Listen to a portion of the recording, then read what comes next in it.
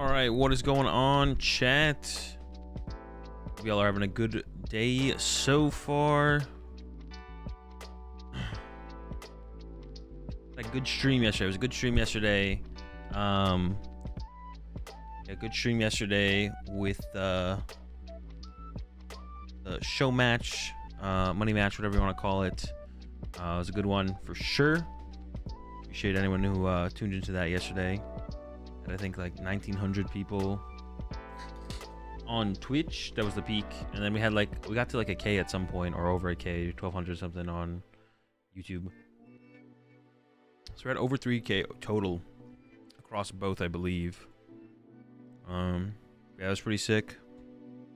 Got a record there. What's up, Sweeney? Awesome stream yesterday, brother. Looking forward to seeing more in the future. Yeah, we definitely have more. I already have some stuff in the works already in the future. I'm pretty busy. I'm pretty busy coming up the rest of this month. So, and even, I mean, I'm busy, like, which is good. It's good to be busy. Got plans for most weekends coming up, but I will be doing more show matches. Like I said, like I said yesterday, I think I'm trying to do it at least once a month.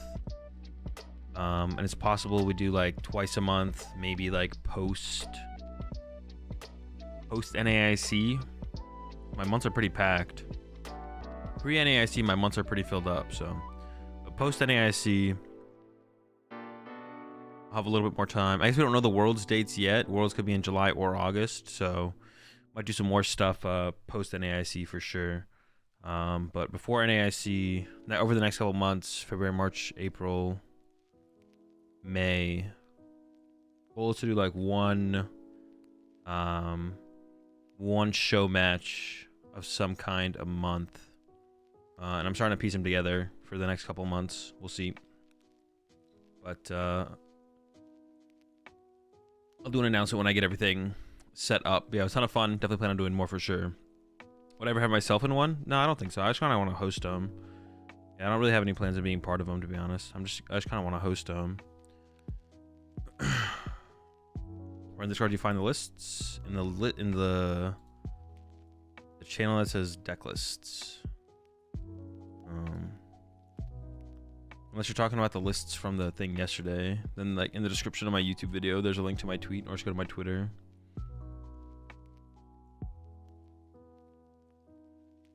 The World's dates announced at UIC. I mean, maybe is that something they do? Have they announced dates of things at ICs before? I don't know. Maybe. I mean, that'd be a good time to do it for sure. The deck for today? I don't know. I haven't made the deck for today yet. When I'm gonna play with it, it'll be in the Discord. I don't make decks ahead of time. I like make decks on stream. Yeah. So unless I'm like just gonna play with someone's like list that did well at a tournament, then I'll just rip their exact 60, of course. But yeah. They announced it on Pokemon Day the last 2 years.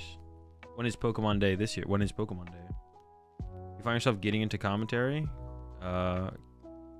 Streams are good practice, I imagine. I mean, if the opportunity comes up, but yeah, if the opportunity comes up, thoughts on the future box archetype from Temple Forces? Ask me in 3 months. End of February. 25th of February is Pokemon Day.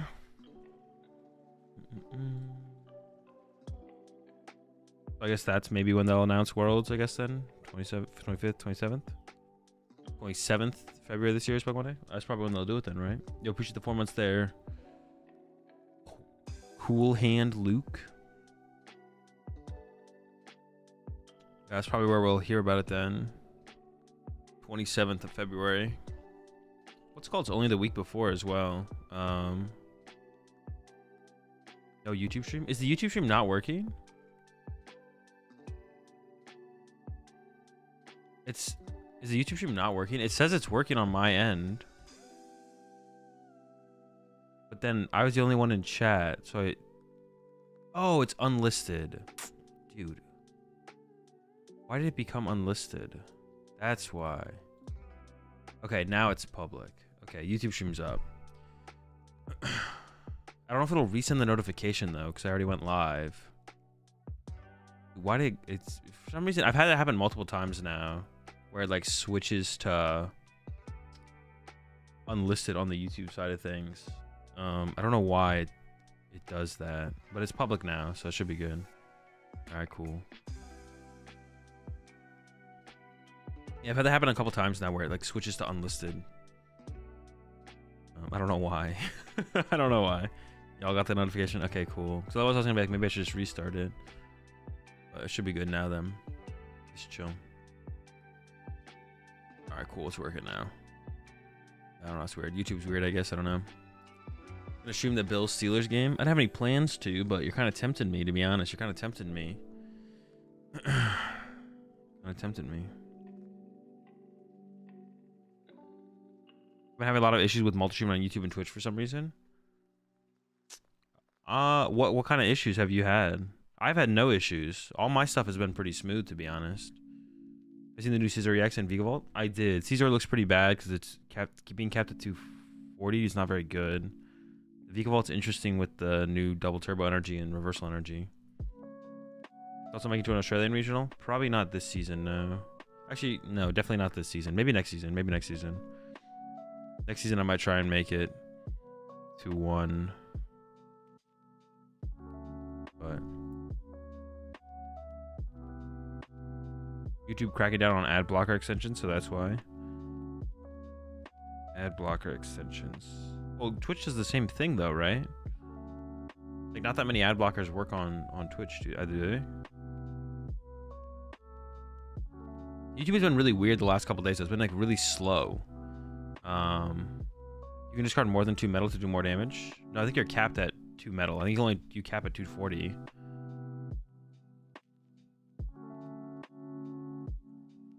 I'll have audio cut out on Twitch at some point with no indication as why. Doesn't happen when I stream right to Twitch. I don't know why. It might be a me issue. Well, what are you using to multi-stream Pokédubs? Because I probably have the fix for you.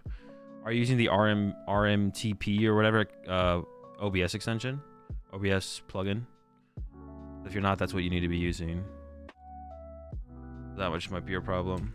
I don't know how you're doing it, but if you're running it through like a site or something, you shouldn't do that. You should just use the plugin.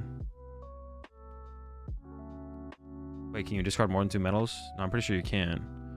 Yeah, discard up to 2 metal energies from this Pokemon. No, it just caps at 240.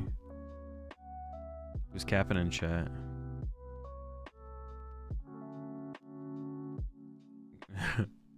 That's what I need to use, honestly. I'm actually still using Streamlabs.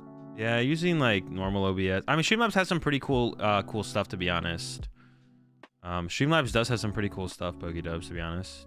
That make things simple and easy. But everything that Streamlabs has, you can make work in OBS or find a plugin that works for an OBS. But overall, I'd recommend just using OBS. I don't know what their multi-stream setup looks like. And also, you can't use plugins in Streamlabs OBS, right? You have to use all their integrations, which is not great. It's like, okay. Yeah, I recommend just like getting used to just using OBS, and then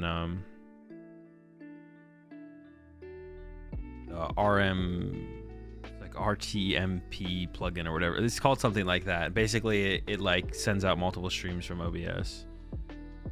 Like encodes it twice and sends it out. Gholdengo Chansey list. I mean, I probably won't play with it, Ollie, but you can feel free to send it to me.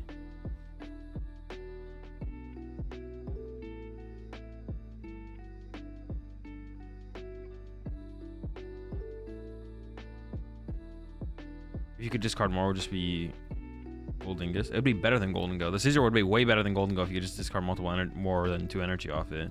Appreciate the 21 months there, Ollie. Is there any specific card or deck you're excited for from the new set? Not really, no. Yeah, not really. There's like a lot of cool stuff. There's just a lot of cool stuff for sure.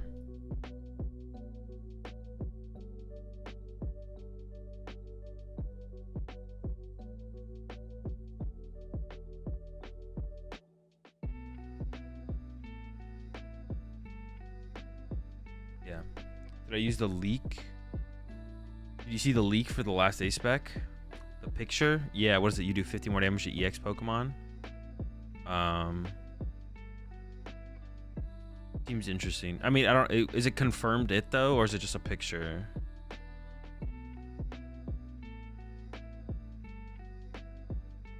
Yeah.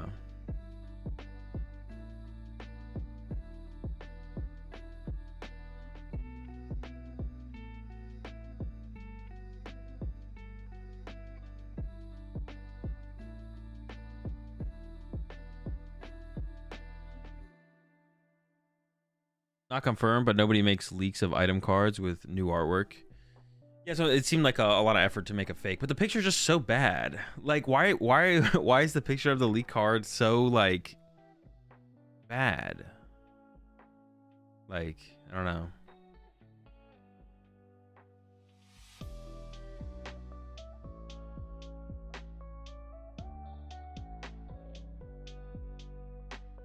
Leaks are always potato quality. Yeah, but why? It doesn't make any sense.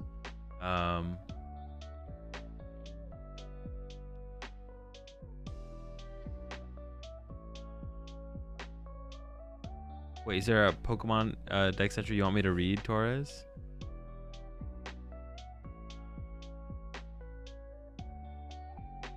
Rules of life, yeah, I guess. There's secret phone shots from the factory. I guess if they're trying to be like inconspicuous. But it's so weird that they took a picture of an ace spec, unless they got wind that the last ace spec hadn't been revealed yet, and they wanted to like leak it. I don't know. Seems a little weird, but Ursula. All right, sounds good, Torres.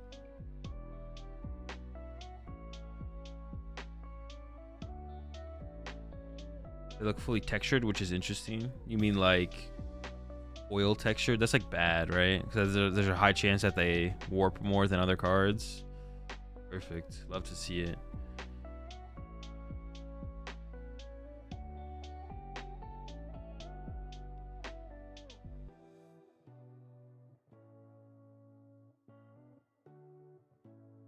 Could have gave Scissor Kirim's attack instead of Ice Rider. Yeah, but what if it's broken? Like, what if they, like, one thing we have to remember is, like, I mean, they don't always get it right. The thing you guys have to remember with, like, the cards is, like, now, they don't always get it right in terms of balancing. Some stuff is better than it should be, and some stuff is probably not as good as it should be, but, like, they gave the cards what they have for a reason. Some of them. Some of them are just filler, but something like Caesar, it's like an EX Pokemon. Its HP, its retreat cost, its attacks, its weakness, its resistance is all like theoretically given to it with the idea of it being a certain power level. Like the developers of the game want Caesar to be a certain power level. So it's not like they messed up by not making the card more powerful inherently, you know? Now, some stuff they definitely go over the board with some stuff, and probably some stuff is more underpowered than like even they would want, right? Some stuff is just like bad to be, like they don't want it to be good. Like when the creators of the game don't want everything to be good, and a lot of stuff they want to be bad. They want to be bad on purpose. Like they don't want this stuff to be good.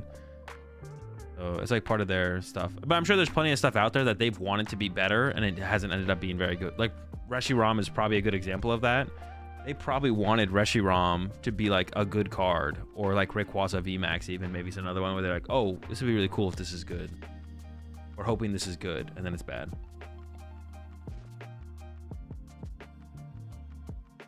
It does suck how much of a high percentage of the set is just complete filler garbage. Yeah, it feels like wasted potential for sure. It does feel like wasted potential. For sure. I think they could definitely eventually shift major Pokemon set releases into having like a reasonable draft format where they make all the filler stuff good. But yeah, because like they could definitely just take all the filler cards and not make them good competitively, but make them good in that like an isolated card pool of just a set. And that's how draft formats work, because you just draft the one set, so that's the card pool.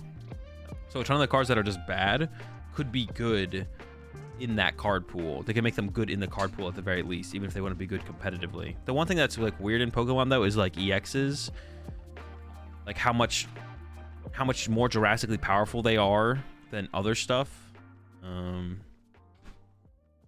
It's like they're a lot more powerful by like a lot. But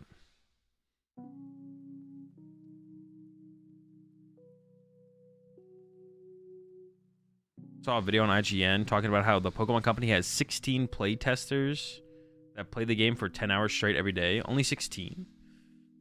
Now, are they just the playtester? So they just get the cards and they give back feedback, or are they also making the cards as well? Which Pokemon was like Magic, where all the cards are not too far from each other in power level, where in Pokemon there's a huge difference between the best and the worst cards in a set. Yeah, it would be nice if the rest of the set, besides like the good competitive cards, were like good in a draft format, so that way we could have draft in Pokemon. Not that draft needs to be competitive, but making draft a format, but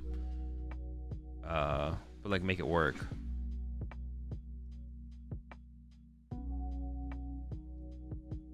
In Pokemon would be weird, as you would need lines to work, and you could end up in unplayable deck. Well, yeah, of course. I mean, they could like print more lines of Pokemon in sets. That'd be a thing. Is like cut down on the different Pokemon there is, and like print like 4 different Charmanders, 4 different Charmeleons. Maybe all those different variations of Charmanders and Charmeleons should all come out in one set, so like increases the odds of being able to draft it.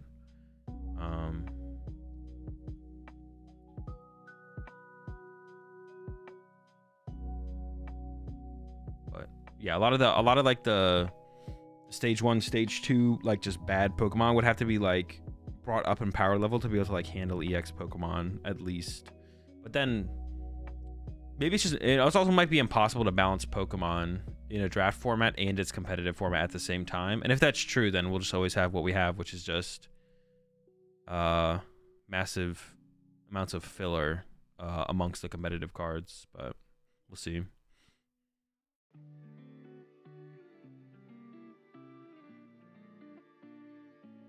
Japan sometimes seats packs where you get a stage 1, you'll get the basic in stage 1. Well, with that, you could at least do sealed then. You wouldn't be able to do drafting, but you could at least make sealed a thing then. That would be fine as well if there was like Pokemon sealed. Where you just get 8 packs, and if like the way that evolutions are put into packs is you always have the previous you get all the evolutions in there, so you have that to work with at the very least. That could be cool. They up the power level of everything and then have that in there as well. It'd be pretty dope.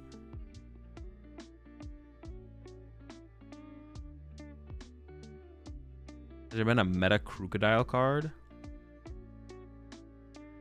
Wait, is Crocodile the stage 2 or the Crocorock's the stage 1, right? I don't want the little ones. Sandile, Crocorock, Crocodile.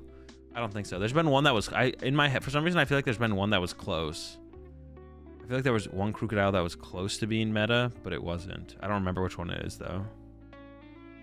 Yeah, I don't remember which one it is, but I feel like there was though.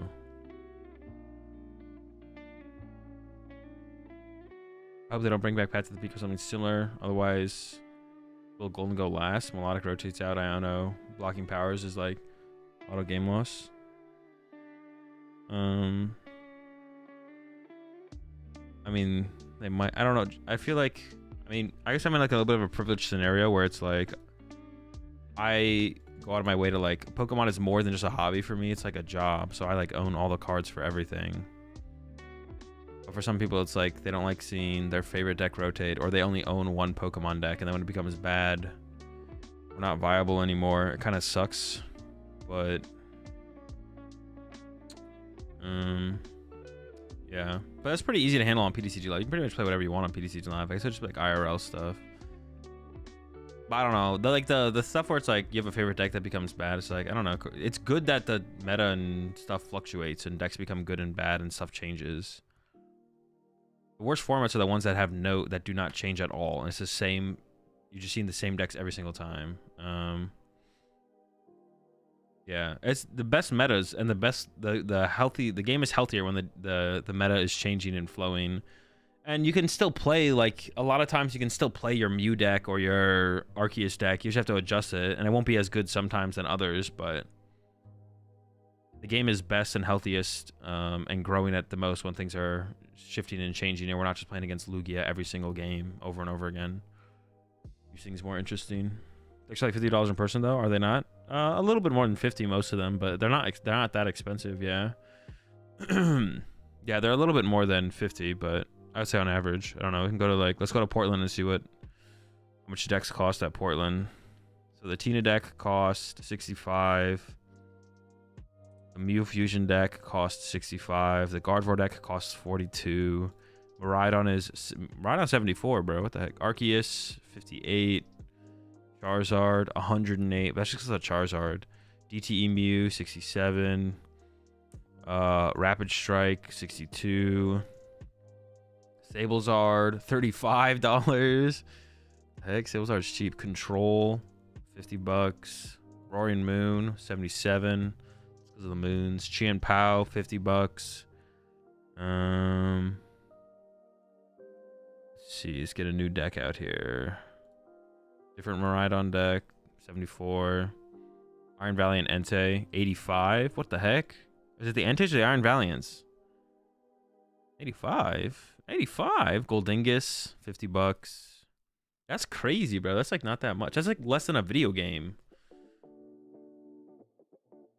In terms of like economically, dollar for value or dollar for entertainment value return, Pokemon decks are super reasonable. Like that's like super reasonable. The thing that I always compare it to is like, how much money would I be okay with spending on a movie ticket? And then I like comparatively compare that to like anything else I would spend money on, like a video game or something. And it's like, okay, if I'd go see a 2 to 3 hour movie for like $15, if I play a video game for like 10 hours, then it's like worth $60. I just do the movie theater comparison. It's like, okay, I'd spend $15 to go to the movies to see a new movie, a 2 to 3 hour movie. It's like, okay, well, if I'm gonna play a video game for like 12 hours or whatever, then that's probably worth $60. It's like comparative, you know, comparable. And then if you look at a Pokemon deck, it's like, okay, you can do so much with a Pokemon deck, right? Of course, there is like a little bit higher barrier to entry besides just the deck, because like you have to, if you're gonna play it in tournaments, you have to travel to the tournaments. I mean, like I think like factoring in price for like playmat and dice and stuff is like negligible, because like you're gonna use those so much. Like it's like you pay, you know, $10 for a playmat or whatever, cheap playmat, get some dice. I guess like nothing for how much you'll actually use those, so that's not really relevant as cost. But like entry fees for cups and challenges, I guess, but there's some potential returns if you do well. Yeah, so like $60 for like a Pokemon deck, like the value potential there is like super high. Traveling is nice if you also go visit the city. Yeah, for regionals, yeah, regional a little bit more. I was thinking like just like kind of local stuff, but then yeah, regional's a little bit more dependent. Cost for sleeves is like as much as the cards. Yeah, I mean if sleeves can go along, you can have your sleeves go a long distance. We could play Flesh and Blood and pay $1,200 for a meta deck. Yeah, that's not fun, bro. This is so crazy, man. That's ridiculous. $1,200. These are the real investment. Yeah, you can make sleeves. Dragon Shields are $23 here. It's a joke. Wait, where do you live, Loompa? Yeah, I mean you can get a lot of mileage out of sleeves for sure. You can get a lot of mileage out of sleeves. A lot of mileage out of sleeves. I played a hardcore for a while. It's wild. Yeah, that's like an insane cost. I think the best current Yu-Gi-Oh deck is close to 1K. Yeah. Oh, it's so like, dude. I was actually thinking about going to maybe trying to make my way to One Piece Nationals, but like deck prices are just too much, man. It's like I want to be able to show up, spend like, even if it was like to spend $200 on a deck. Well, actually, how much does a One Piece deck cost right now? Could I get a good One Piece deck for $200? But I mean like tier 1, tier 2, probably a tier 1 deck. To be honest, whenever I like hear people talking about whenever I hear people talking about meta decks in One Piece, it sounds like if you're not playing a tier 1 deck, there's no point. Like you're not gonna win. Like you're not giving yourself an actual chance to win. Is that correct in One Piece? Or like our tier 2, tier 3 decks, like if they get a top 8, that's not shocking. It's like whenever I see people talking about meta game in One Piece, it sounds like if you're not playing a tier 1 deck, you're showing up to compete to play in a One Piece tournament with a deck you like, but you don't have a chance of winning. Maybe my take is wrong. Maybe my thought on that though is wrong. I don't have a take on it. It's just like when I've seen other people talk about it.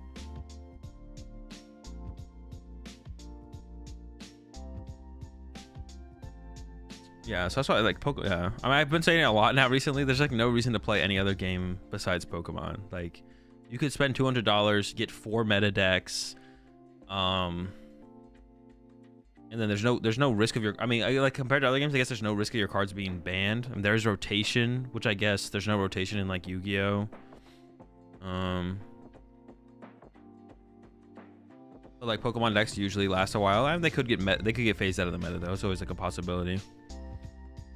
Like I guess like my recommendation to people right now, like I like if people are like looking to pick up a Pokemon deck, I would say probably wait till after rotation, to be honest. Like if you're not pressed, you're not going to like any major tournaments or anything locally, maybe pick up like a cheap meta deck right now and then wait for rotation, see how rotation impacts the meta, and then kind of adjust from there.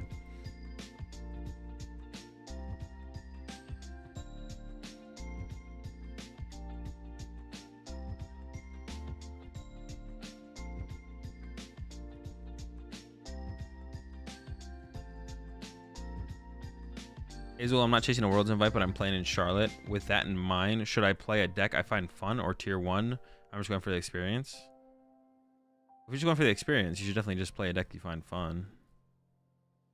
Yeah, if you're going for the experience, just play a deck that you find fun for sure.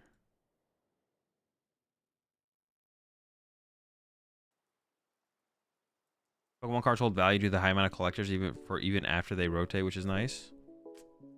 That's like, I mean, Charizards maybe, but if they're like played with, they don't really have any value, to be honest. Yeah, I want to say they have a decent. They don't really have that much value.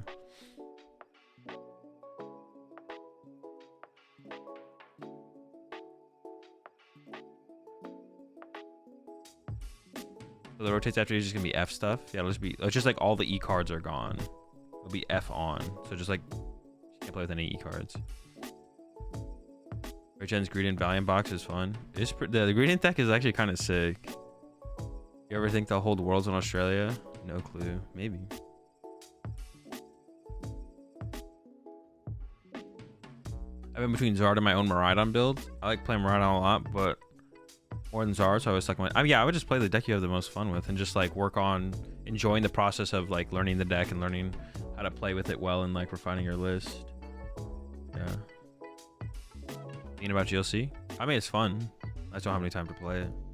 Or there's no great outlets to play it either, because you can't even play it on PTCG Live anymore. It's like all IRL stuff. How many times in a year is there a rotation in Pokemon? Just once. Currently, it could be pretty predictable at the beginning of each year, somewhere between, next year it'll probably be March again. But if it's earlier than that, it'll be between January and March at some point. End of March to between end of January and end of March, rotation will happen. Most predictably end of March, and then a letter block rotates every single rotation once a year.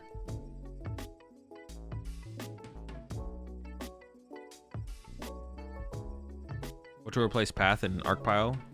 Ask me in 3 months. That should not be something you stress about. Would you need help here? It's not something you need help with. Just like build the Arc deck without Path to the Peak. Play games. Repeat. Like there's nothing to stress about. Just build an Arc deck, but you can't build it with Path to the Peak. So do you need other stadiums? If the answer is no, you just put other cards in. Play games of Pokemon. Is it good? Could it be better? What can we change? What can we add? Repeat. It's the same thing as rotation is no different than testing before rotation. It's just when you're only ever testing in the card pool. Card pool is X. We build decks from X. What is the best way to build X deck with X access? With access to X. Repeat. Nothing changes. Nothing changes. You appreciate the prime sub there. Gong. Welcome to the right back. We got plenty of rotation, but we're all out of turtles. I'm hoping they'll put a regional in Louisville. Was it Louis? How do you say it? Louisville? Louisville. It's Louisville, right? Not Louisville. Louisville. In the next few years, there's a massive fair and expo center right off the interstate and right across the street. Wait, where's Louisville? It's Louisville, Kentucky? It's Kentucky, right? Does Kentucky even have a good airport? Kentucky? Do they even have a good airport in Kentucky? That'd be like maybe the only thing that would like why I would. Is it going to be another Peoria situation? Is Louisville just Peoria 2.0? Chill. What are you trying to do?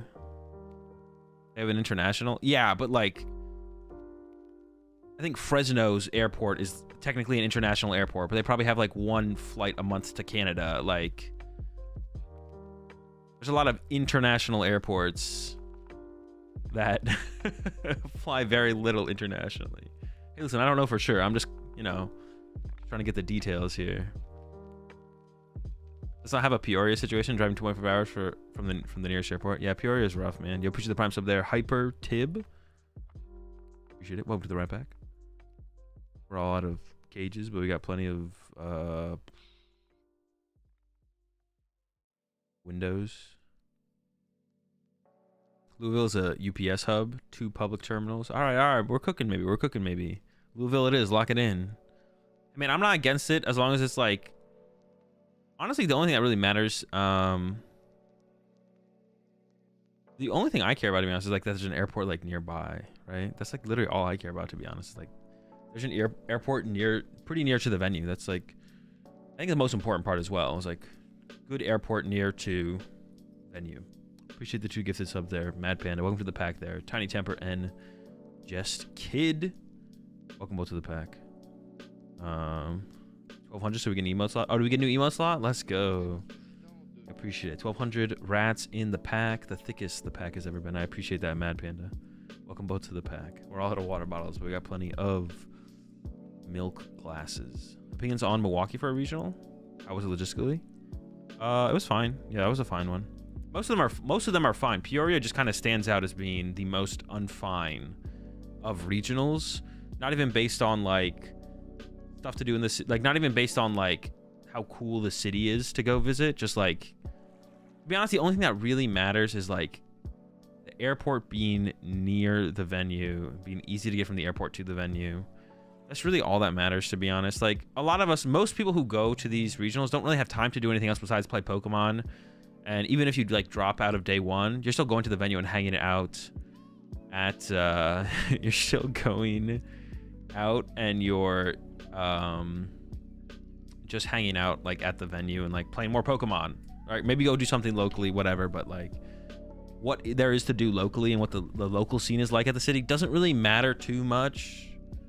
We're here to play Pokemon, right? We're showing up to play in the event, play inside events, hang out with you know, homies we see at major tournaments and don't get to see regularly. So as long as there's some decent places to eat and it's close to the venue, that's all that really matters. So, but yeah, that's why, I mean, that's why Peoria is kind of an L, because like they said they got, dude, they're literally, their airport looks like a high school. The airport in Peoria literally looks like a high school. Yeah. My max bench. I never did 1 rep maxes, but I'm pretty sure I could, like, I don't bench anymore. I do Smith machine. I don't do flat bench, barbell bench, but I'm sure I could have gotten 2 plates at least for 1 rep when I stopped flat benching barbell, at least for 1 rep. I haven't kept up with your vids lately, but was the Baxcalibur deck you were talking about wanting to bring in Portland? What was? I mean, it's just the same, basically the same thing from LAIC. So how much money in total have you spent on TCG stuff like boosters and packs? I have no clue. I've been playing for 14 years. I have no clue. A lot, probably. Yeah, the Baxcalibur deck was literally just like backs hands. Like the list that I played at LAIC would have been very similar, if not like the same 60. I'll be going to EOIC as long as I'm able to register. If not, I'll be restreaming it, watching from home, but hopefully I can register. I personally want a Milwaukee Madison regional based purely on location bias. Not huge on flying a lot. We had that for a while, then they got rid of it. Yeah. Do I open the prize booster boxes? No, I usually like keep them or just give them away. Giving them away more so than not lately. Yeah, but mostly just giving those away. The booster boxes I end up with. Dallas regionals, please. We literally just had one. We literally just had a, well, Texas, not I guess Dallas specifically, but is there one meta, or is there an America meta versus Japan meta versus Europe meta? I think there is a little bit of development that needs to happen region to region sometimes. But that's based on I think that's mostly based on like people like they lock in their deck choice. The thing is like how big of a separation is there between tournaments is the biggest thing. So if there's like a European tournament at the beginning of let's say Miraidon seems like it's the best deck in format. It's like, oh, Miraidon's broken.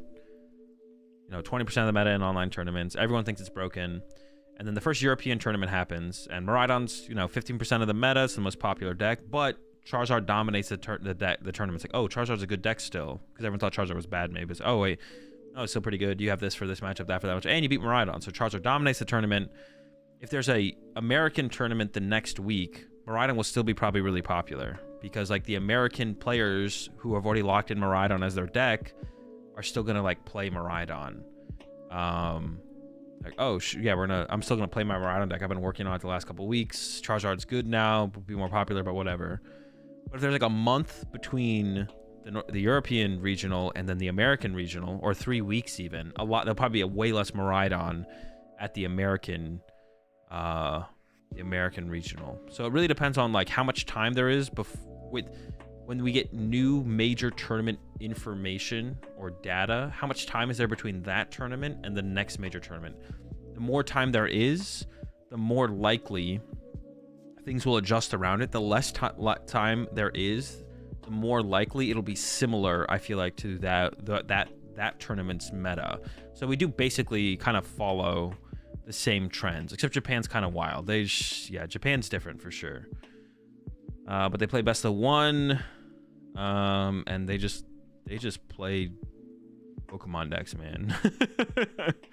I mean, honestly, I think one of the factors for Japan's tournament results is the fact that there is more RNG because it's best of one instead of best 2 out of 3, for sure.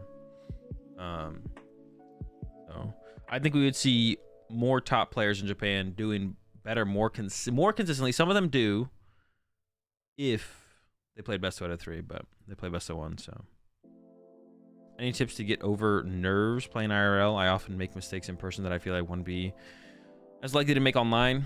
Not really. I kind of have to just keep going through the experience. I think coming with some kind of like ritual, like meditation ritual or something to do between rounds to kind of center yourself mentally in between rounds would probably be a good idea. But I think that'll probably be like pretty individualistic as to what that will be for you versus, you know, the next person. What are my tips and tricks for fighting guard for a Zard? Punch Guardies. Favorite deck of the meta right now? I don't really have one. Maybe Gholdengo. So if Stall dominates in Europe, would you say people would shift in the Melbourne IC?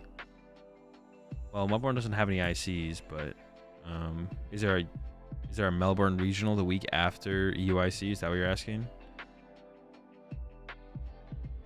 I mean, if Control dominated in Europe, people would probably tech for Control. I don't know. Some things are different though, for sure. Like Control would probably be a really bad play for Melbourne and Orlando, because people would probably be teching for Control because of how well Control did. So that's a little bit different when it's like a tech card shift versus a whole deck shift. But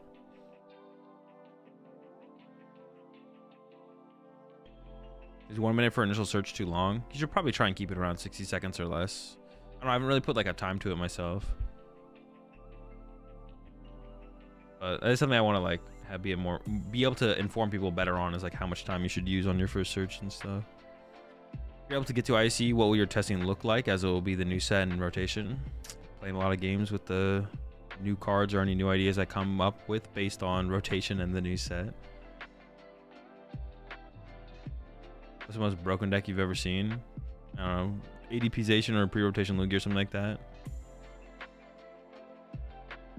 I wonder what percentage of Japanese players would prefer to move to best 2 out of 3, and how many think their current system is better.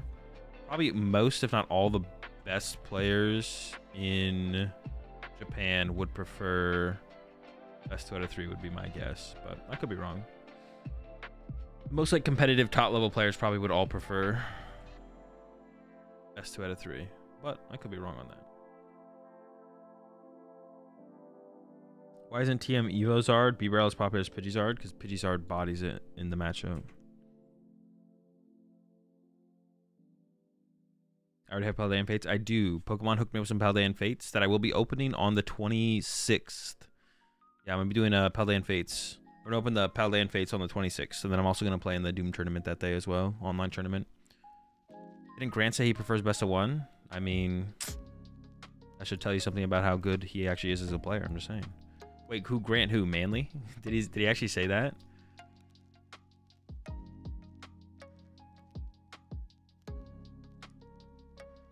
The better, if you are the better player, well, now I don't want to say just because you think you're a worse player, you'd want best of one, but you definitely have a higher chance of doing well and beating better opponents if it's best of one than best 2 out of 3. If you're trying to increase skill and competitiveness, you just want best 2 out of 3. If you're trying to reduce those things, then you want best of one. So, and it is a pretty big difference. I think for a lot of people who do consider themselves like competitive players and wanting the better player to win more often, they think best of one would be better, but they don't know. They don't. It's in those situations they just don't know what they want. They just like they're yapping. They're literally just yapping. Like they're just like saying things without thinking about them, basically. Would Chien Pao be better post rotation? Still a Pal believer here. Ask me in 3 months.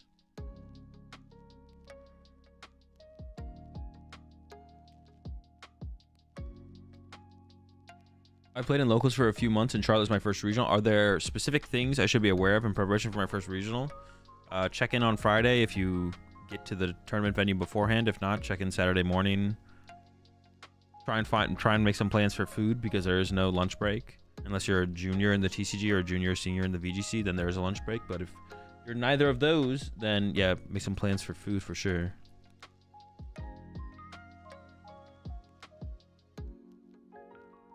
Best of 3 is way better. It's not even like, it's actually like the more I've thought about it and seen best of 3 and best of 1, it's not even remotely close, I don't think. Like it should be so obvious that best of 3 is better than best of 1 that when I ever hear someone who is saying that best of 1 is better with the idea of it being more competitive, I think they just haven't really thought about it very hard or like actually seen the difference between them in a while. But I say that, but like most people play locals. Most people go to cups and challenges. I don't go to cups and challenges, so I don't even experience best of 1, but I can tell you best of 1 is trash. Like, so I don't know. Maybe they're just like, I don't know. They really like playing a 30-minute one game, but I don't know. Maybe they're not accounting for all the times that their Manaphy gets donked. Like, I don't know what it is, to be honest. I think it's not even remotely close. Like, it's like, yeah.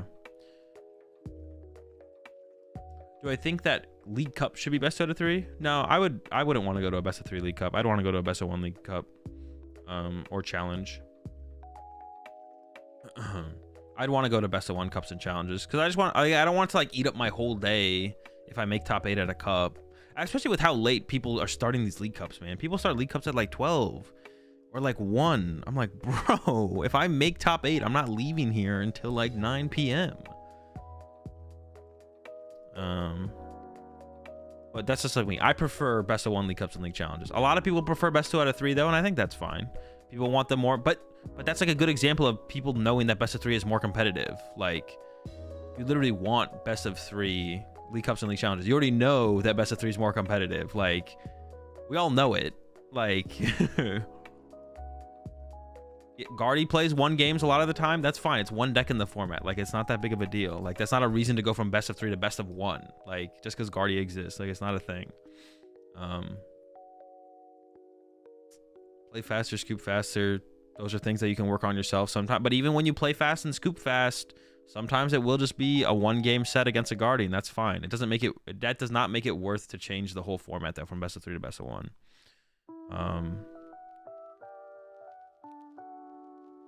My air is best of 1 Swiss and best of 3 top cut. I mean, that's like the majority of cups, I think. But yeah, I prefer best of 1. I know a lot of people like best of 3 for their cups and challenges, but all cups and challenges in Melbourne are best of 3. We're getting like 60 players for cups and 30 for challenges. Well, that's a lot to do with you guys just don't have many cups and challenges. That's what I've heard about European as well. Is like because you guys have like less cups and challenges, like people like to get the more competitive. Also, like you play more Pokemon than you get to play more Pokemon in best 2 out of 3 as well, which I think it's fine. I would if I went to locals and there was like less cups and challenges to potentially go to, I'd probably feel similarly about wanting best of 3 versus best of 1. Yo, appreciate the 5 gifted there, Pokedubs. Always appreciate the support. Welcome to the back there, Sleepy Snipey, Meta, Sporkmaster, Omar, Cortez, and Spiced Trash. Spiced Trash. You can spice up the trash. Welcome all to the pack. We're all out of peanut butter. We have plenty of jelly. But like when I used to go to cups and challenges, to expand on that. For sure, man. Thanks for all the raids you've given. Helps a ton. Of course, no problem, Dubs.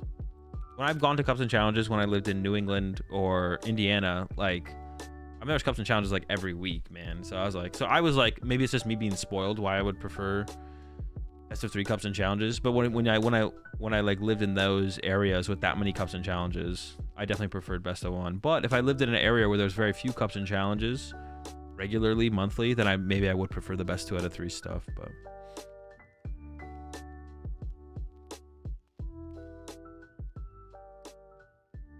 everyone has around 12 cups within 200 kilometers.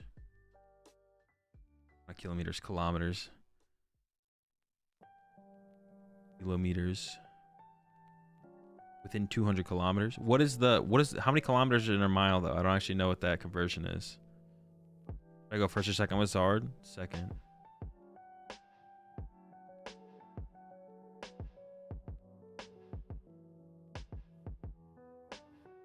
In your 8-minute speech about coaching, you said that we can't be coached by someone who is worse than us. So I said it's probably hard to learn anything fundamentally about the Pokemon TCG from someone who is worse than you at the Pokemon TCG. How can we tell if someone is worse or better than us in Pokemon? I don't know. No clue. I mean, there should be some things that stand out where you can probably draw a pretty decent line of 124 miles, so like 2-hour radius. At what point you just play for a mat, like the Japanese meta? At that point you play for. I mean, yeah, they don't even get any prizes in the tournaments in Japan. How'd I meet my team I play with? I don't remember exactly. It's been a while. Yeah, to figure out someone's better than you? I don't know. I mean, there's some things that would like make it pretty obvious for like, depending on where you are as a player, as the people who are better than you, that would be worth getting coaching from. But yeah, I think it is hard to probably learn anything fundamental about the Pokemon TCG from someone who's better, or for someone who is worse than you. Like, definitely worse than you at the Pokemon TCG. But as long as they're solidly better than you, there's definitely something to be. You can definitely learn stuff from them fundamentally. But then, even then, like I mentioned in my video about coaching on Twitter, what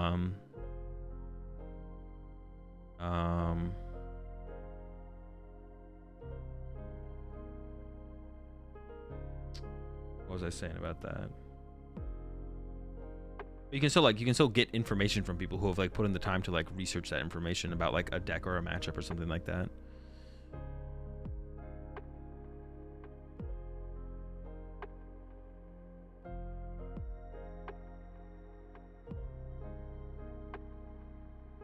Hey man, relatively new to the game, do you think in best of 3 they should let players look at their face down prize cards before the game starts?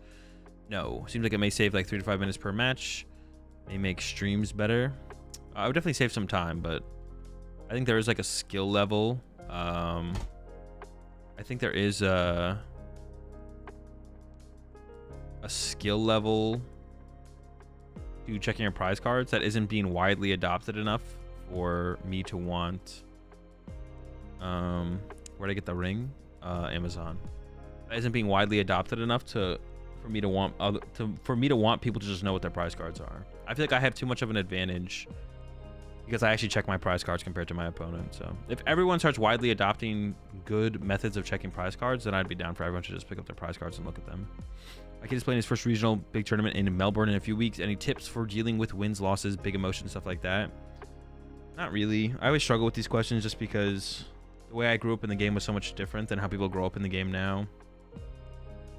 I mean, you have to kind of just go through the experience to begin with, but yeah, I don't really have any great tips, to be honest, for that. I wish I did, but what's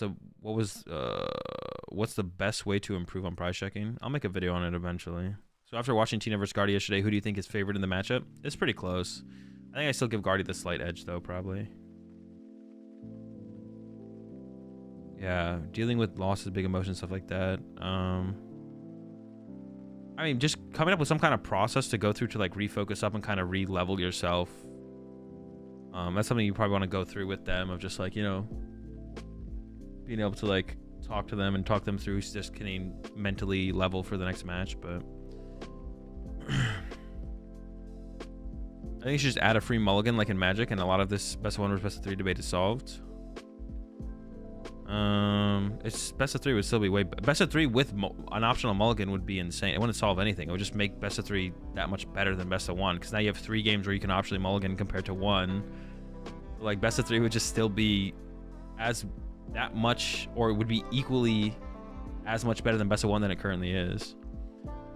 I don't know if it's worth paying for necessarily, but different perspectives can give you fresh ideas that you never would have come to, even though they're not vastly superior to the game. I mean, about like specific information, yes, but I don't think anything fundamental about the TCG could be altered too much.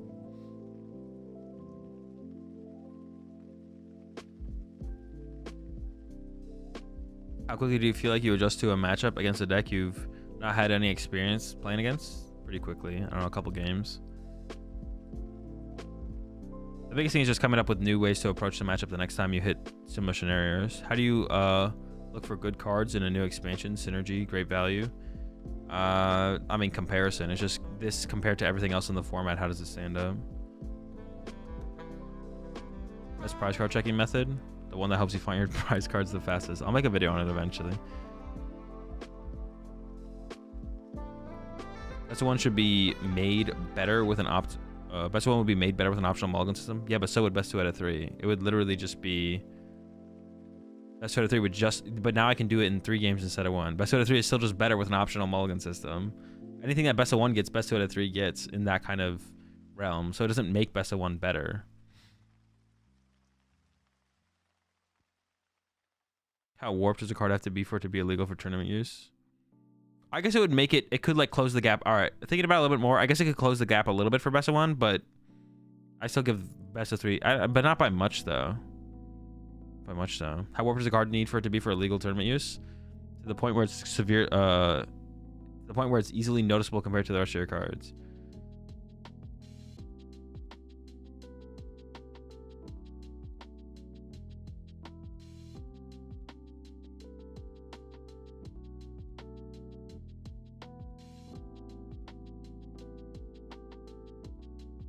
Have you ever tried Lilligan V-Star and Gholdengo? The V-Star ability works perfectly to get the deck up and running. No, but that's definitely interesting because you can find a bunch of grass energy, right? That actually is kind of cool. All shiny Pokemon, Gen 1 to 9. Dude, that's probably too many Pokemon. Hang on, I'll look at this tier list real fast, though. Dude, this is too many Pokemon. Dude, what the heck? This is so many Wait, this is just every Pokemon, right? Doesn't every Pokemon have a shiny form? No shot.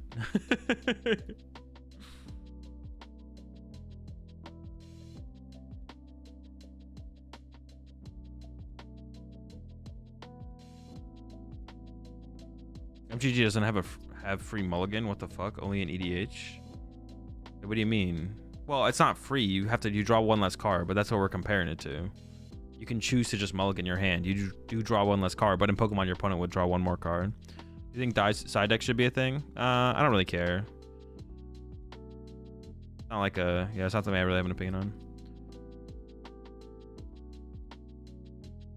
Optional mulligans is kind of wild on its own. Well, you'd only be able, in Pokemon, you'd only be able to optional mulligan once. You'd be able to optional mulligan once. That's it.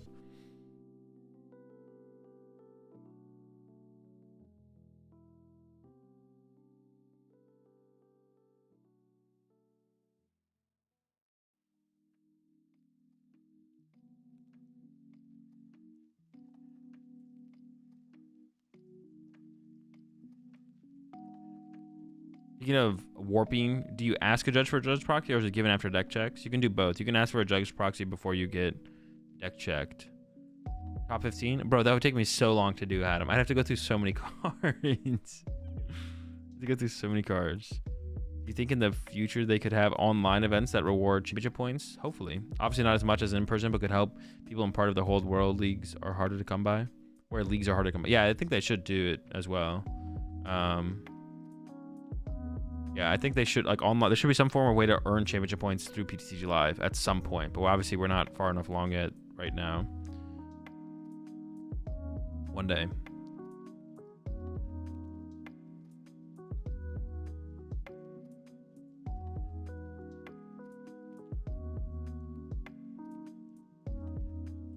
do you prepare for a tournament in terms of food and rest schedule? Well, I just try and get as much sleep as possible, and then bring some snacks with, some caffeine.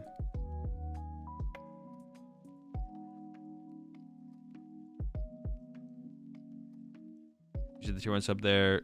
It's Acho. Welcome to the Rat Pack. We're all out of lemons, but we got plenty of aid.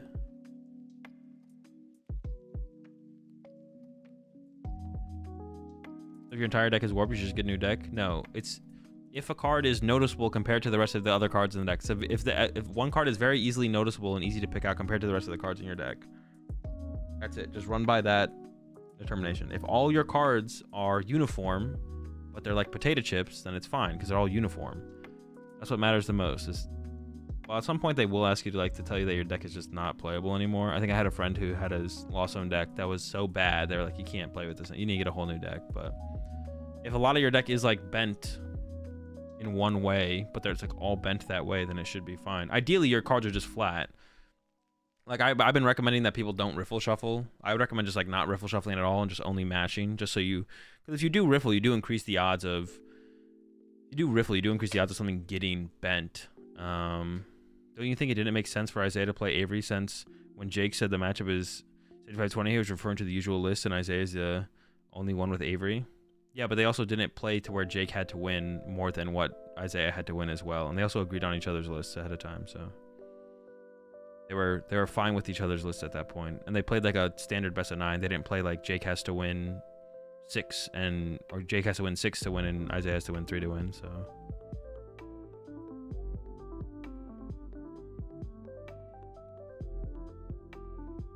Yeah, recommend don't riffling, just mashing.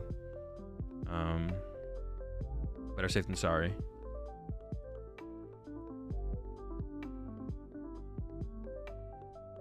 You appreciate the 2 gifted subs there. It's Cacho. Over to Theo and Storm Solus. Welcome both to the Rat Pack. We're all out of bananas, but we got plenty of eels. Gholdengo with Curly Engine is insane. No shot. But it is about time that I think we jumped into some Gholdengo action. For sure. I need to open up my window in here. It is like too warm in my room. Let me do that real fast. That's like way too way too warm in my room.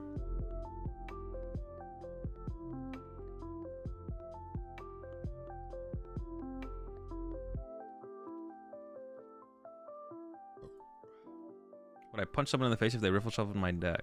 No. And no one should. That's cringe. It's cringe to riffle shuffle someone else's deck, but it also would be equally cringe to punch someone in the face if they riffle shuffled your deck. You should ask them not to. If they continue to, you should call a judge. If you haven't learned riffling fully and you feel like you do it inconsistently, should I just solely mash, or should I be learning riffling? I think learning riffling can be cool just to know how to riffle, but I wouldn't riffle at all. I just don't think you should riffle. You just shouldn't riffle. You should only mash. There's no reason to like increase the odds of potentially warping a card or bending a card to the point of potential warnings or penalties. You should just only mash. There's just no reason to ever riffle shuffle, to be honest. I used to be someone who riffle shuffle too, but there's just no reason. You should only ever mash shuffle. There's just no reason to riffle. Literally just mash.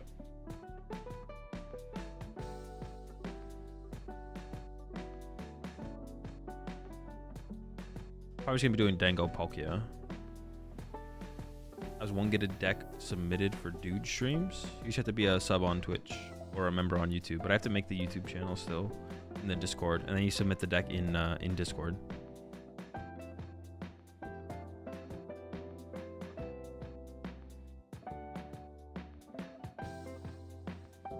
What's outside there? I don't know, probably like 50.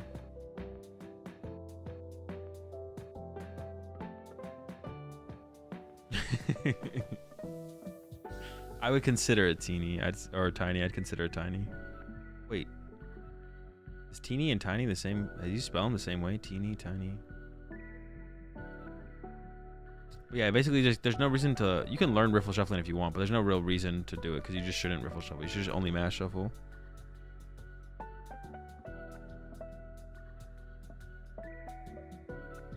You mulligan even if you have one basic? Like if you start with Luminian V only? No. Mulliganing in Pokemon only happens if you don't have a basic Pokemon. But it would be pretty cool, I think, if there was an optional mulligan system in Pokemon where even if you opened a basic Pokemon, you could choose to mulligan that hand. Your opponent would draw a card, you would draw a new hand, but you could only mulligan you could only optional mulligan once. But the way it currently isn't bad as well. Is mass shuffling just cutting the deck in half? Nope. It is cutting the deck in half and taking each half of the deck and then mashing them together.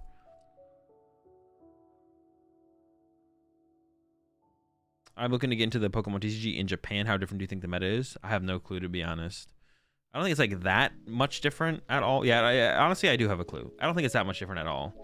Crazy decks do better in Japan because it's best of one, I think. But besides that, like, it's about the same, like, meta-wise. The most popular decks everywhere else are going to be the most popular decks in Japan, probably. Guardy, Charizard, Miraidon, stuff like that. Lost Tina.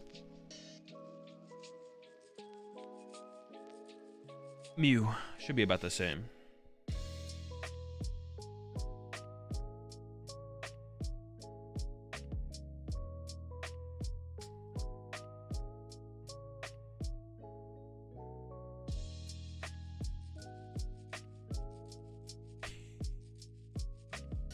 I had an opponent go to show his hand because he had to mulligan, but he realized he had a basic Pokemon. Can I still ask to see his hand because he showed it for 1 second already? No. Anything that is not supposed to happen doesn't happen. And anything that's supposed to happen should happen. He's not supposed to show you his hand. So just because he by accident showed you his hand doesn't mean he has to show you his hand again. Yo, Azul, first GG on the recent regional win and top 8. Appreciate it. I wonder what are your top 5 favorite pokes? I don't know if I have a top 5, but Shuppet and Strudel are up there. I thought I had 3 though. What was my third one? I have a third one. Shuppet, Strudel, Regigigas. Maybe those are my top 3, yeah.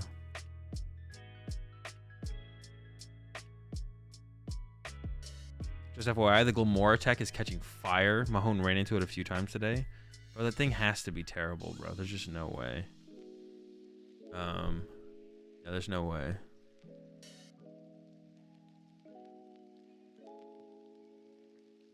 What, he mulligan? He has to show, right? No, he didn't mulligan. They thought they had a mulligan, so they went to go show their hand to their opponent, but they actually had a basic Pokemon in their hand. So as they were showing their hand to their opponent, they were like, oh no, I have a basic, and took their hand back. The person in the chat was asking, oh, but because they showed me their hand to begin with, can I just see their whole hand? Can I ask to just see their hand? The answer is no, because they have a basic Pokemon. You could ask to see your opponent's hand, but they don't have to show you the hand. And if you asked again, at that point you're being annoying, and I'd call a judge on your ass. Get you DQ'd, get him out of here, free dub, ask to see D's.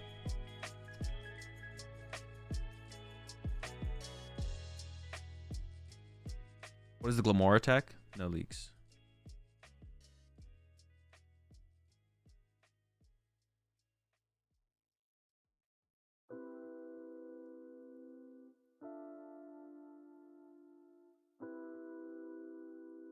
Fun fact, trainers, you can always ask to see your opponent's hand at any time.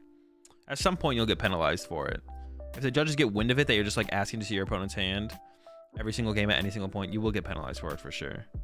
Appreciate the 2-month resub there, True Champs Games. Appreciate the support. Yeah, at some point you'll get a penalty for it. If you do it multiple times in a game to the same opponent, then you're definitely getting a penalty. I'll start with a warning, but if my opponent mulligans, can I write down their hand contents on my notepad? If you're fast. You don't get to hold up the game, the pace of play, to write down your opponent's hand, no.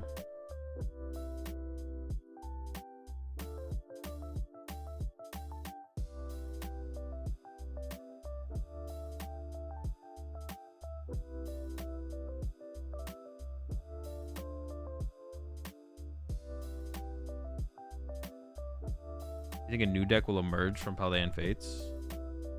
From Paldean Fates? Probably not. Maybe though. It'd be cool. It would be best if it did, but probably not. There's not really that many new cards that are that powerful.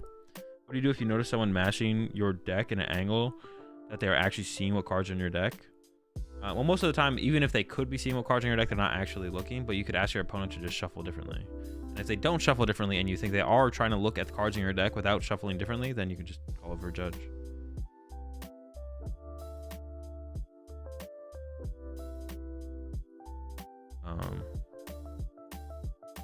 Yeah, you just first ask them to stop doing it. And if they don't stop doing it, then just call over a judge and then let the judge handle it from there. You can use a notepad. Yeah, you can use a notepad. Well, my prize checking video covered note taking. For at least checking prize cards. Yeah, it's the main thing you write down on your notepad anyway. So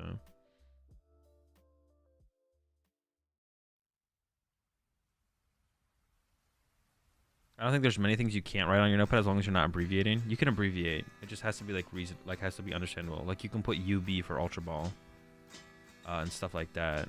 You just can't write. I think it's like in the rules. It's like going into the match, it has to be a clean slate or whatever you're writing on. Clean slate, can't write in code. The judge can ask to see your notes if they want to. But code and abbreviating aren't the same thing. Like you can write UB for Ultra Ball and stuff like that. The things you write down on the notepad, mostly just whatever my prize cards are, or whatever ones I've checked up to that point.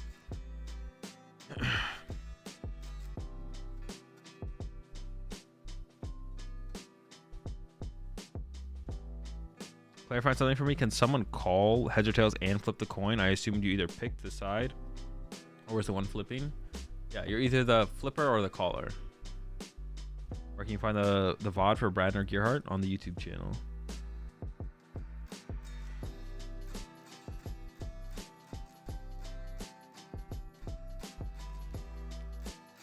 Has anyone checked your notepad?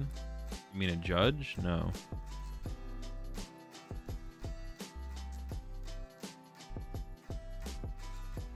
Yeah, judges never ask to see my notes. Can your opponent ask to see your notes?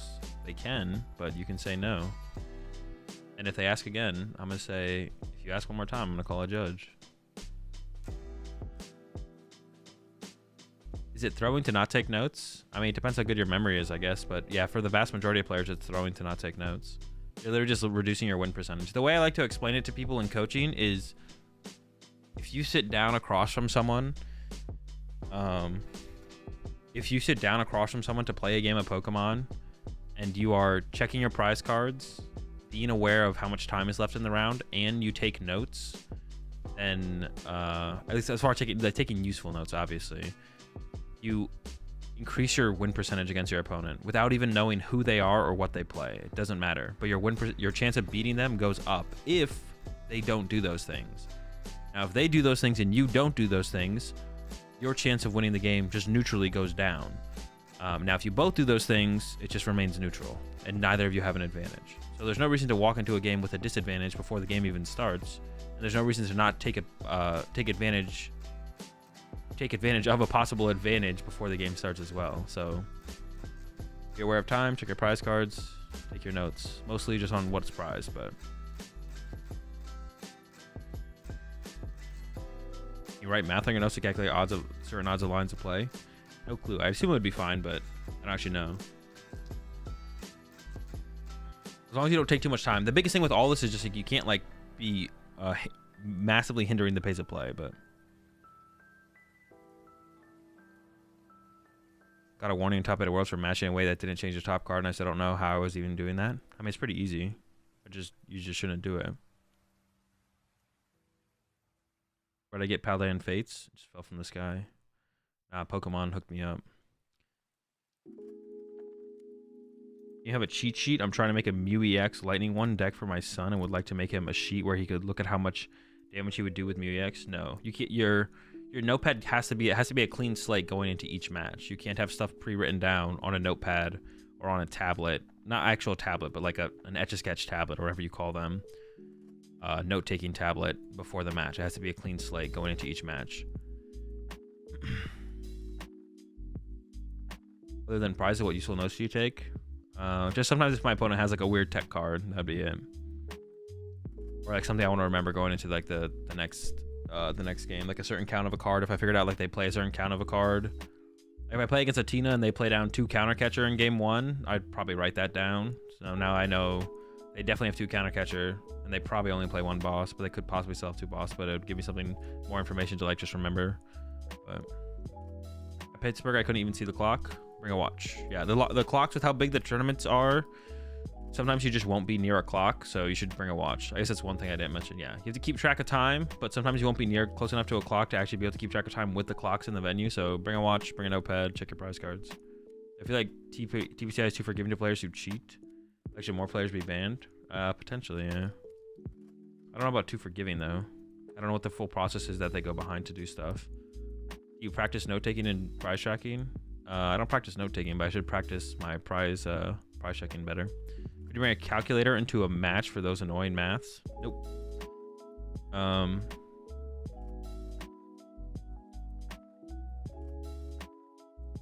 Odd thing I've noticed, I rarely see note taking during feature matches. Is that a thing or over cutaways? I mean, not that many people take notes, so that's probably why. You use your phone to keep track of time? Nope. Are you able to keep track of their energies with a notepad? Yeah, sure. You could write that down. Do notes carry over between games? By game, I mean between best of 3. Yeah, it just has to be a clean slate going into the match. You don't have to clean the slate between games. Yeah, so dude, that's like one of the that was like such a valuable lesson I learned when I first started playing the game. I played against like one of the better players in my area, and I asked him if my current attack knocked out his active Pokemon. He just didn't say anything, and I was like, oh, like I got it immediately. I understood immediately what happened in that scenario, and I was like, okay, all right, I get it. Yep. Looks like you like, yeah.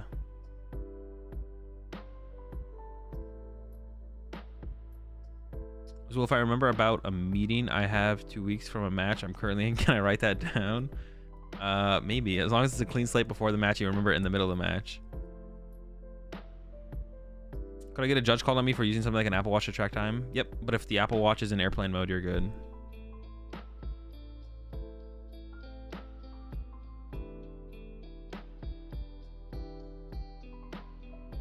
You have to let your opponent, you have to let your opponent, if they're KOing, let my opponent know if they're KOing? No.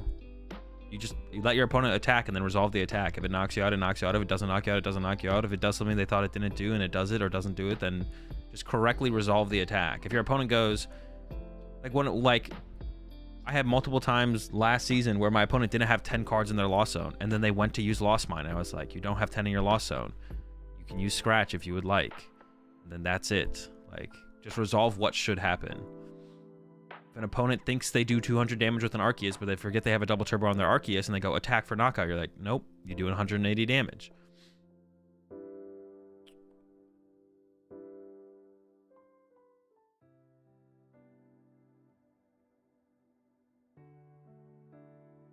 Alright, but the judges will never find my...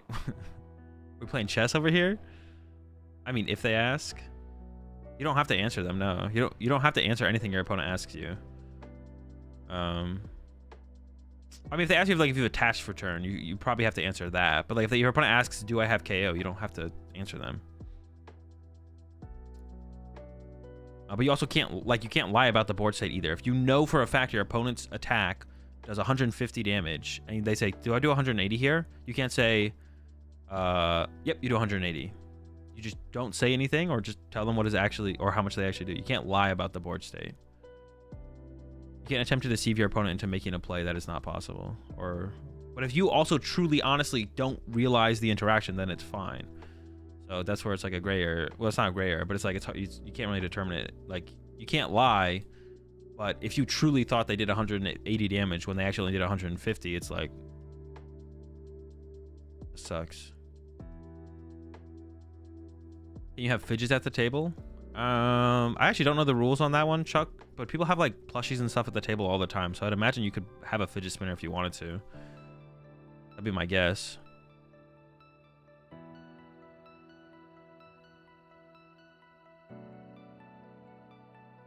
You let them take back the attack? Wow, Azul, you're so kind.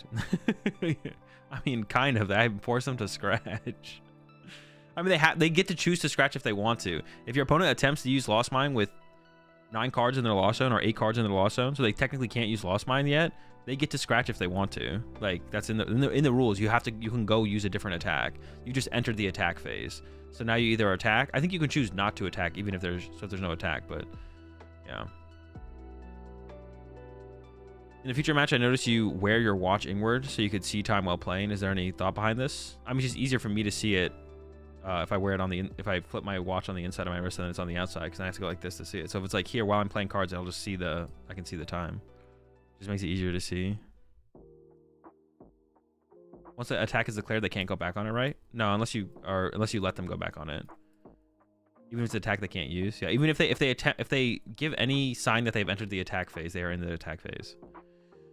Would it be against the spirit of the game if your opponent would repeatedly, as if something KO'd and you purposely lied? Would it be against the spirit of the game? I don't quite know what you asked, Tiny, so you can rephrase the question, but the answer is yeah. If you purposely lie, yes, that is against the spirit of the game. It's against the rules of the PokemonTCG.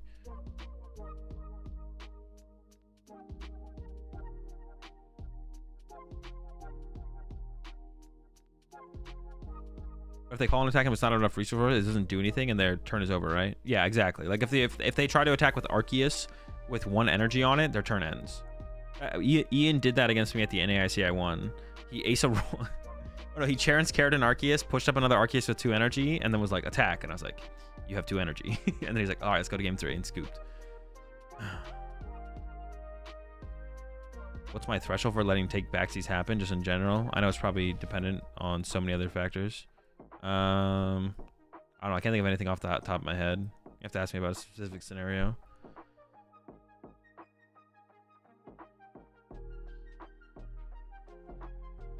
You think it's an asshole move to allow your opponent to take back a decision in a cup? No.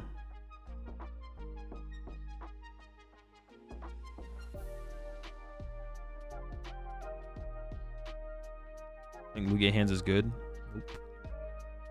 KCFI has 9 in the Lost Zone and tries to use Lost Mon. Can he play a vacuum or something to get to 10 and then attack? No, you've entered the attack phase. You either attack or you end your turn.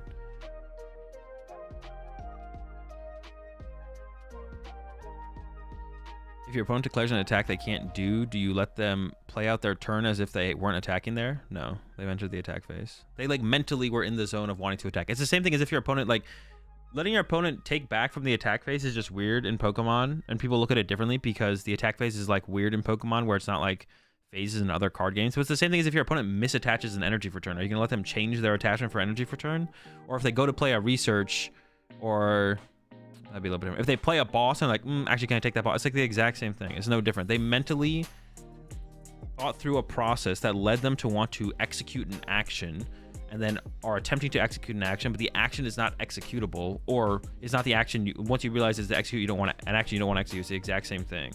It's just weird in Pokemon because like the attack phase isn't like clearly defined, so people just view it differently in terms of like being like rule sharky if you don't let someone take back an attack that they couldn't use or haven't like you know, trying to lost mine with 9 or whatever. But it's the exact same thing. They have gotten to a mental state where they are attempting to execute action. Action is unexecutable, but you still were in that mental state. So it's like, yeah. I had to tell me it was a dick move because I want to let him take back a retreat. I mean, that's fine.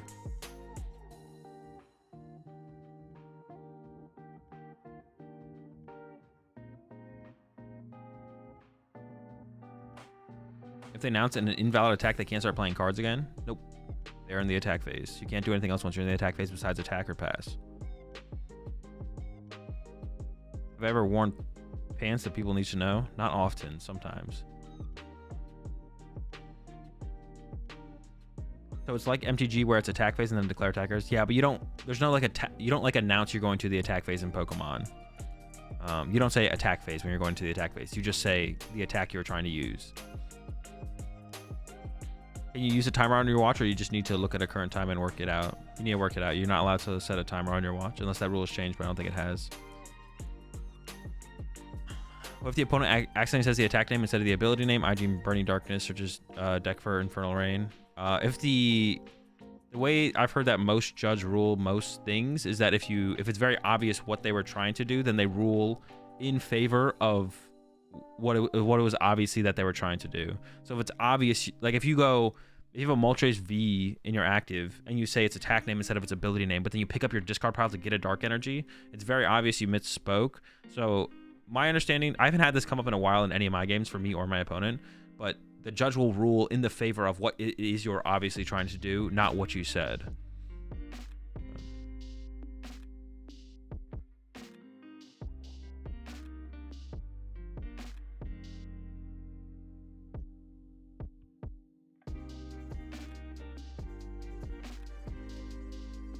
My opponent last weekend kept asking me, did I attack with this Mew last turn? Should I even answer it? No, I let them figure it out. Both players are down to 2 prize cards, and Runmoon knocks out a 2 prize Pokemon out and itself. Who wins that game? If someone is out of Pokemon in play, if another win condition is met, then that player wins. If not, you go to sudden death, which is the first person to draw a prize card wins the game. I mean, it's the same thing in Magic. Oh, do people like not say entering attack phase in Magic? I feel like the little Magic I played, I would say attack phase, but I don't actually like play Magic.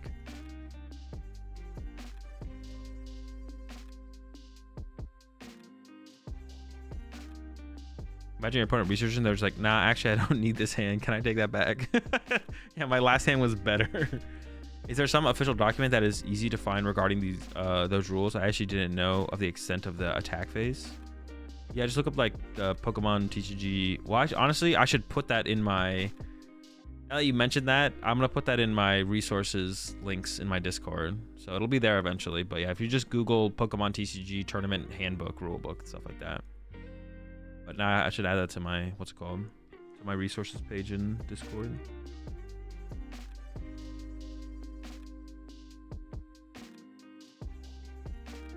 Is it the same for abilities? Let's say they announce a Dynamortar or Starbirth, they have to use it, or can they take it back? No, you have to use it.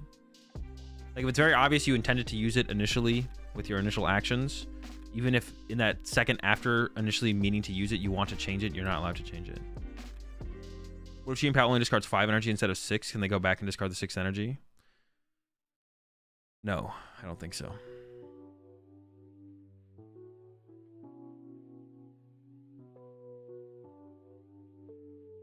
If the TCG would be an Olympic sports, the TCG would be an Olympic sport, would you try to qualify for it? And if yes, what would be your motivation?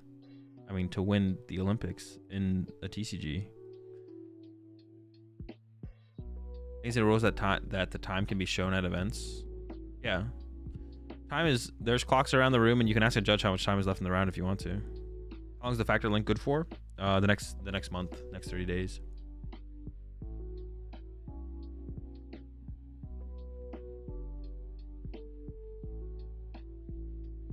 Actually, I saw the opposite happening. Someone said Lightning Rondo and then drew a card off fleet-footed, and it was a DPL. Interesting. Yeah, I don't know for sure how it's ruled. I feel like most of the rulings that I hear go in favor of what the actions the person is performing and not what they said. But it's very obviously they're making an action based around one of the two options, and it's ruled in favor that the action around that option is upheld versus what is said. But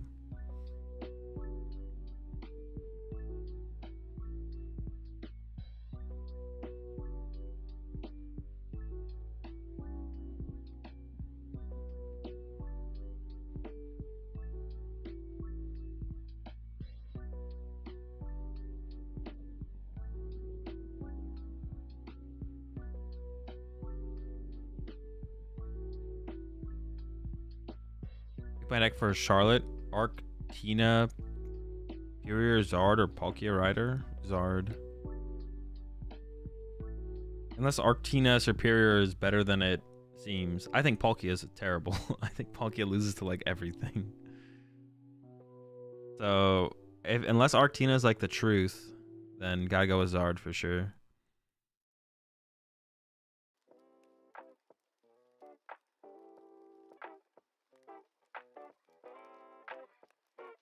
Are you sometimes impressed by things or people in the Pokemon TCG? Things? I don't quite know what you mean by things, but people in the Pokemon TCG? I mean, I guess, like, when I think people come up with cool decks or make cool plays, like, good decks or good plays, yeah, I guess that'd be me being impressed for sure, right? I don't know about things, though. Arctina is always the truth unless you brick. But how do you beat anything with Arctina? How do you beat Charizard? How do you beat Gardevoir? How do you beat Rhydon? I think you're just getting bopped by most things.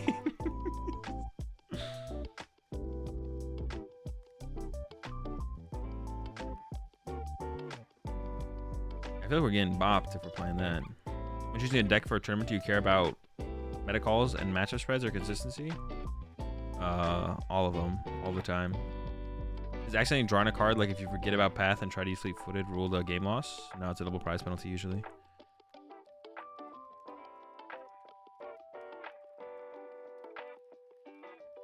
What's the rule for warp cards? Is that like a DQ? It depends how bad it is and depends how many other warnings you've gotten, depending on... It also seems to depend on what point in the tournament you are.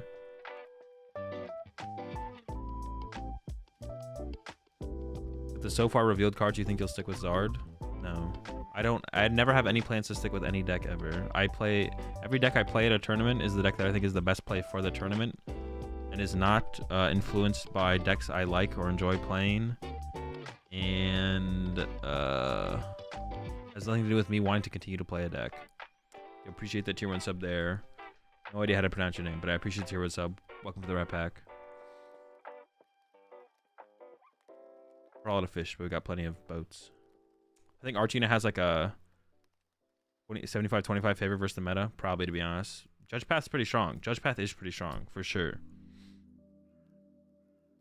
Yeah, like currently, I don't approach the game with the idea of having a deck or trying to make a deck work or wanting to make a deck work. I approach the Pokemon TCG with playing a lot of the Pokemon TCG and then picking the deck that I think makes the most sense and is probably the best for each tournament I go to. But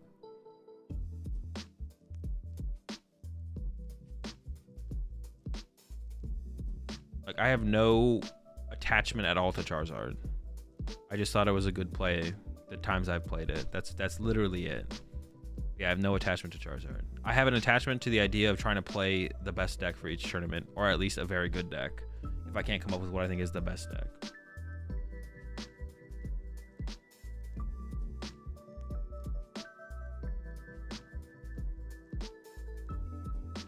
I would argue that wanting a deck to work is fine, but playing a deck knowing it doesn't work is trolling. Well, no, it just means you just want to play that deck, which is like fine.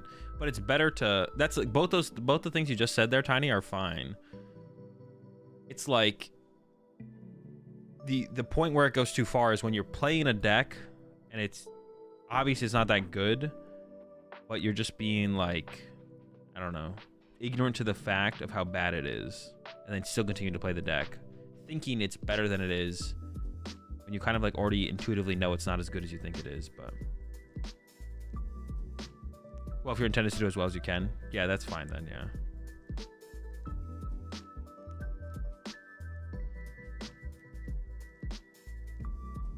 Ever thought about a stream setup video showcasing your rig for people that want to get started / generally curious? Not really. If there's someone, that's like not something I'm really interested in doing, because I'm just like not like a tech stream YouTube person. Like I would just tell like anyone who's interested in like learning stuff about streaming, just go watch Harris Heller. What's his name? What's his YouTube channel? Senpai Gaming or whatever. He changed the name of his YouTube channel, so I don't remember what it is, but yeah, just literally go watch Senpai Game. Like there's people who already do that. It's like not something I like. Maybe I'd like show off my setup in my room and that stuff for the sake of doing that, but like, yeah. I mean, I know a lot about streaming and stuff like that. Like I answer questions for people all the time about stream stuff, but yeah, there's people who have like way better quality of content and have done it for a lot longer, who like it's already out there, it's already ready to go. If I got like more passionate about that stuff, I'd maybe eventually do that kind of stuff, but yeah, I have no plans to do anything like that. A room / setup tour? Yeah, maybe one day. Maybe one day I'll do something like that. Have you ever one of those booster boxes back there? Not really. I just like kind of collecting one booster box from each. I just kind of like collecting one booster box from each set. I think it's cool. I kind of need to make my bed right now, to be honest. Yeah, I don't really have a favorite. I just like collecting them. It's just cool. I have like a wall of booster boxes. I'm like a bigger fan of like the cases, dude. The cases that you can get for the booster boxes. The booster boxes fit so nicely into them. I don't know. Marbles? Bro, I wonder what Marbles is like right now. It's got to have changed a little bit, right? Let me gift it for you to reveal what you're taking to a regional. How many gifted is the prize money you get for top 8? But even then, right now I don't actually know what I'm playing at Charlotte. So you guys think like I know? A ton of you think that I know what I'm playing. I don't know what deck I'm playing at Charlotte. I could maybe give you like a top 3 list or something like that, but it would just be like, what would my top 3 list even be right now? Like Mew, Charizard, and not in that order either. Like number 1 is probably Charizard, Mew probably makes my top 3 right now of decks that I would consider playing. But I'd probably tier. I would probably tier. I would tier Gardevoir and Tina probably higher than Mew, but I would still play Mew before I played either of those decks. And then maybe Miraidon. It would be like Charizard, Mew. But I actually don't know what deck I'm playing at Charlotte. Like so many of you think that I know what I'm playing. I have no clue what I'm playing at Charlotte. Because me and my group go through a process the night before the tournament to figure out what deck we're playing. Man's gonna play Chiampao. How good is Chiampao for this one compared to Portland? Chiampao definitely was better for Portland than it is here. What version of Mew is better? Probably DTE, but it seems like it's probably pretty close. Depends how much Spiritomb there is. Gardevoir's matchups seem kind of weak right now. Gardevoir's matchups are fine right now. Like, you have you're bad against hands, but like lost piles are nowhere to be seen, and Miraidon's kind of in the dumps because of how much Charizard there is. But that does switch a little bit for Charlotte. There'll probably less Charizard, so Miraidon becomes like a better play, but it still has like a bad Charizard matchup. Especially because now that everyone knows to play a switch card in Charizard, like some kind of pivot card. But besides Escape Rope, don't play that one. Yeah, I literally just don't know what deck I would play at Charlotte, and that's the same thing for literally every single tournament. I guess there's been a couple tournaments in the past. I appreciate the Prime sub there. Euler, up to the Rat Pack. We're all out of microwaves. So we got plenty of ovens. Jet Energy, probably not. Turo's probably better than Jet. How long do you generally need to play with the deck before you feel fully like you understand the deck competitively? I don't know. Depends on the deck. How many days do you figure out what you guys are playing? One, literally the night before the tournament is when we like lock in our deck choice and then finalize the deck list. There are some tournaments where we figure it out sooner than that, especially for ICs sometimes. But majority of tournaments we like lock in our deck choice the day before the tournament.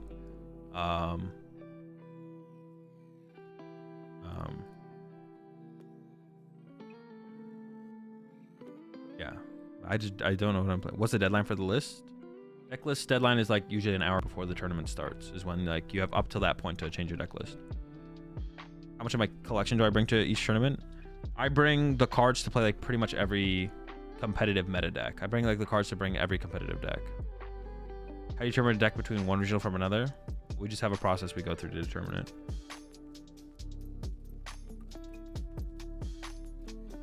I didn't know Worlds is the only tournament that lets you swap decks for day 2. I thought regionals did as well. Regionals used to swap to like expanded in day 2, but now it's just you play the same deck, which is probably better overall. How do you decide on a beverage of choice for the tournament? I mean, it's always water, and then for caffeine, it's advanced. So it's water and advanced. Why not Escape Rope? Because when you Escape Rope, their Coco that you're trying to KO goes to their bench, and they send up a 1-prizer against Miraidon. So you just want to switch and KO the Miraidon, or KO the Coco, excuse me.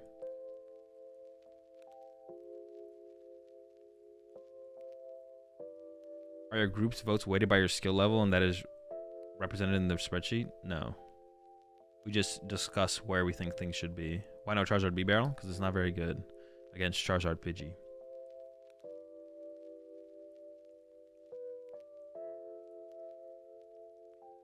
Do I think Coco is still worth it in Turbo Peony Miraidon?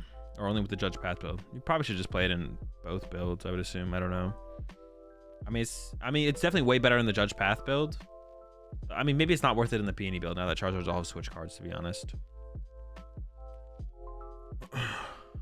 Did this year's Worlds let people swap decks with day 1 bygone? No, I should just you play what you show up with. I assume that's the way it's going to be as well, Locke. I don't think they're going to let you switch decks. Updated Zard list on, what's today, Monday, Tuesday, Wednesday. I'm going to put my updated Zard list video out on Wednesday. Would you ever be interested in playing other card games at a competitive level?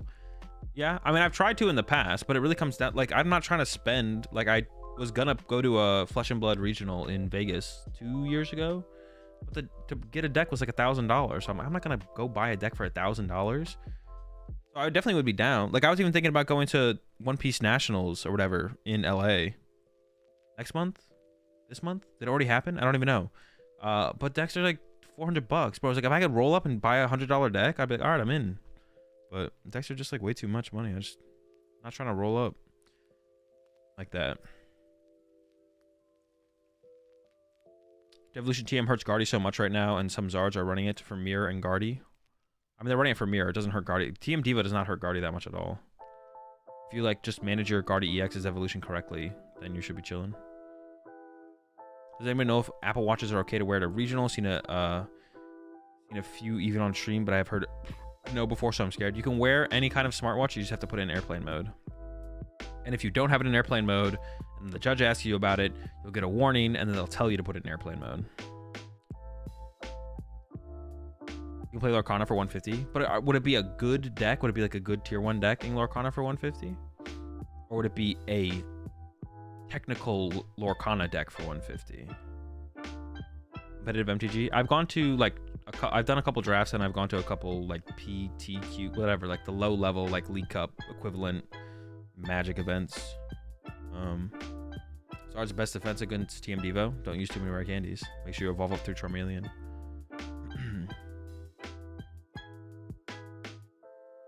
Card fight Vanguard tier 1 is 100 or less. Yeah, but does that tournament even, or does that card game even have like big tournaments anymore? I haven't heard of Vanguard in a while. Lorcana competitive actually like 200 plus unless you're playing hyper aggro. See, I'd be down with that. I'd be down like to drop 200 to pick up like a Lorcana deck and play in a tournament.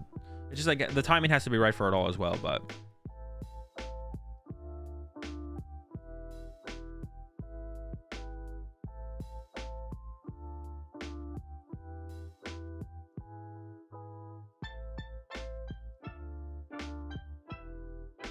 with Mirage, I'm playing Tomb now. Is the best DT Mew build with 2 fusion energies? Yeah, probably. Just seems clunky. It's not that bad. Yeah, it's not that bad. Am I hearing Discord noises through your account or mine? I don't think it's mine. I have like all my Discord noises muted. So it shouldn't be me, but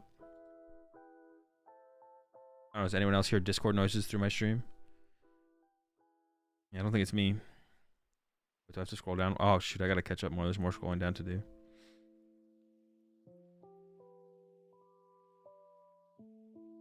Tina winning Zard is gonna be down. So Mew could honestly do even better next event, I feel. Yeah, it kinda comes down to like Spiritomb counts though. Spiritomb counts is a big question. I'll be handing out Spiritombs at Charlotte. You can make extra Spiritombs for the squad. Y'all got Spiritombs for everybody, bro. Extra Spiritombs, extra Spiritombs. The Sparkle can donk 70 HP dudes. Yeah, you can like get turn 1. You can get cheesy with your Psychic Leaps as well. Some turn 1 KOs. Throw a tablet or 2 in there, but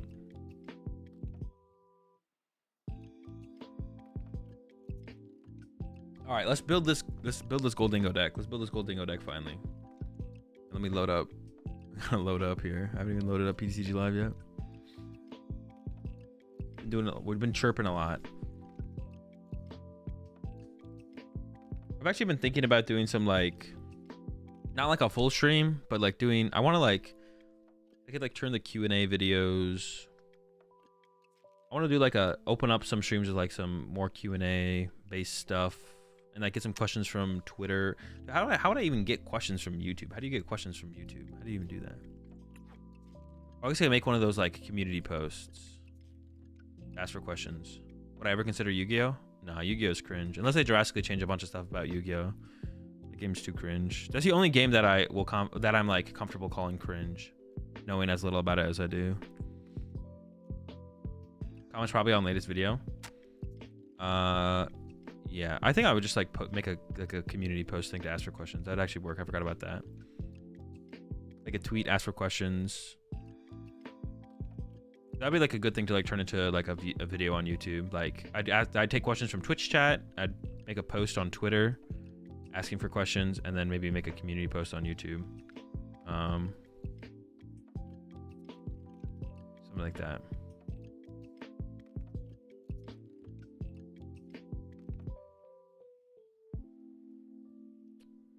Something like that.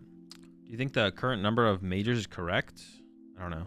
I don't know how you'd ever like, you'd have to like make a case for I don't know. It's not something I think about. I have no case for more or less majors in the Pokemon TCG.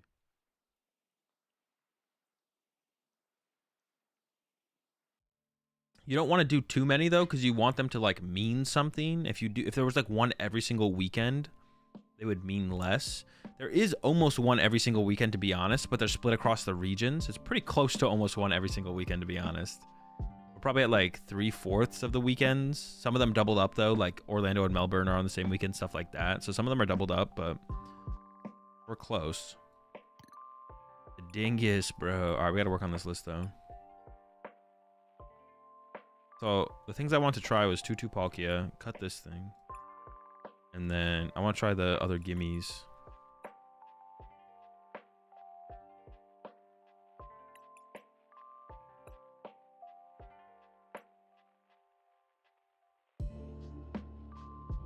We're at a full stream of this style interaction Q&A format. Not really, no. One boss, two counter catcher, or two boss, one counter catcher? Probably two boss, one counter catcher.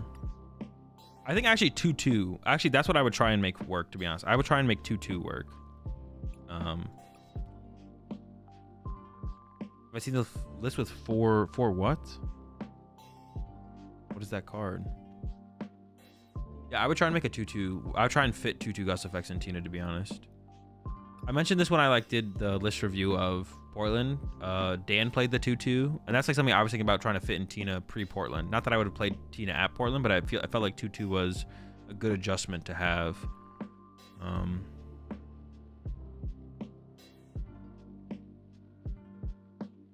What's worse as well, Midwest winters or West Coast summers? I mean, West Coast summers aren't really that bad. They're like the same as I mean, Midwest summers are worse, I would even say. It's like hotter here, but it's not humid.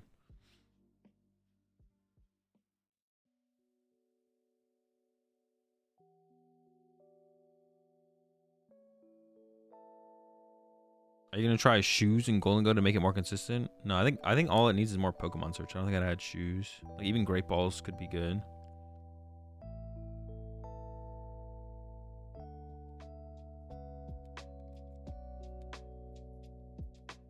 How do you have so many gems and coins in PTCG Live?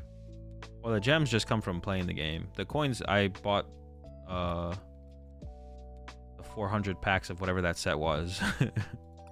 The 400 packs of whatever that set was. I forget what the set was, but that's where that came from. I honestly wanted to try Great Balls in here over Ultra Balls, because Ultra Balls suck. But I don't know if that's good. Yeah, celebrations. Well, I want to try Avery's as well. I want to do Avery. I want to do like 2 Avery. Maybe we go down to buy like 1 worker. I want to like have the thread of like Avery Palkia. Aroma. Honestly, I don't hate the idea of aromas, but is Great Ball better? Great Ball might be better. I honestly don't hate the ideas of the idea of aroma. 1 Avery is fine. No, I want to be able to find it. You can't find 1 Avery. You need to find it early too, because you need to have like you're trying to do it like turn 2, turn 3 to have the thread of Palkia, Greninja, Avery. I'm not finding my 1 of Avery. Am I playing Cologne? No. I think the question would be Avery versus Cologne, because Avery puts like the same pressure on their board. Honestly, Avery Cologne would go kind of crazy though. That would be kind of disgusting.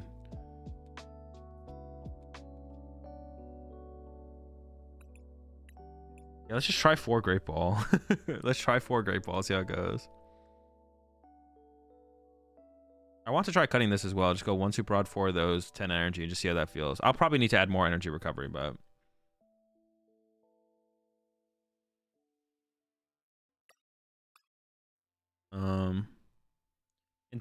in theory, what would be more consistent? Great Balls on X7, so late game it's more powerful. Aroma is always a 50-50.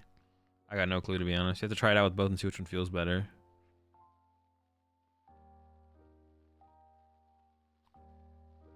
Running Ultra Balls, you can play 1 Lumineon, then 1 Collapse. I don't know, Pokestop's like super important though, I feel like. I mean, I don't hate Ultra Ball in here. We would like, it's either Great Balls or Ultra Balls. I'm not gonna play both, I don't think.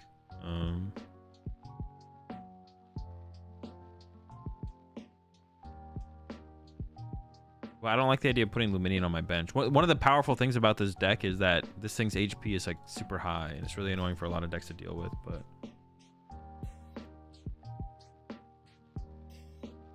But I guess we don't have to use Lumineon in every matchup. Also, we'd open Lumineon a lot because we just don't play Pokemon. We literally play 7 Pokemon. Yeah, we literally don't play any Pokemon, so.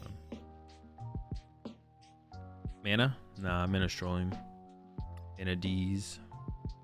Maybe we should do 4 Vessel. 3, 4, 5, 6, 7, 8. 8 supporters.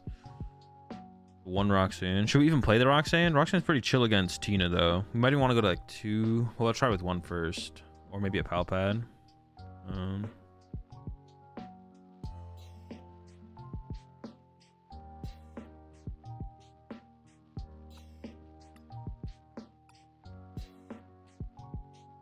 No heavy ball. Heavy ball would also be a consideration because like prizing the Palkia is fine, but not prizing a Gimme or a Greninja is like really bad.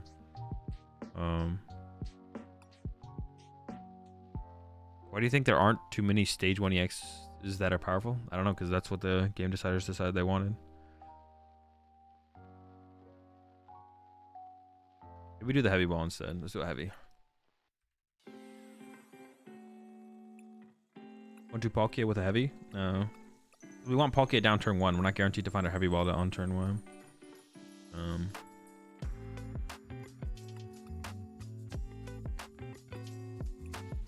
Hold up.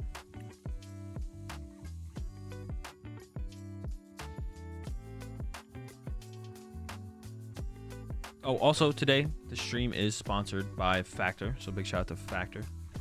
They're a prepared meal service. You can sign up for a subscription, and then weekly they send you prepared meals. That all you have to do is pop them in the microwave. So check them out. Factor75.com. Exclamation point Factor in the chat to get my link. You can use my code or link for the next 30 days. Any time in that next 30 days, you get 50% off your first box. So check them out. When are we getting the AzulGG meal kits? I don't know. Maybe one day. What would it be? Just like rat food and cheese or something? Yeah, check them out. Factor75.com. Shout out to them for sponsoring the stream today. We do go first with this deck, right? I think so. Might be some matches where we choose second, but I feel like overall we're choosing first.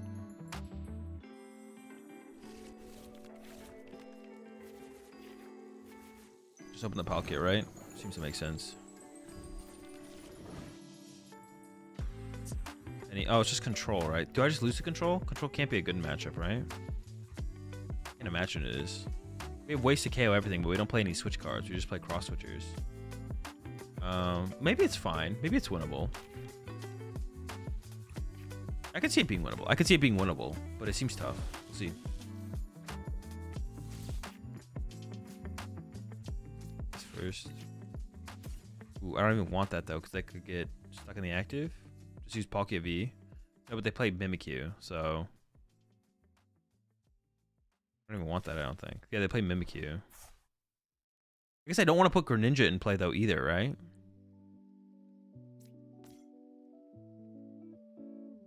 I actually don't want to put Greninja in play until they put the Mimikyu in play. Interesting, yeah. They could trap that up with Snorlax, and that's not like a very good attacker until the Mimikyu's in play. Alright. How many waters am I playing? 5. 5 water, 5 metal. We can maybe cut back to 4 metal, 6 water. Getting the waters into discard pile early on is like more important, right? Yeah, it's definitely more important. Do I play the Melodic? No. Melodic helps a lot with this matchup? Oh, because they can't Iona you? It's like, well, aren't they just going to bring up your Melodic though and trap your Melodic? That shouldn't matter at all in this matchup. Actually, you'll probably get bodied if you play Melodic. Oh, you're cooking, bro. Not sure how you deal with Mimikyu Charm. Got a Greninja twice.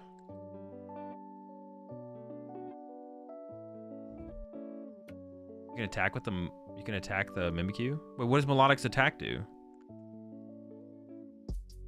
What does Melodic's attack do?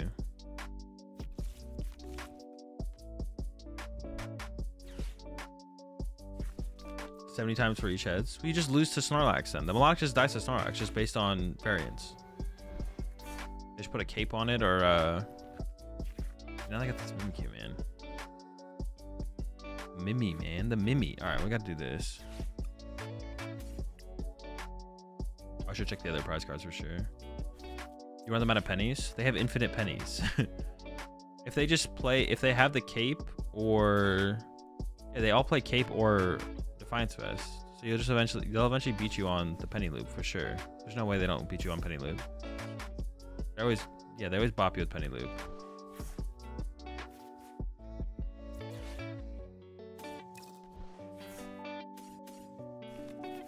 You ain't bopping nobody with that. Them shenanigans. Alright, let's see if these... Alright, this Great Ball's got to get me a gimme. Or a golden, my bad. See, Ultra Ball's so bad here. That's why I want to try these these Great Balls. Because Ultra Ball, like, right there is so bad. Oh, I can't even play that. What the heck?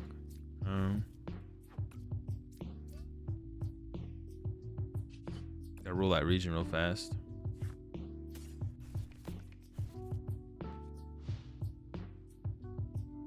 2 coins, 70 for each heads. I'd have to do the math. Maybe it is enough. I'd have to do the math. Maybe that is enough for melodic. 2 heads. 2 coins for each heads. So if on average you're doing 70 damage a turn, right? 70 damage. They have a 3-hit KO and a Snorlax. Or if they have a cape. Or if you get lucky on the cape swing. But if they have a Defiance Vest, you're doing 30 damage. No, I'm pretty sure you just lose. Pretty sure you just lose. Yeah.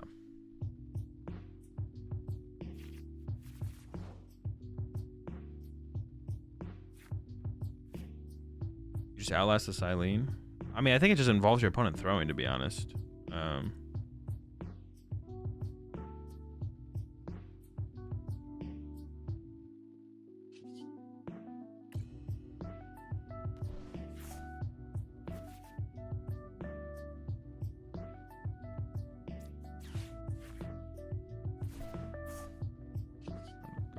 I think I just KO the Rotom here if I can. Dude, I'm pretty sure, or I think I'm sure we just get farmed. I think we just lose. I'm pretty sure we just get farmed. Close.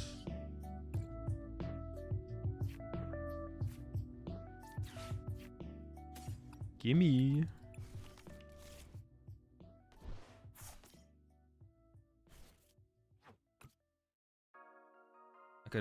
I don't have double cross switcher yet. Okay, roll the region. You could probably tech for the matchup where we get it good, but I'm not trying to tech for it though. Hey, Cologne, but Clone is such a feels bad card in this deck. Oh, I don't think Colone's like terrible in here. Right, because you can use. Ooh, that's gonna hurt. Oh, wait, was it just 1 superior though? Okay, it was just 1 superior. We're chilling. We're chilling. I just need to get this extra cross switcher going. I need to get the cross switcher.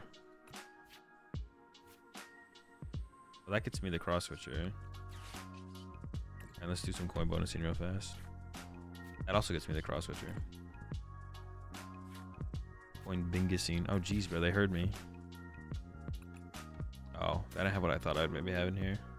Actually, I probably want the cross switcher. I don't know. I just can't win, man. Why am I even here? Why am I even here, bro?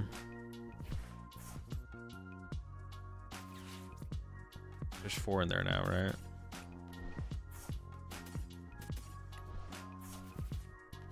It's like this is a fool's errand here.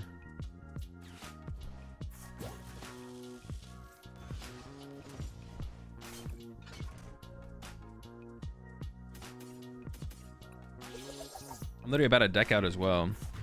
All right, I gotta like top deck the other superior here. I feel like. Like I can go Greninja next turn. It just like doesn't matter though. I just don't have enough damage. Yeah, I just don't have enough damage. Like, no damage exists here. Oh well.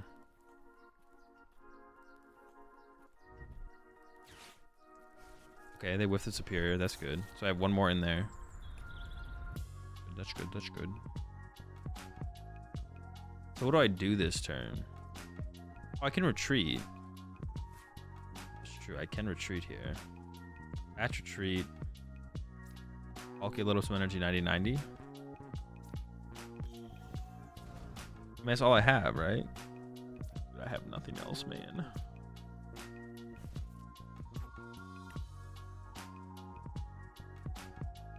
I almost want to like work her into an energy instead, though.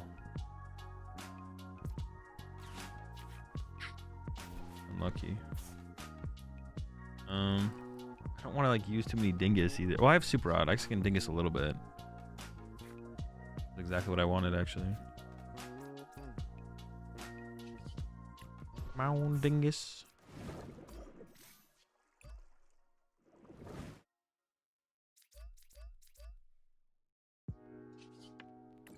They're just gonna penny and then I lose.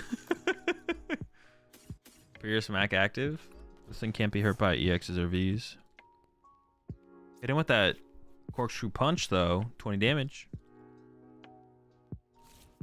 Dingus World. I gotta be careful about decking out here. I don't even know what's left in my deck. If it's just like all items, then I just lose. If my deck is all items, I literally just lose. Yeah, there's Penny. Oh boy. Maybe they forget to attach the... I don't know, to be honest. It's not looking good.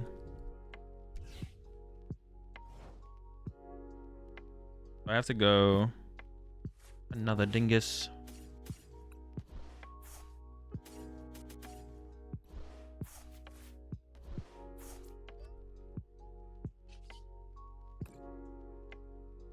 Hopefully it's not 2 items.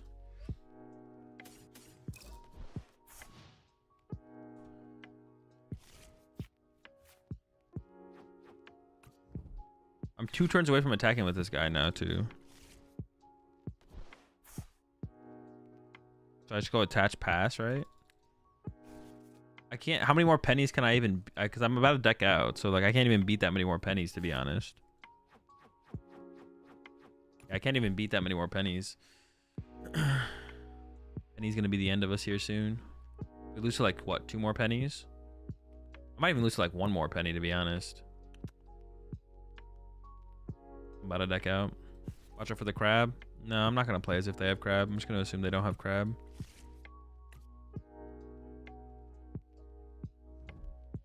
They got crab, they got me. But I'm never beating crab anyway, so we have to play like they don't have crab.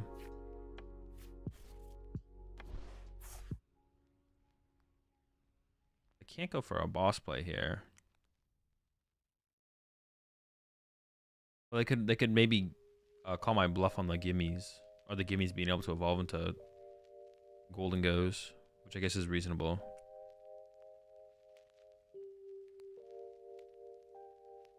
Wait, 1, 2, 3, 4, 5, 7, 8. No, again? They're cheating, bro. How do you prepare for the day of a regional since there are no meal breaks during the Portland one? You just bring water and food. Bring water, bring food, bring turtles. I'll just go and play this now, I guess. Sure, why not? I think we just get more energy back just in case. I still don't think it's enough, though. I think we still just lose. I guess I could have cross-switcher KO'd this instead. Oh, but getting this thing loaded up is, like, important. Maybe next turn I cross-switcher KO. Yeah, bring food. Bring some kind of snacks.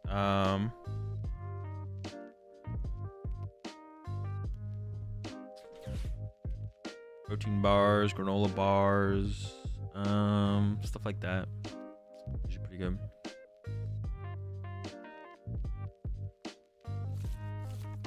Oh, do I have a water energy left? I gotta be careful of that because I can't attack with Palkia currently. I probably should have attached a metal and held the water. There's water in my deck though, I guess. I guess I go double cross-switcher KO now. Oh no, but I don't because I don't have enough energy. Dude, I'd only hit this thing for 150. Dude, that's so cringe. Wait, can I not fix that? So, the splitting out my energy like that is so weird, to be honest. I have like 3 energy left in deck, right? 7, 8. Close to 3 energy left in deck. Damn. All right, well, I guess I'm just doing this again. Which feels terrible to do this, but... yeah, that's... I could have managed my energy differently, though, for sure. Is Greninja's attack more optimal because it's discard 2 for 180? No, we just have Greninja set up because it's our only answer to Mimikyu. This thing's the only way we can beat Mimikyu. That's why Greninja's in the active setup, because we were dealing with Mimikyu. But the thing is, it does 180 for 2 energy discard, but if they can penny to basically nullify the damage. So it's like not better. It just kind of is. It's like what we have, more so than anything, to be honest. Yeah, I definitely wouldn't say it's any better. I wouldn't say it's better though. Cologne. Yeah, I mean, I would only play Cologne if I feel like I could get the combo off consistently against Manaphy decks. I don't think I'd ever play Cologne I don't think I'd ever play the Cologne to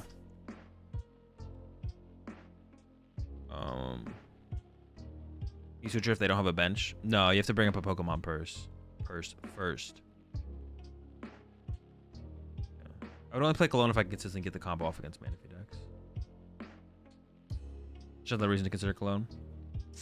But see, actually, that's like where the difference. I would never consider this a reason to play Cologne.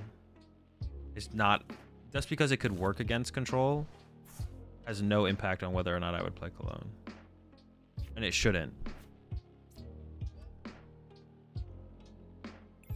Like, it's never a reason to like play Cologne or not. It is something that like Cologne is good against control, but it would never impact whether or not I played Cologne in the deck. Was that not in game? Not that I saw, unless I missed something. Maybe you saw something that I missed. That was game? Explain to me how that was game. If it's not game, then I'm timing you out.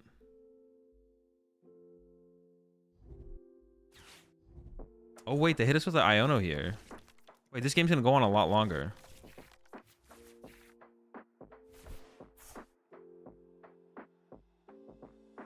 This game's going on a lot longer. What the heck?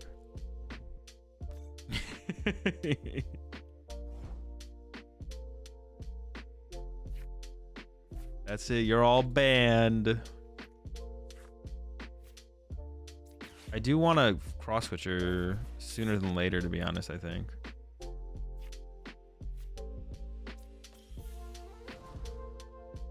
I want to cross switcher as soon as possible, I think.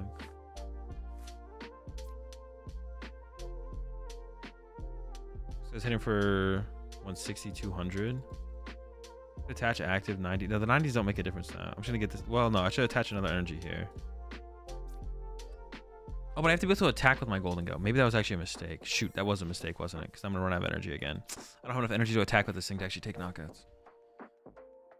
Damn it. I should have just held the energy.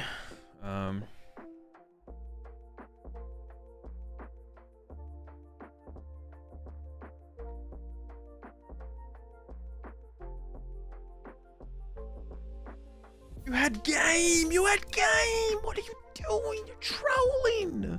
I don't know why they haven't benched the Mimikyu. The Mimikyu should have just been... Wait, that's not true. The Mimikyu probably shouldn't be benched unless they have a... I actually might be attacking with Greninja next turn. Well, I only want to do that if they bench the Mimikyu. If they're not going to bench Mimikyu, I don't really want to do it. I'm running out of energy here. Okay, that's 4. So this can KO one of those. I need to get the cross switcher now.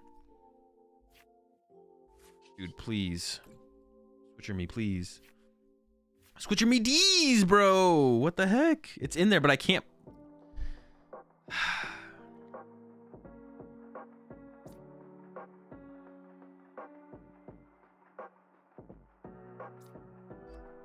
I can threaten the 2 Snorlaxes on the bench, I guess.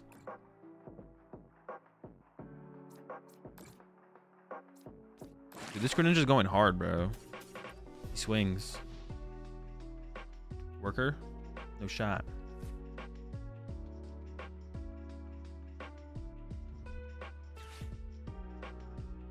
Just Pokestop? Just hit the little stop action. Come on, bro. Use the Pokestop. See what happens.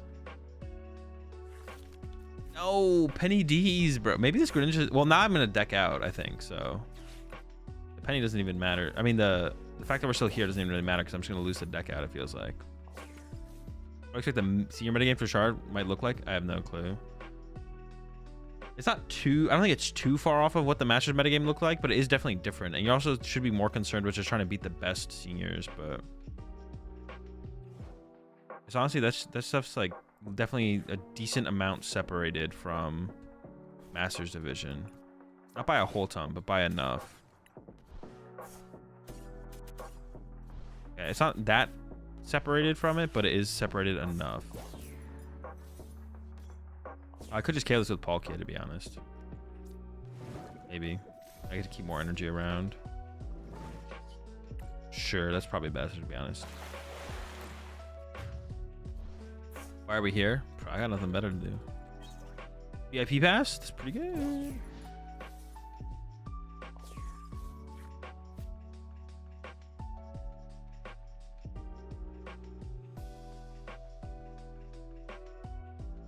close. We're close to the dub.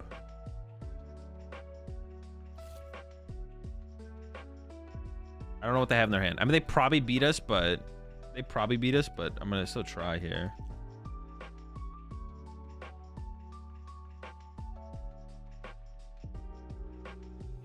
See, I don't know. Maybe it's something crazy. Oh, me Pokestops.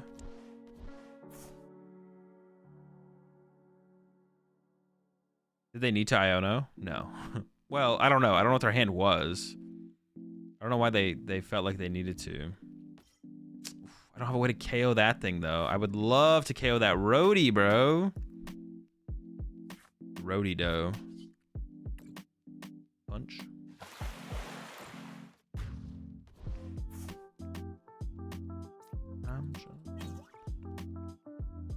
All right, we have one prize card left. Can we get there?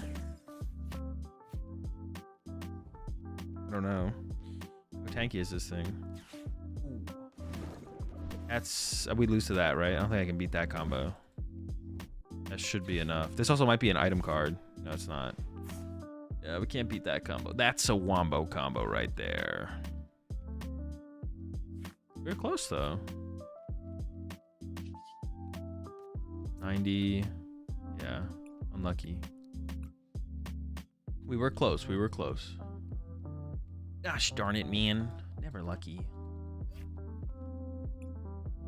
Cologne for game. That'd be pretty epic right there. The cologne for game. Although maybe we would have just got eaten by Misfortune Sisters, to be honest.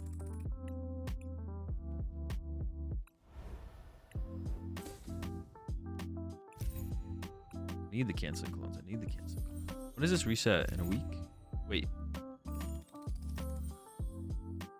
Wait, the premium pass ends in a week and 2 days? Wait, do we get like a new pass for Paldean Fates? Do we get a new premium pass? I don't know that's how that worked. I thought it was only with major set releases. But, I mean, I'm cool with that. Just chill. Just per month? No, it's not per month. This isn't per month, is it? Yeah, you don't get a new premium pass per month. Paradox Part 2. And then how long does this thing last? 1 week, 2 days? 1 week, 2 days?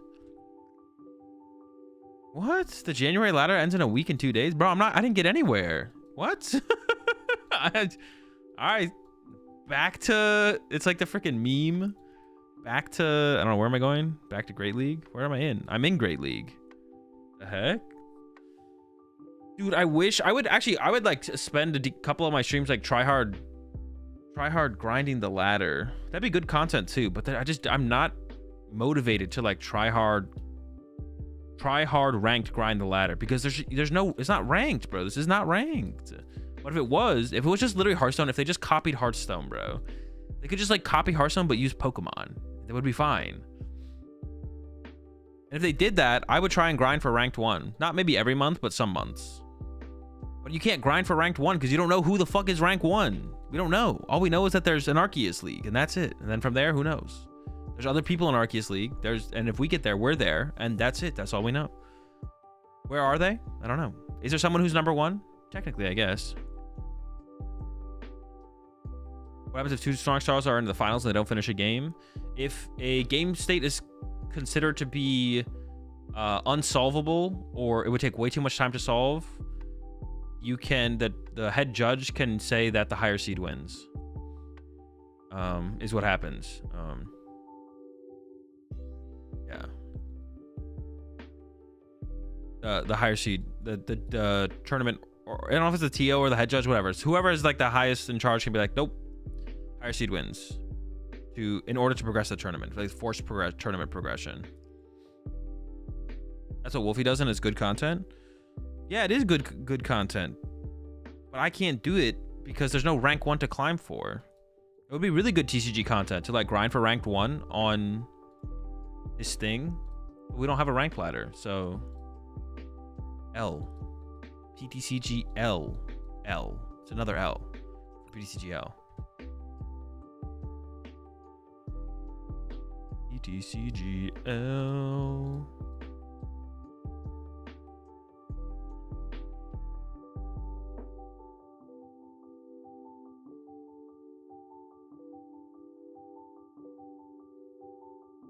Common PDCGO. All right, I'm gonna go get my dinner real fast.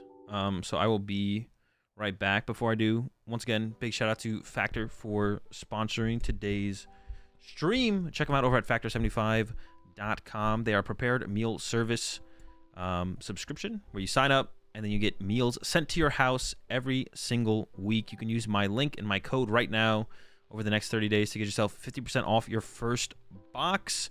And every week they have a bunch of, I think it's like 27 plus new different meals. I'm having their meals right now. No, my box is on the way, but it's not going to get here until after Charlotte. Yeah, they have like 27 plus new different meals every single week. You could choose which meals you want for the week, how many different meals you want as well. They have some pretty flexible plans. Let me see where I find that. I think it's this. You go here, you can pick how many meals you want for each week. 6, 8, 10, 12, 14, 18. They have different kinds of meals. Chef's choice, keto, calorie smart, flexi. I have no idea what this one is. Protein plus, vegan and veggie, flexitarian. I have flexitarian. Is it like vegetarian but flexitarian? What does that mean? You eat, is it like in between vegetarian and vegan and the other ones? Flexitarian? I don't know what this one is, to be honest. I'm not gonna lie. I don't know what flexitarian means, but it's apparently an option you can choose for what kind of meals you want. You can pick your meals, you can have them pick your meals, and you can pick how many different meals you want. And if you use my code and link between now and the next 30 days, between now and 30 days from now, you can get yourself 50% off your first box. Check them out, factor75.com. I'll be right back. I'm gonna go put some pasta in the microwave that I meal prepped earlier this week, and then we're gonna get into some more Gholdengo action. We're back.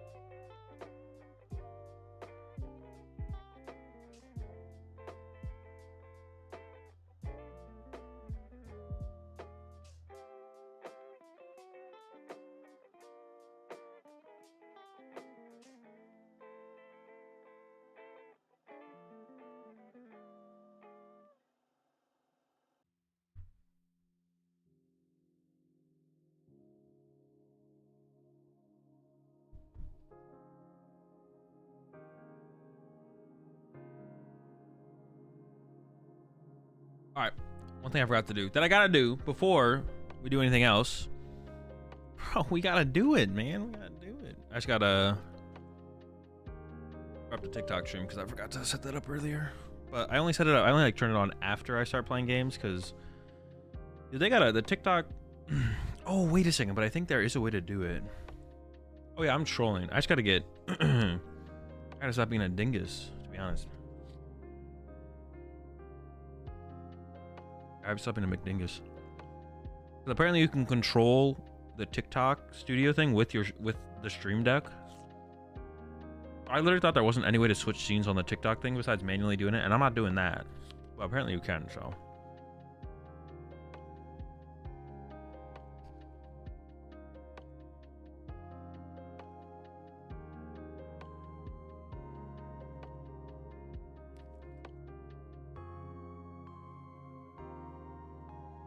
Adaman? No, there's no Adaman. Adaman just isn't a very efficient card for a deck like this. It's like hand size matters a lot. So Adaman discarding 2 cards to get 2 cards is like not really value. It's an L.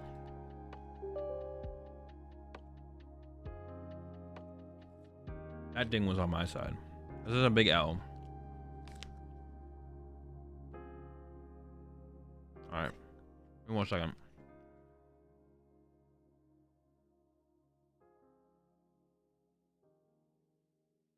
Zinnia? Zinnia is also not great. Because early game, they might not have enough bench to get value out of it. Mid game is when it could be really, really good, the Zinnias, to be honest. But then late game, you're getting Islanded and Roxanne and stuff. And then it's like, if you draw into that, you're losing your whole hand to then still maybe draw 6. But you lost your whole hand to get there. Like, Roxanne's better late game. I don't know. It could be okay. Honestly, I could see Zinnia being okay.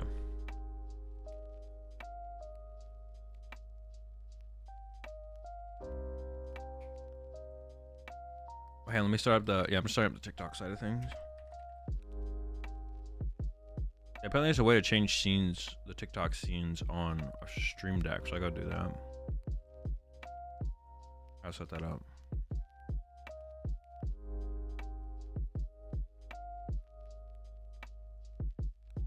Maybe I'll try and get that set up tomorrow. I'm not streaming tomorrow as well. For anyone who I usually stream on Tuesdays, but for anyone who actually checked my stream schedule, which by the way, I'm trying to be consistent with keeping my stream schedule updated on Twitch and on on Twitch and in the Discord. I have a channel in the Discord that has my stream schedule. I'm trying to be consistent with keeping that updated and trying to be accurate with my times of when I actually start up the stream. Work in progress, of course, but yeah, no stream tomorrow. I got a little bit of a business trip I got to take, so I'm doing that. And then I would stream like later in the afternoon, but I got the podcast I have to do with Chip, so no stream tomorrow. I will be streaming on Wednesday. The first dude stream of the month is on Wednesday.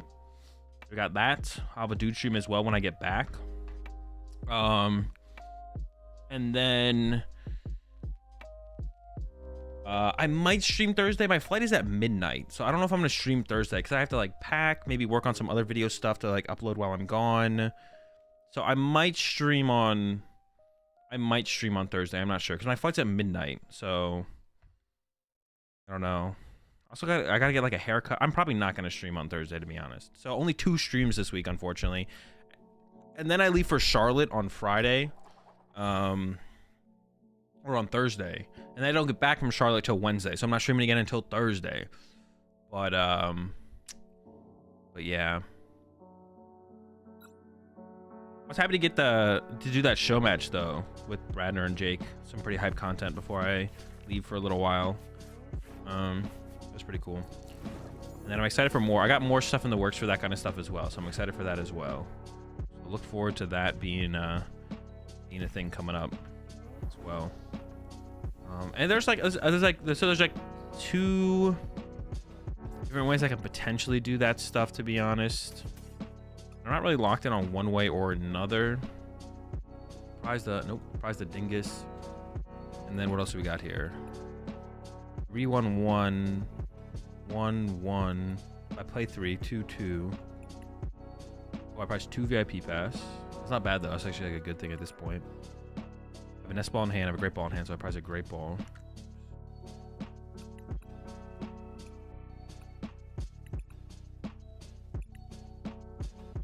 2 energy, 2 waters. Ooh, I only have 3 water in the deck.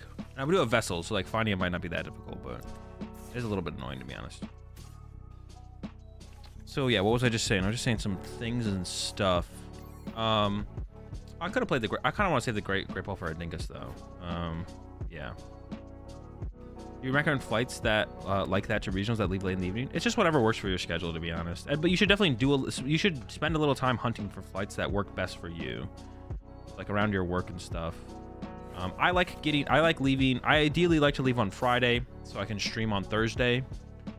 So I ideally like to leave on Friday, come back Sunday. From regionals, ICs, I usually leave Sunday and I get there on like Monday, Tuesday. So yeah.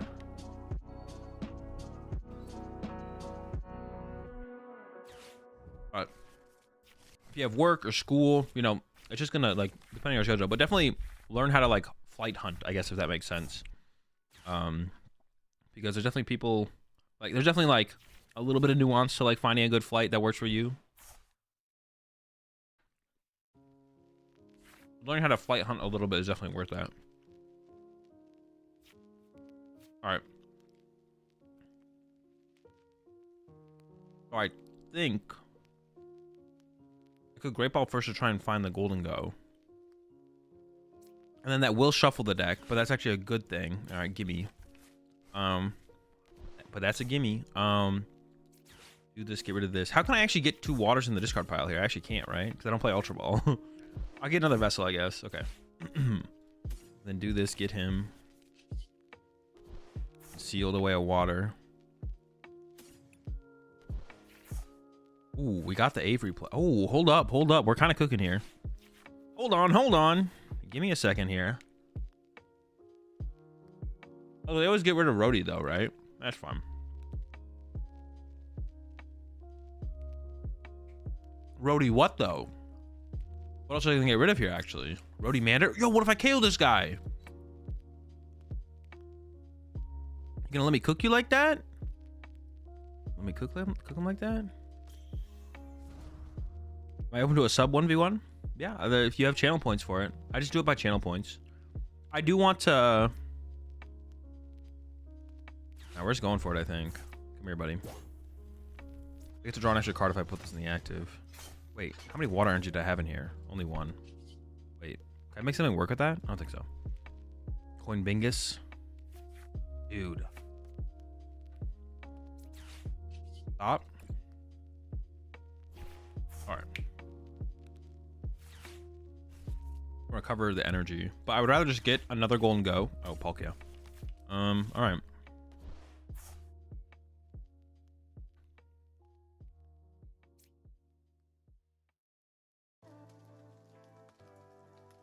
Palkia would have been better, but I didn't have the Palkia. Wait. Oh, the Palkia came from the Great Ball. I was like, where did this Palkia come from? It feels like it was not possible for me to have this Palkia in hand, but it was. Alright, I mean, this is fine. Is Cologne worth in here? I have no clue. We don't have it in here currently, but it could be worth it. The Avery went super hard there, though. That much I will say. The Avery was kind of insane there. Now the question becomes, do I have enough energy to win the game at this point, to close out the game? I don't know, to be honest. We might not. We'll find out. What else was I saying? Someone asked me a question. I was like answering that. What I was saying.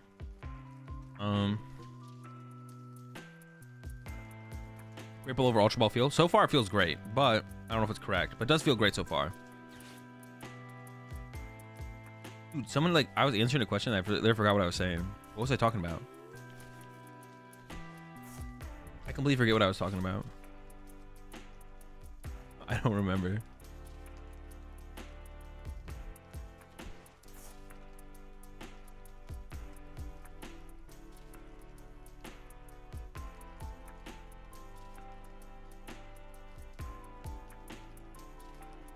I've been testing this and I had to add 1 retrieval for the Zard, otherwise you struggle with energies. Yeah, I could see that. I think I'd maybe add a second Super Rod first, though, to be honest. I'm not sure.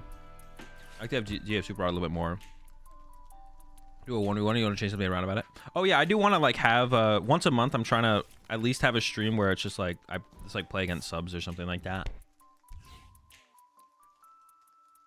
And then, honestly, the sub tournaments might have to be put on hold for a little while. My weekends are like filling up with other stuff, but I at least want to bring back the sub streams. You appreciate the prime sub there, the Xanthem. So I do want to like play against subs, and bring that back. No pitch. Yeah, welcome to the. Wait, did they like put the Rotom back in the deck and then get it back out? And they love this Rhodey. To the rat pack, we got plenty of pasta, but we're all out of turtles. Money match you and Tord. I did respond to Nico on Twitter, who like brought around the idea, and I don't think I really have time, but I'll have time post NAIC, and that might even be a better time to do it as well, because it'll be like a fresh meta. We'll have been like a new set. Well, it's fresher than this meta. This meta is like pretty played out, but yeah, I responded to Nico on Twitter. I said probably like post NAIC. Well, my schedule's like pretty full right now, to be honest, with like content stuff and stuff like that, because I plan on restreaming all the major tournaments that aren't ones that I'm going to, so yeah.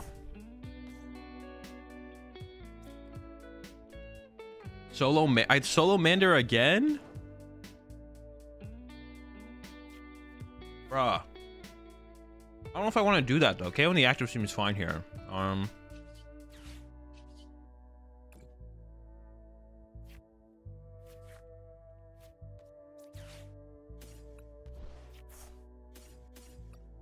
don't know if going after that. I almost would rather save it for. I think I'd rather just KO their active, to be honest. Oh no, I could go Palkia knockout. Palkia knockout seems pretty good actually.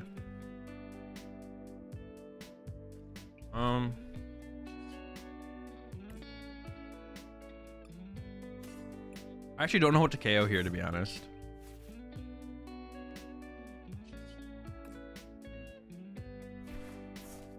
It's fine.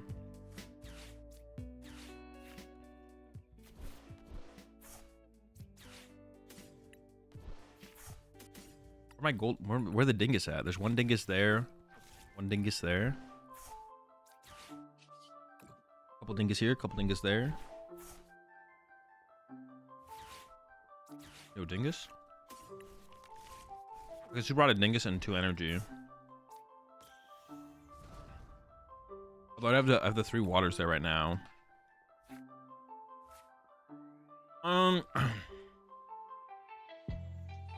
Energy efficient Palkia is the way. Kind of seems like that, right? I could even use Palkia to KO.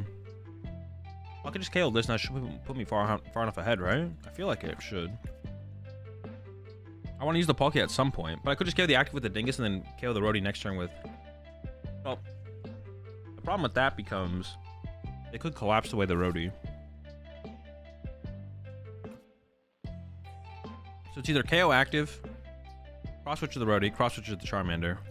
Dude, I actually just don't know what the correct play is here, to be honest. I'm gonna do this. I put one. Honestly, I should probably just leave that in the discard pile.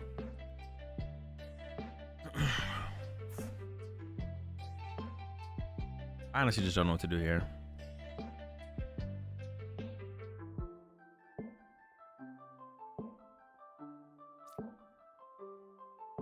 I'm lost on this one, to be honest. I don't know what the correct play is. Let's just go for the Charmander KO. It like gives me another turn to play the game for sure, I guess. And I'm like using Palkia, so I'm not like running out of energy or anything. Yeah, I'll just go like this. I'm gonna play some European regional this season. I'm gonna try and go to Sweden. But besides that, no. Yeah, so Sweden's the only one. But I'm gonna try and commentate or co-stream, restream, whatever you want to call it, all the other ones. And all the Latin American events. But I don't even know if they'll have a stream. But I honestly, well, I don't know. I would be down to go to the Latin American regionals and stream it myself. Because I don't think they conflict with any of the North American dates. I don't know. I'd be down to go do that, to be honest.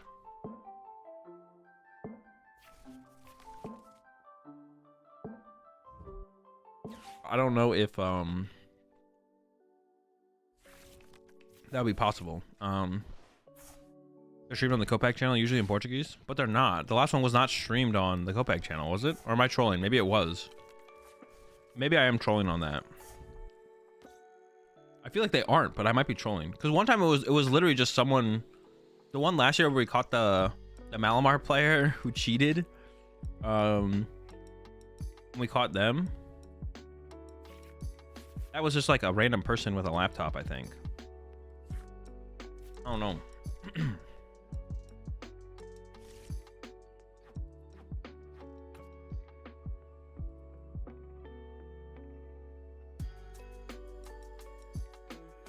I have Super Rush, so I should be up to Avery here, right?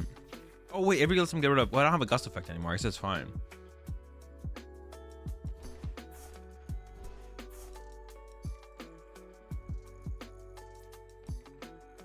I think I just chill, right, and just swing.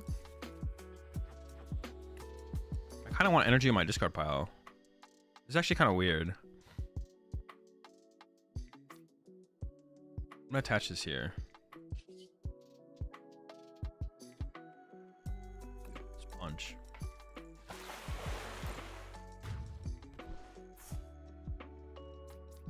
I could whiff here for sure, to be honest.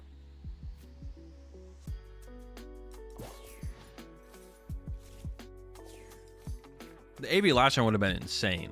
That would have been insane. That would have been crazy.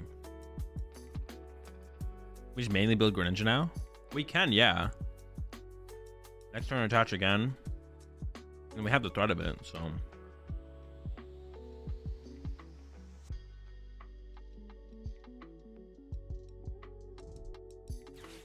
And there's candy. Cooking. Honestly, I might cut the Iridas from here. The Iridas don't feel that good. They feel kind of, well, yeah, I might. I might cut these. I guess the thing with that, though, is then we don't have Ultra Balls, so then we have to hope the Great Ball finds Palkia, which doesn't sound good. But the later the game goes, the worse the Iridas get. Like, Iridas are good, like, turn 1, and then after that, they're kind of bad, to be honest. Oh no.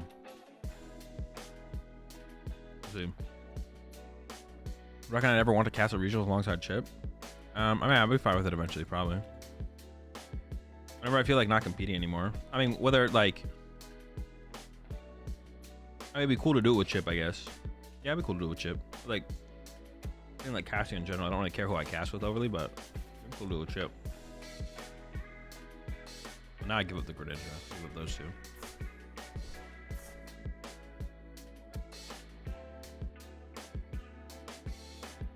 I feel like I just don't want the Iridas.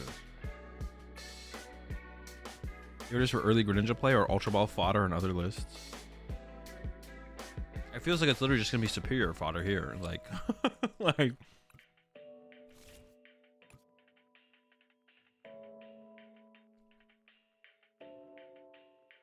Have you ever had an issue come up at a tournament due to language barriers? No.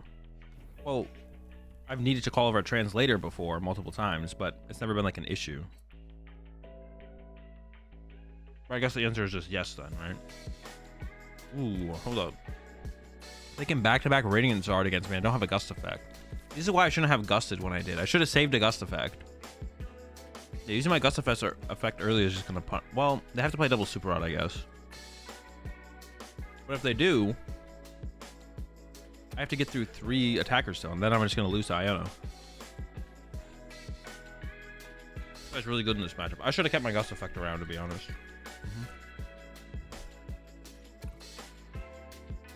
An interesting choice. If I had Boss here, or Boss later. Oh, okay. Wait. Oh, I guess they're gonna play it to bump my stop, so they want to fill up their. But they don't need to fill up their bench there. It thins out the deck a little bit, I guess. But I consider adding a puke to make the Iridas slightly better. It doesn't sound worth it now.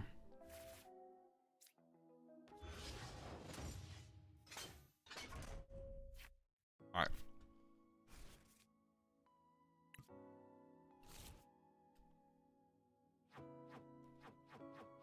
I need 4 to KO the active. Go Super Rod. I'm gonna get Gholdengo, Ninja Energy.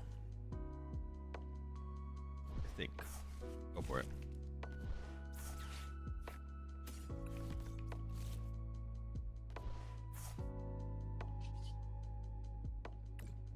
And I hopefully get the other Gholdengo here. Nice. Oh wait, I just trolled. Because they can set up a 1 prize and I lose. I deck out now. No.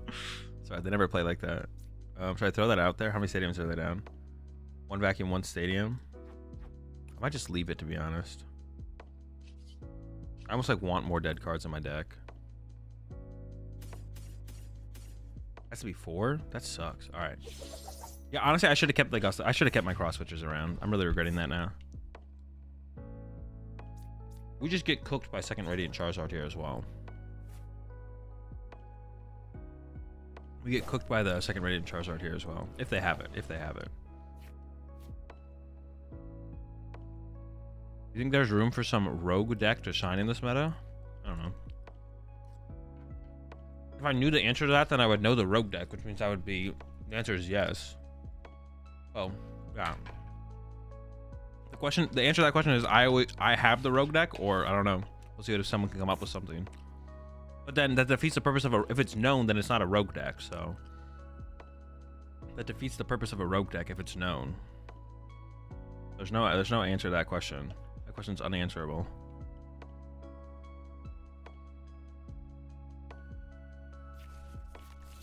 Is there enough info from their perspective? No, they should probably play like I have boss here. Even if I misplayed and I don't, they should probably play like I have a boss in my hand. They should just like Iona me here. Oh, but they have the second Super Rod. They're gonna get the Charizard back. Bro. They still should Iona me here. I literally lose to the other Radiant Zard. After your tournament the other day, do you think AzulGG is actually viable right now? No.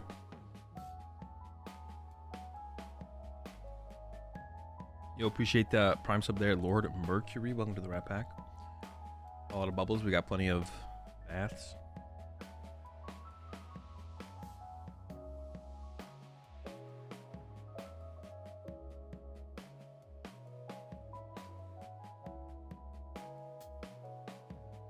My definition to a rogue deck is a deck that was made after all the archetypes that are obvious to make. Zorobox. Zorobox was pretty obvious to make though. It's just bad.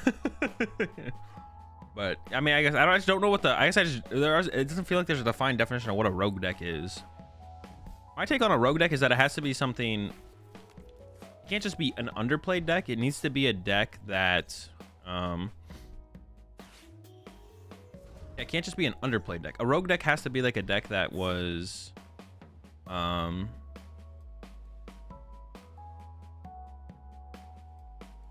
can't just be underplayed. It needs to be a deck that. Do they have an energy left? There's the Iono. They're almost gonna deck out.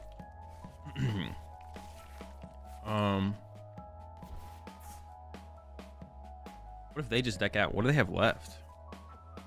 They're down 1 boss, 1 counter catcher. So they definitely have a boss or a counter catcher left.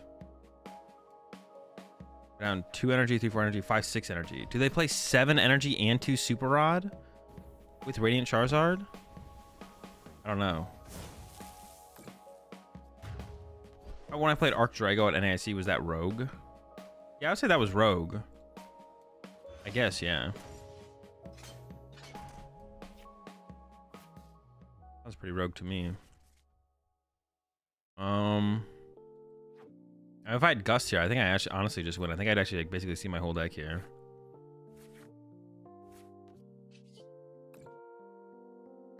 I just KO them and pray, to be honest.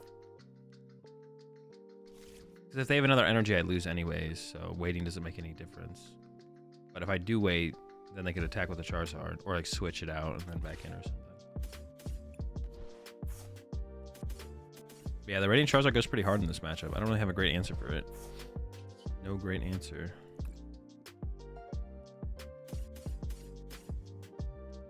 Pop. Yeah, if they have one more energy, we lose. But if they had switch there, then we'd also lose. So I think I have to KO this. Rogue means no one is playing it, and basically no one expects it. Reasonable. But then what? But like, so like I always felt like I thought about rogue decks as like an undiscovered deck as well. But I guess that's like from what I've heard from most people's. No, they have the 7th fire. Damn it. Yeah, we need to keep those pokies, those cross. We need to keep the cross switchers around. I definitely trolled by throwing away all the cross switchers. I should just KO the Mew and the active and chilled. Should have just chilled, KO the Mew and chill.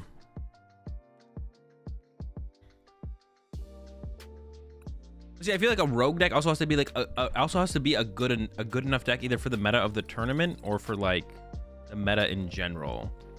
Like just taking any underplayed bad deck, does that make it a rogue deck? I don't know, that just feels weird. Like if I'm just like, if you roll up with your freaking Skeletor GX deck, it's like, I don't really want to call that a rogue deck. I feel like rogue also needs, it has to be like, have a certain level of success or some validity based on, validity based on what it's trying to accomplish. I don't know.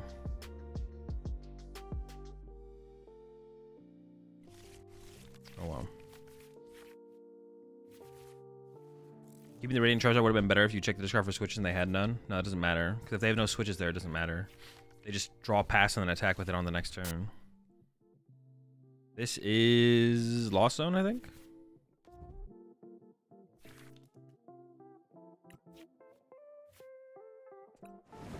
Alright, this time I'm not going to burn all my switch cards.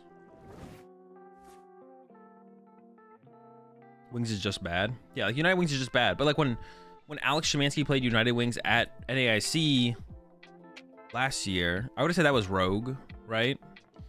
It like had a goal behind it of why he was playing it. That's the way it feels anyways. Like, it feels like there's a goal behind playing it at that tournament.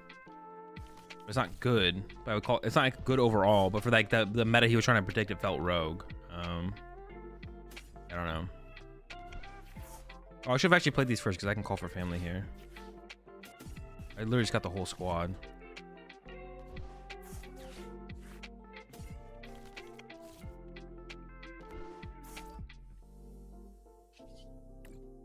Yeah, Great Balls go kind of hard, to be honest.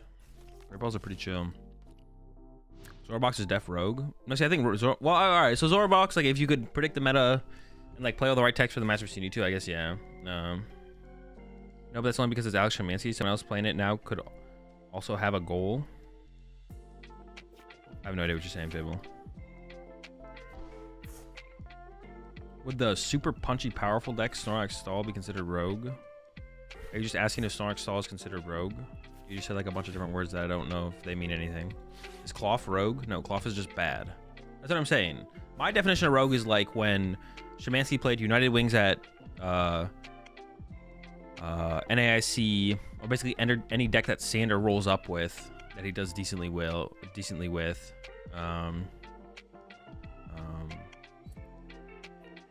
Or like, dude, what are they? What is this? They just have nothing? You have nothing? Cringe. I just have game. Yeah, this should just give me game.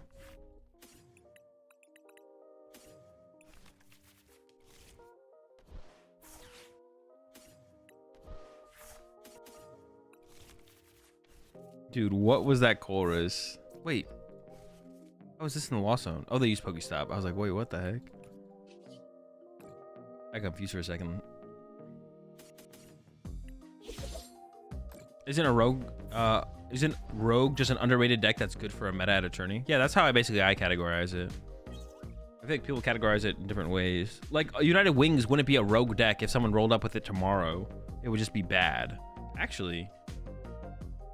What do they think? Oh, yeah. United Wings at NAIC was kind of like an interesting meta call from Szymanski. But if you roll up with United Wings into Charlotte, you're just playing a bad deck. You're not playing a rogue deck. Like when Mega Audino won Worlds. Yeah, that as well. It's another good example. Yo, appreciate the primes up there. TCG Vargas, welcome to the right pack. All the tins, but we got plenty of marbles. What's going on tomorrow? Nothing. What music do you listen to normally? You're listening to it.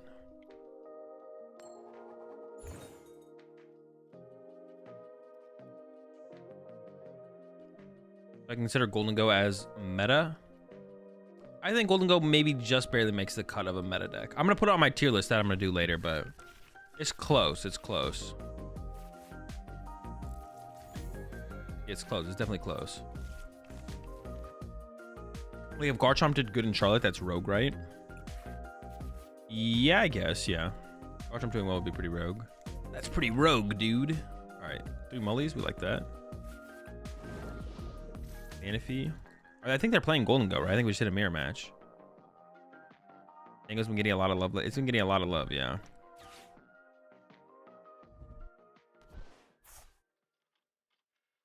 What do you think about Palpat and Sheehan backs with hands? No, I'd always just play more Anos, I think. Oh, my bad, mad guy. I got you after this one. When Bennett made day 2, that's Def Rogue. Yeah, the Bennett deck was a rogue deck for sure. There has to be like some redeemable qualities of a deck in a meta and not just being like, this thing is just literal garbage. Like, if there's like some redeemable qualities of a deck in a meta, then it's like, okay, then I think we call it rogue. But if the deck is just literal trash, like I don't want to call every literal trash deck a rogue deck. I feel like that's stupid. I did prize a gimme. My opponent is being really annoying. That's pretty predictable. There's a Gimothy. I haven't used Palkia in this matchup. Well, it feels like it's like there's a 2 prizer chilling. Couple Crosswitches prized. Gimme. Oh, then I call for a gimme. Gimme. I guess I can just like, no, I should attach here. So that way if they gust my thing. I don't even know if I want Palkia in this matchup, to be honest. Maybe I just don't put it. I don't want to give them Pokestop either, right?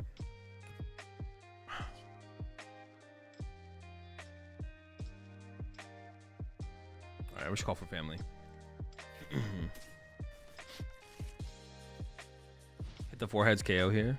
Bro, I actually got scared. So one of the Gholdengos I played against, they went to go flip with the freaking thing, and they hit 2 heads. I got so, and actually the damage actually mattered too, because it was on my Charmeleon. It was on a Charmander that became a Charmeleon, and Charmeleon hits itself for 20. So I was in a situation where I wanted to be able to attack with Charmeleon like 3 turns in a row, and now I couldn't because they hit 2 heads on whatever this thing is called, continuous coin toss. They hit that many heads on continuous coin toss, and all of a sudden I was like, it was annoying. Definitely annoying. Like, oh, I'm in an insane spot here. I can't lose. And then I was like, well, it's getting kind of interesting. Got a little scary. Like, my game plan was just to sit there and attack with Charmeleon over and over again, and then they hit 2 heads on it. I was like, bruh. I was running a Grafify deck for a while that seemed like a wise list to play against Guardian Mew until Charizard Ace came out. Found out the Silver Tempest is on floor, and it seemed close, but now Paradox Rift has me shook. I don't even know what the Grafify does, or Grafify. Alright, now they're kind of cooking, to be honest. They're kind of making moves out here. The gimmies are on the way. They're Gimming and Ghouling.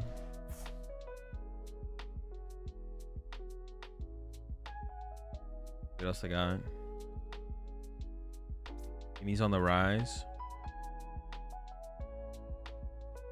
Gholdengo is something soon that puts it in the A+ category. Maybe it just needs like a meta shift. It does line up pretty well into a couple of the meta decks. Oh shoot, I forgot I was gonna get, I can get Greninja here. I need to find hella alright, hold on. So we can do this first. Get this. I'm about to KO their active, so I might want to use Greninja next turn. And I can go Pokestop. Don't mill any big guys. No big guys milled. Worker. No big guys. Pokestop. Oh wait, I can use this first actually. Hold up. Use this. And I can use Great Ball. Okay, here we go. Hold up. Keep going. We need the big guys. Give me one big guy, please. One big guy, please. Okay.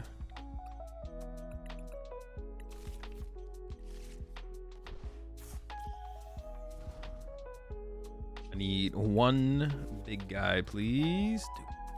All right, now I need a great ball. Great ball. Yikes. Well, I can get Greninja next turn. That's not good. Oh, I guess double. I could have like killed the Palkia as well if I had hit that. I did not hit that either though. All right. Well, KO the Manaphy. Make it rain. Unlucky. I was one Gholdengo away from protecting our board from the Greninja play. They can still just be ahead on the prize trade here at this point though. Oops. Wait, what? Oh, I thought I clicked select. I was so confused there for a second. Gholdengo does benefit from Poffin. True. Yeah, Poffin would be pretty nice in here. So that way if you whiff the early, you have something in the late game still. They just send up the Gimme Ghoul, so I'm feeling kind of safe from the Greninja play, but they can definitely still pull it off. They can just like... It does involve like a double cross-switcher play now. It's actually weird that they did that. Kind of weird that they... Ooh, okay, well, that doesn't matter against me. That's kind of weird that they didn't send up the Greninja there. Minion, sure. Now it involves double cross-switcher, but I don't know, I'm not really scared of double cross-switcher here, I don't think. That's not an Irida, so now I'm even feeling better. How many Pokestops are we both down? They're down 2 and I'm down 3, right? Yeah. NP seems pretty useless in Gholdengo. There's not a lot of use cases for it, to be honest. Yeah. There's not a lot of use. That's why a lot of people don't play the Manaphy anymore, because it's just not that good. It's a pretty mid card. Them knocking out my active here is pretty reasonable, though. I don't really have a good answer to them knocking out my active either. Do I? I don't think so. I don't just lose, but honestly, I could push up. So I could do like a... So if they go KO my active here, and then bench a Gimme Ghoul, I could go Greninja, KO a prize card, put 90 on Luminion, and then attach here for turn as well. And if they Gust around again, if they Gust around it, then I can send it back up and KO the Luminion.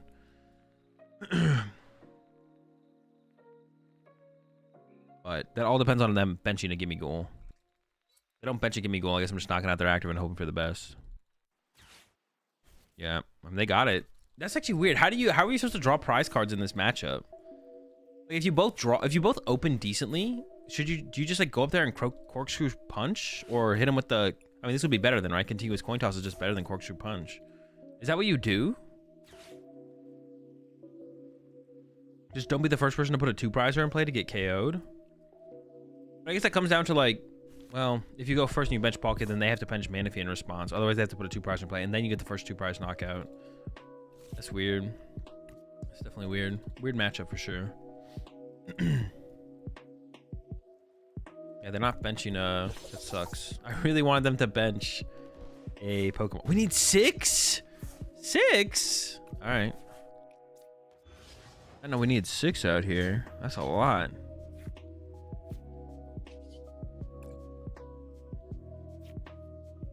Oh, Roxanne won't be a big late game.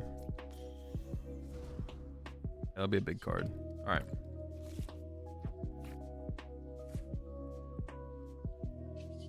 Well, if I have to use 2 superior energy retrievals, well, I guess I don't have to if my last energy's in the deck. I don't know if my last energy's in the deck. Let's find out, I guess. Not. Answer no. All right. If I have to use 2 of these anyways, I might as well Greninja now.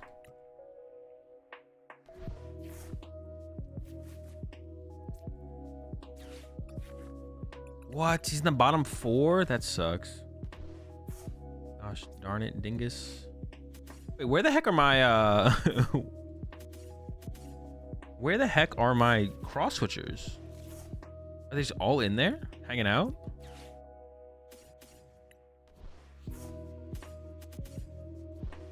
Having a good time?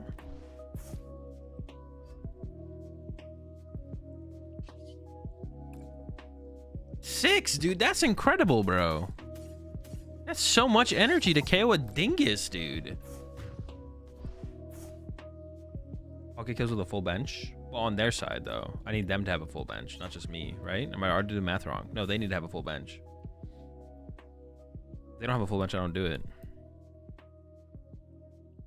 Dude, that's such a massive investment. Just for... Oh, shoot. I'm on odd prize cards as well. They can Roxanne me next turn as well. Dude, that sucks. Getting Roxanne here does not sound good. The Vitality Band to save 1 energy. That's kind of genius, actually. Yeah,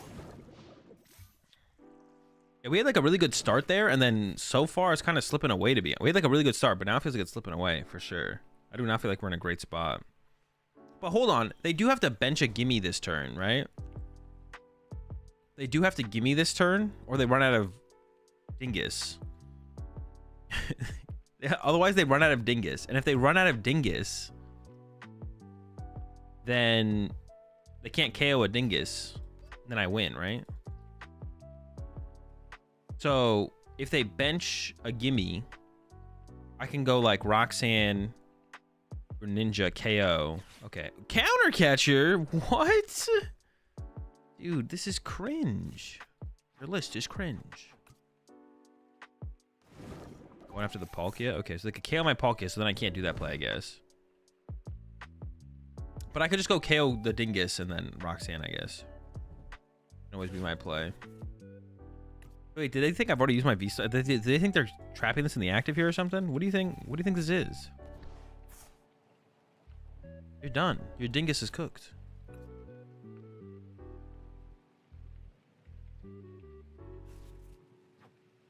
Yeah, I think we got him here. I think we're in a pretty good spot.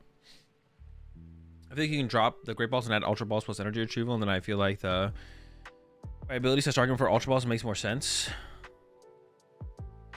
Does that even make any sense? It's Energy Retrieval. No, but Energy Retrieval, they're both just like bad cards early, though. That's the problem, is they're bad cards early. Oh, they're going with a Moonlight Shuriken play here. That seems terrible. Honestly, I'm not going to lie. This play is terrible. You should reconsider. I'll give you one chance to take the energy back and put them somewhere else. Literally anywhere else you want. I don't care. But this is not a good play. Don't do this. They've done dinged. Dude, Gimme Ghouls, like, they're just, this is literally like the worst play. Honestly, I think this might be the worst play they could have done. Like, no memes. I think it's literally the worst play that they ever possibly could have done here. I think they think this thing is used Star Portal. I don't know what they're doing. What are you doing? Dude, I whiffed again? I could have guaranteed it though if I just gone draw, and then maybe I should have just guaranteed it there, to be honest.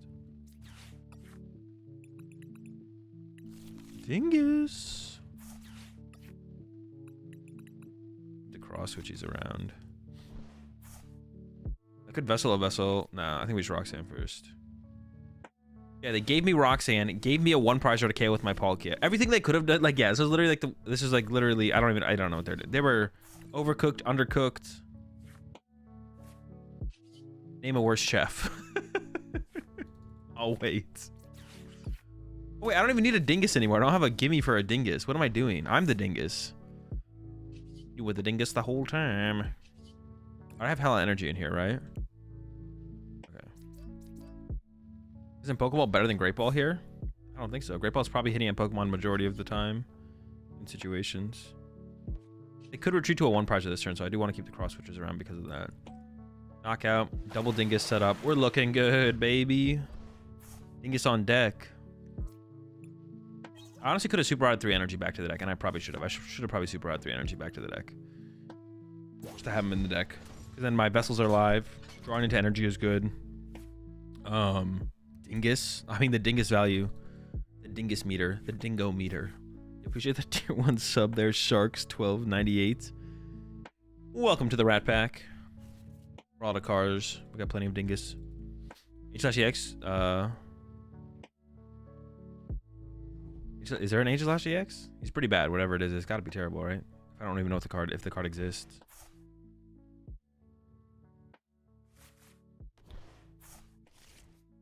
Yeah, so far the Great Balls feel pretty good though, to be honest. The Great Balls feel pretty good so far.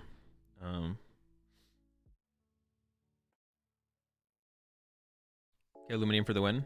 I mean, Luminium active doesn't really matter. I can KO like anything.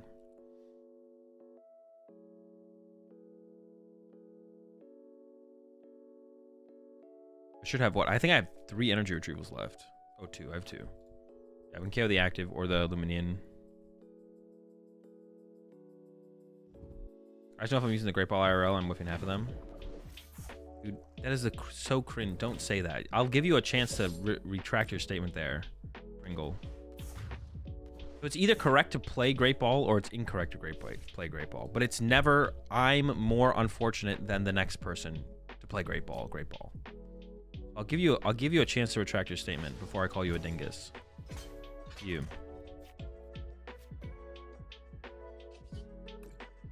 I know. Do you know though? Because you say you know, but then you just said what you said. I can't let you get away with this. I hope you understand.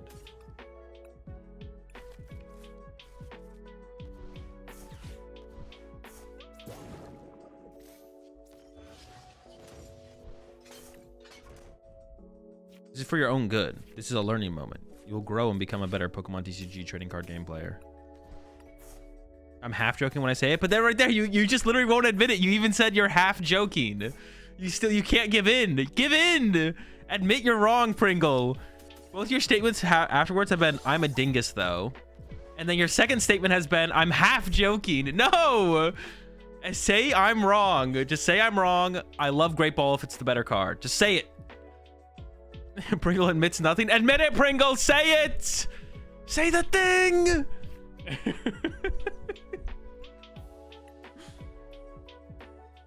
I'm wrong? Okay, thank you.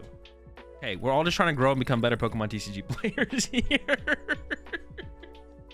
You can't beat the dingus accusations. Listen, and if Great Balls are wrong, then I'm down to not play Great Balls. I'm down. But if they're right, we gotta rock them, man. And we gotta rock them if they're right.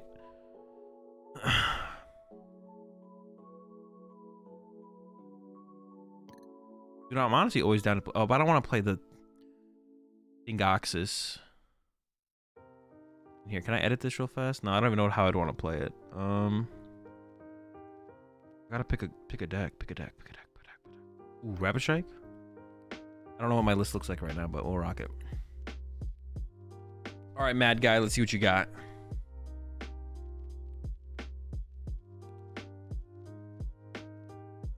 I feel like Great Balls requires a good start, and it can miss, so that's a tough choice. It's not okay, so it's not a tough choice. The choice is you play the correct card. It's either correct to play Great Ball instead of Ultra Ball, or it's correct to play Ultra Ball instead of Great Ball, or maybe it's correct to play a split. The correct number could be 1 Great Ball and 3 Ultra Balls. That'd be really hard to figure out if that's the correct split, so you're probably gonna go with 4 of one over the other. But the choice isn't tough. The choice is easy. Whatever one is correct, we play. Coming to the conclusion of which one is correct, that can be hard. That can be the hard part. The choice is never hard. If one is better, we play it. But to come to that conclusion, that's the tough part. That's what and that can be the tough part. But it's not tough. If something's better, something's better. Go watch Henry Brand's latest Twitter video, and that actually explains it pretty well. Okay, go watch the Brand video. We prized the Brand files. I think we just get Inteleon here. I could get the Metachamp, but I don't even know if I want it. Let me get Billy with it. I could have not gotten Billy here and just Luminian next turn for an Iono, I guess. I like the idea of being a little bit more aggressive, but gosh, this hand is mid. Oh, is this an Irida build? Do I still have the Irida build? I might.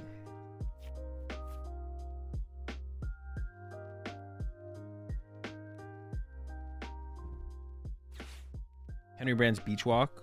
No, whatever his latest video is where he talks about coaching, but it applies to this scenario. It applies to this scenario for sure. One Master Ball after rotation. I mean, that's a pretty good Pokemon search card. Like, I'm not gonna Master Ball finds Pokemon for sure. Master Ball is level ball, but for anyone. That's why I feel so broken to play level ball. If you play enough Pokemon that have 90 or less HP in your deck and you're playing level ball, it's broken. Like, if anyone who played Tag Team Mew and Mewtwo way back when, That shit felt broken because like Cherish Ball found every card in your deck. Cherish Ball was so good, bro. It found every single, what was it, GXs? Yeah, every single GX. In the Mewtwo, Cherish Ball's broken.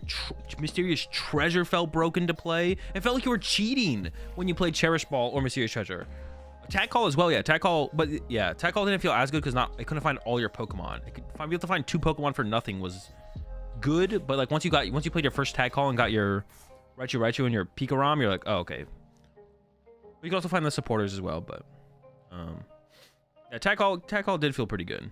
Cherish got to Dedenne too. Yeah, Cherish Ball also got to Dedenne, bro. It got to Dedenne. That's crazy. It's so crazy. The thing is, Master Ball is like a really good card, but it's not better than, it's really good at being consistent, but the power level you're gonna get from all the other Ace Specs is definitely so much higher, for sure. Yeah, it's definitely, the power level you get from everything else is just too good. Yeah.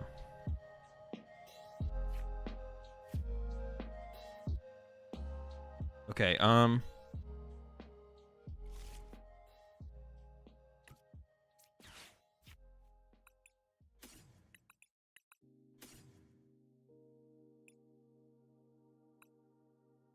honestly don't know how to play this situation here. I'm just gonna kind of wing it.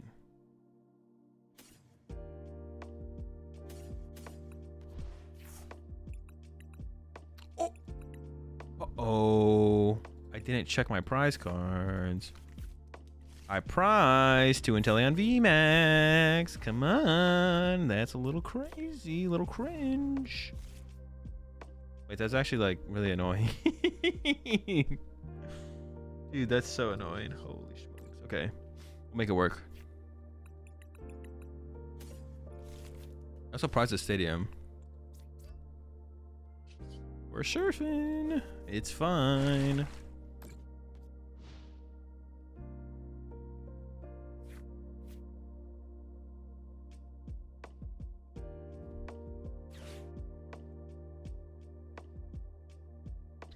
Yeah, that's kind of annoying, but it's alright. We'll make it work.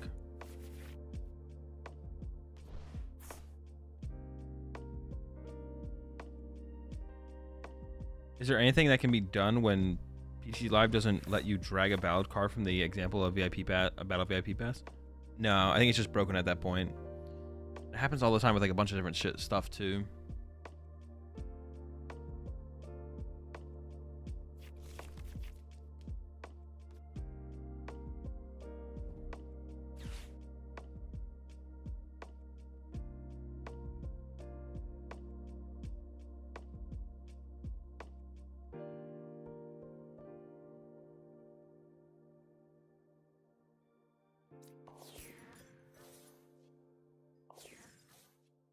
I don't know if Billy was the correct setup there, but it seems chill. Next turn I can go like Clara, unfortunately, to recover these things.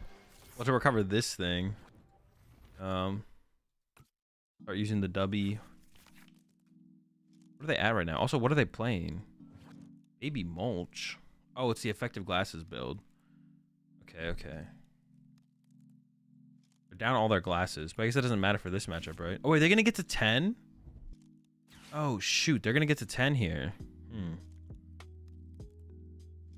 Interesting. Okay. Yeah, they can actually get to 10 here. That's kind of wild. Oh, I'm just going to get Greninja?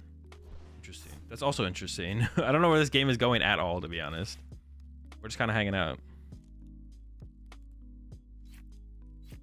Kind of just hanging out here.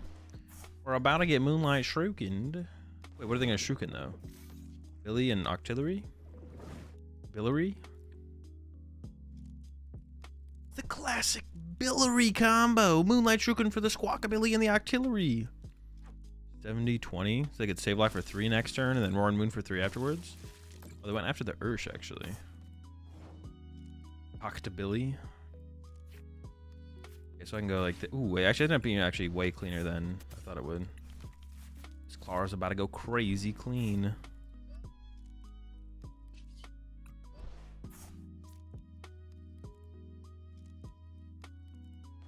I can Clara for 2 energy. And 2 Pokemon. Now that's efficiency. Now that's efficiency. All right. We're gonna. I think we should like, punch some Comfeys here. I will KO their active here as well. I don't even know what I get off this Rapid Strike Surge, to be honest. I would have got another Octillery. But honestly, maybe just a Rapid Strike Energy just in case they cook me. Could cook me here. I can KO my Octo here. I think I'm gonna grab this. Oh, this one's returning to my hand. What am I doing? Well, what should I have gotten there then? A stadium? I guess the stadium. The stadium was probably pretty good. Yeah. I forgot that was literally going back to my hand. Metacham. I think stadium's still better. I think stadium was the play there for sure. But apparently I got a stadium out the prize card, so I guess Metacham would have been the better one. If only we could have predicted the future, we would have known. That's what we were missing, the future predictions.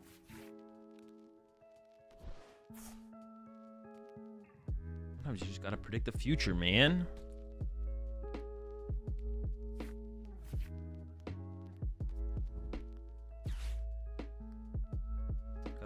Are they gonna even like do any big play here though? Scamify, bro? Are you kidding me? Bro, pricing 2 until VMAX sucks. You can't make any big plays happen. And I prized Scam, but I might play Heavy Ball. I actually don't remember if there's Heavy Ball on this list. If we have Heavy Ball, it's not that big of a deal. Hard Retreat. Interesting. Yo, what's up, Stellar? Mom, what you got? What are we cooking? I still don't even know what they're cooking over here. Well, they play Dark Energy, so they play Roaring Moon for sure, right? Yeah. Interesting. I don't really want to give them more bench space to work with, though, right? I think we just, like, literally chill. Do I play the Heavy Bill? I do play the Heavy Bill. Do I play Escape Rope or Turo or play TM Devo? Genius. Should I have Iono this turn? Yoga Loop? I don't think I want to Yoga Loop this turn. I think I'm just gonna chill. I'm just gonna like retreat this thing.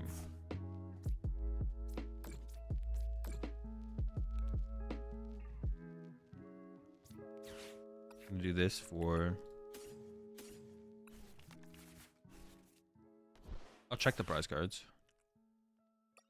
I'm gonna get... Oh my... It's so... Oh, my Turo's in there as well. Of course. But of course! Alright.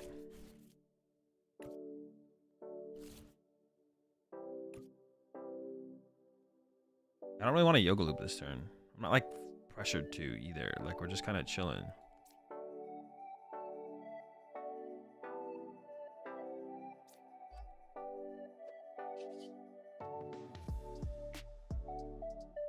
I honestly don't want to leave this in the... I don't want this to get like Roaring Moon KO'd or anything either. I'm gonna retreat. Can I spread damage with anything? Not really. I want to just like sit here and spread some damage. Why not Yoga? I don't have enough damage in play to take advantage of using Yoga Loop this turn, I don't think. Maybe next turn. Maybe next turn.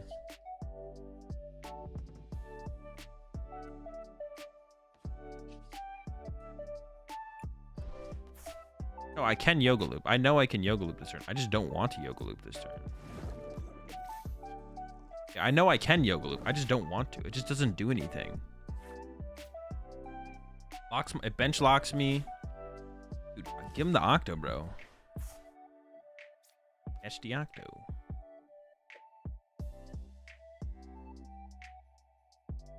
Dude, prizing and Inteleon VMAX sucks. We just can't double gunner. Well, we can, but like not for very much. But eventually we'll build up enough damage in play where we can make the big plays happening. They're decking out. They're not going to deck out. They have all their super odds left. Yeah, decking out's not going to be a thing. They want me to draw prize cards. They're trying to they want me to like draw prize cards and free up their bench space and maybe put myself in Roxanne range. I don't know what they're fully cooking, but it's something like that. I tower last turn for Fruit Treat. Because I have more Rapid Strike energy than stadiums. I have, well, like in hand. Like I have this one stadium in hand and energy. I don't want to like run out of stadiums. Kyogre. I don't think they play Kyogre. Although that is fair. They could have Kyogre. Ooh, nope, they definitely do. Alright, I should probably be playing around Kyogre a little bit more than I am, to be honest.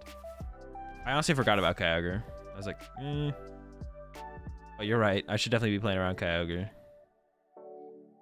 I just like saw this stuff and I didn't think Kyogre was in here because every other glasses build I've seen doesn't have Kyogre, but they do be having like 5 water energy, so that means they definitely play Kyogre or they're trolling. One of the two. I'm not getting Kyogre. I could get Kyogre this turn, to be honest. They could just ogre me. That'd be interesting. Now they just lose. Now they bench locked themselves. So I don't think it's possible to lose now. At first I thought it was losable, and now I don't think it's losable. Now I can like board wipe them in a couple turns. Bro, they cooked. They cooked too much. Overcooked. I don't want to put Alakazam in play yet, though.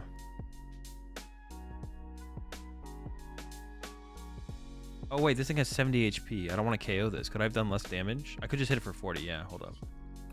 Double Gunner.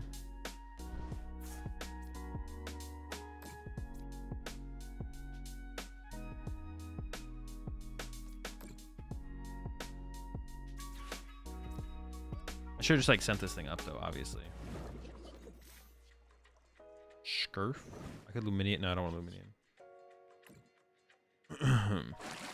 I probably turn with Kyogre still. Well, I have to. I'm not giving them a bench space. I'm not going to give them a bench space to do that. Motivate for the flex. Nah, all the water energy got to go to the double gunners.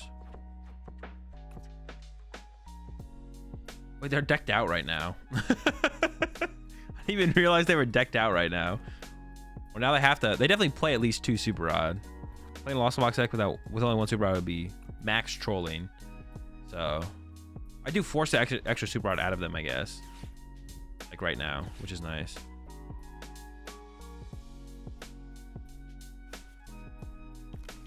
This might make it impossible for them to pull off Kyogre, to be honest. Like, the longer we just sit here and, like, chill, they might not be able to pull off Kyogre. Oh, did they prize a Psychic Energy? There's one in the Lost Zone. Did they have one in the Lost Zone and one? Okay, no. It seems like they have a Psychic to use Sableye. Because Sableye is the one thing that pressures me here. Yeah. For a second, though, I was like, can I board wipe them this turn? I haven't even been doing the math on if I can board wipe them yet or not, to be honest. I just like let them draw these prize cards. I kind of just want to let them draw these prize cards so I can bench more stuff. There's a lot of stuff I want to bench here.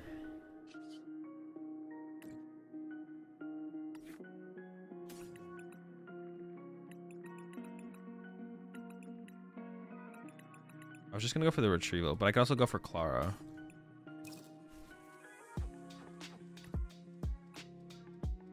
Sure.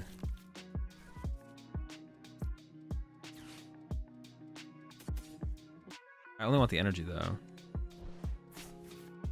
I don't know if I have game in play at all or not, chat. I'm just letting you know that. I'm just kind of like sitting here chilling. You got lethal? Do I really? I was just going to chill more. Y'all are saying I got lethal? A shot. We're chilling. Smurf.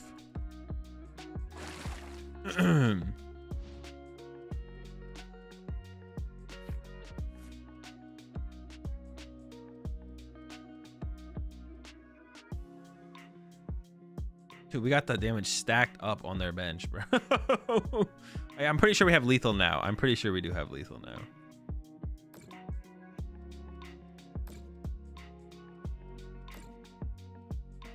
Ignores lethal, refuses to elaborate. Well, I just didn't count. So I just didn't count. But I mean, it's possible I had lethal last year. I just didn't count, though. That's the thing. See, the thing is, you're wrong.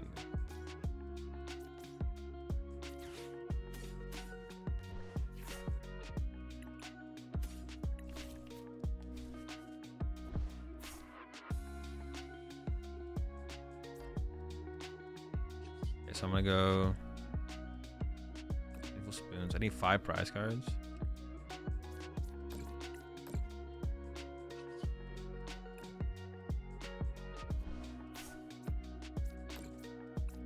Maximizing my damage in play. Iono. I can't even win next turn, but I am gonna retreat and Yoga Loop. Bogus Boop. Maybe I should have gone after the Manaphy though. I don't know actually.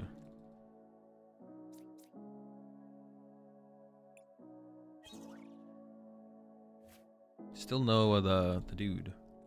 Okay, so I can go 10 from the active to the bench, double gunner, knockout. Okay. Yeah, sure.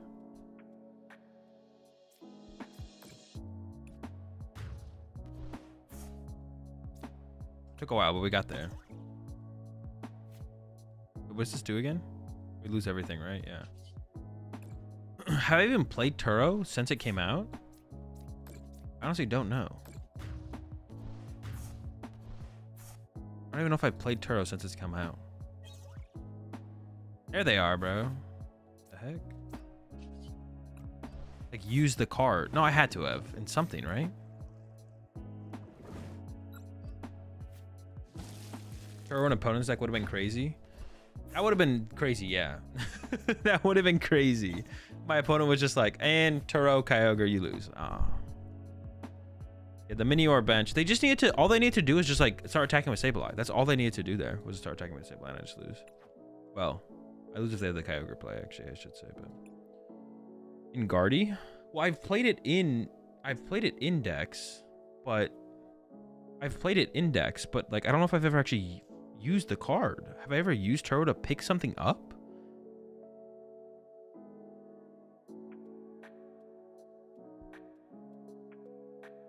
I don't know if I have since it's come out. I don't know. Queued Rapid? Oh, did I just queue Rapid instead of Gholdengo? Oh, shoot. All right, well, I guess I'll play it. I don't want to, like, take that LP hit, so. I'm playing for the dub here. I'm still playing for the dub.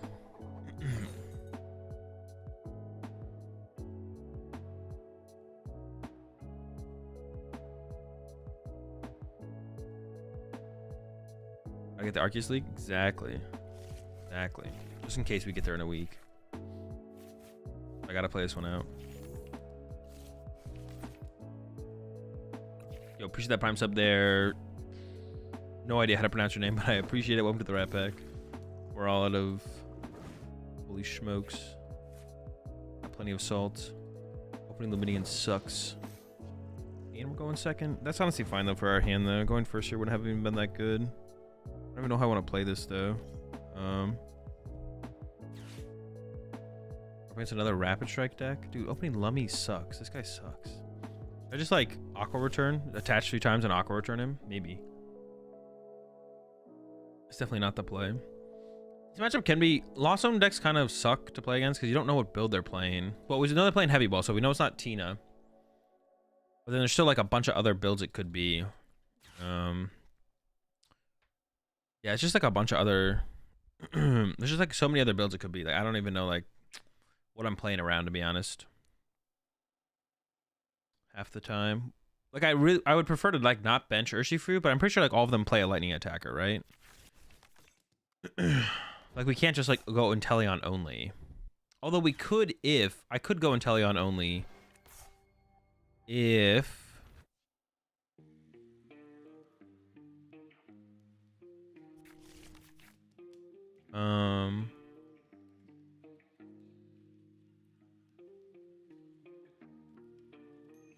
If I had a thought process and I lost my thought process. What was I saying? If they only have Iron Hand as a Lightning Attacker, I guess I could just only use Inteleons, right? Because they don't want to KO me. So I could, like, get through it, I think. Yeah.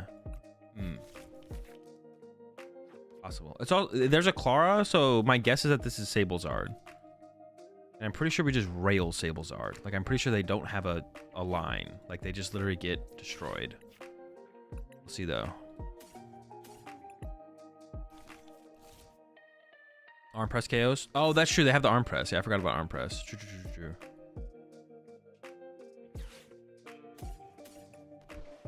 Arm press do be KOing. If this is Sablezard, I don't need Urshifu. I'm just going to destroy them with double gunners. They will be cooked. Sablezard is free, though. Yeah, we have to, like, literally... Like, what do they do? There's no way they have a win condition. I refuse to believe that they have a win condition.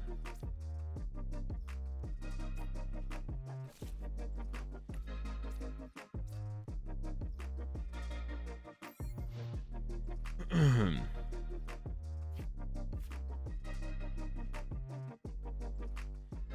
squawk? I don't need a squawk. Squawk's just in here for when you need it. You don't just need to. Just because you have access to squawk turn 1 doesn't mean you should. Basically, like, should always chill. Basically, should always chill. You don't want to put Squawkabilly in play, but dude, is Squawkabilly and Luminian in play turn 1? Bro. Going for the Aqua Return Genius maneuver. Bro, we could, though. We have the Melanie. I could go for it. I'm not against the Aqua Return maneuver. We could go for it. That is pretty genius. That is genius, yeah.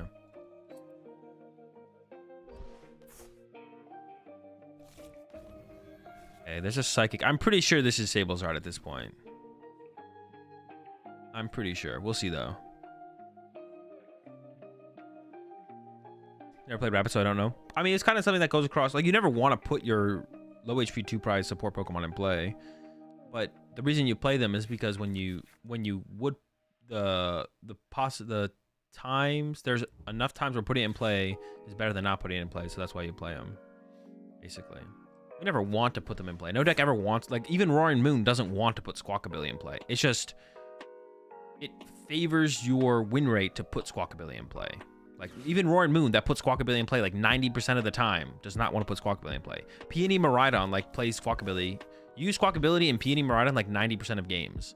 And some of the games, let's say that in that 90%, you either put it in play or you want to put it in play and then it's prize and you can't.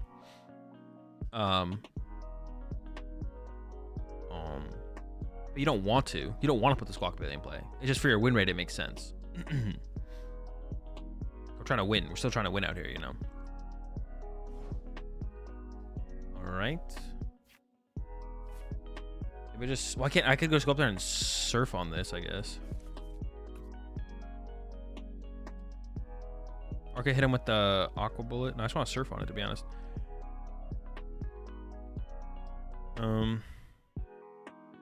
What else is in here? Nothing. What's in here? 5, 7, 8, 9. They can get close on the next turn.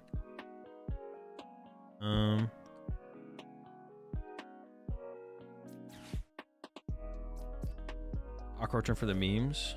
No, I think it's probably incorrect, the Aqua Return here. I'm tempted to, but... Oh, wait, I have to do this, actually. I don't want to take the knockout. I just want to leave their bench with damage in play and just, like, build up damage.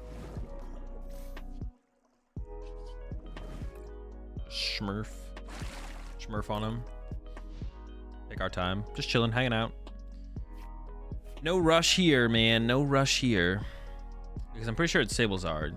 I guess it could be Roaring Moon Sablezard. Then they could put some pressure on us, to be honest. That'd be a little bit more scary to make. It would be scary to make this play into a Roaring Moon Sablezard. Because they could come up and do 220, knock us out. But they can switch card now? Yeah, there's going to be plenty of time for them to switch card. This is not like a... This is not a unique situation where I'm going to be in where they can switch card me. I'm going to give them switch card targets next turn too. And the turn after that. Probably for the next 3 or 4 turns, they will have the possibility to switch card. I don't care though. We're okay with that. They can switch card if they got it. I don't know if I should have sent this up. I sent this up because I want to get this energy off the Luminian. I can Clara for the energy. I don't know if that's correct though. I don't know if that's correct, but I want to Clara for these energies.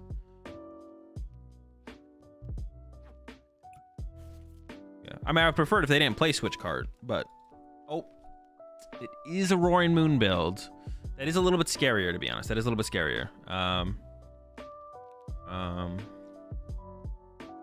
That is a little bit scary, to be honest.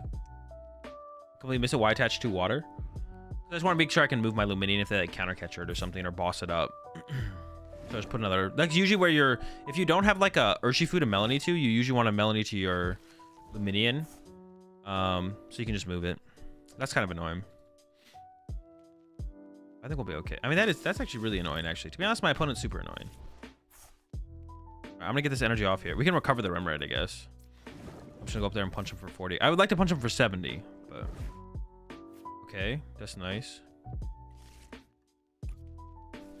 And also, I could be playing this a little bit too slow, to be honest. This is like pretty conservative the way I'm approaching this. And I'm definitely I think it's reasonable I'm playing this a little bit too slow, to be honest. The That'd be pretty reasonable to say that I'm playing this too slow. I'm actually gonna go like this though instead. Because I kind of want to force the... I don't want to leave up an Inteleon V. Knowing that they play the Roaring Moon now, I don't want to leave an Inteleon V in my active. I want a V max in the active. I want to hit them. I don't want them to be able to 220 this at any point.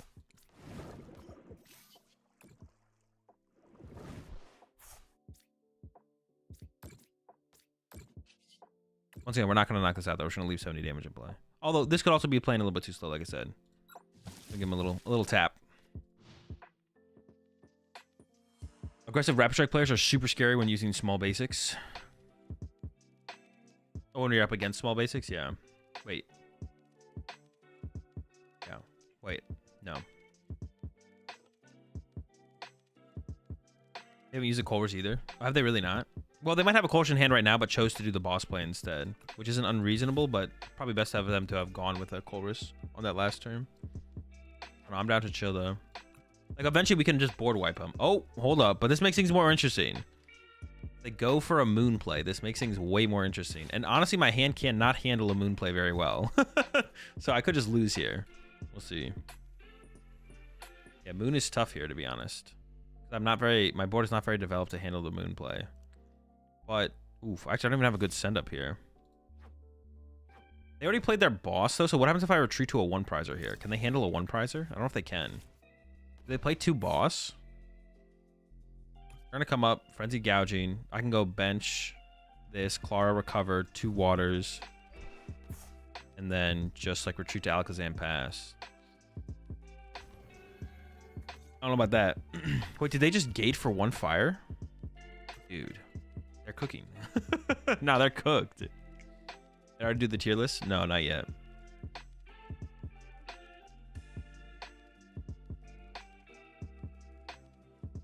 I think you go for the Yoga Loop. I can't get Yoga Loop set up out of the current hand. 1 counter catcher and Rapid Strike, 15 plays that Portland played it. I think it's interesting for sure. You're behind a lot of the time. A lot of matchups you don't need counter catcher, but it definitely is good in some. There's been some scenarios where I've played the deck. I think boss is too slow for sure. Okay, that's their second boss for sure. I'm not playing around boss anymore. They do not have another boss. There's no way. There's no way they have a third boss. I didn't expect the second one. That was already unhinged. Is there a way to see the dude submissions? No. Only once I start playing with them.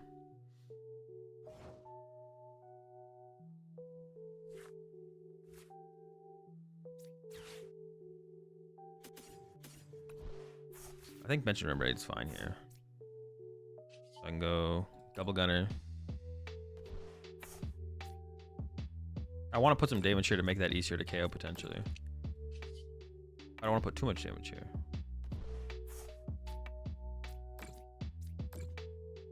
We're just spreading the love.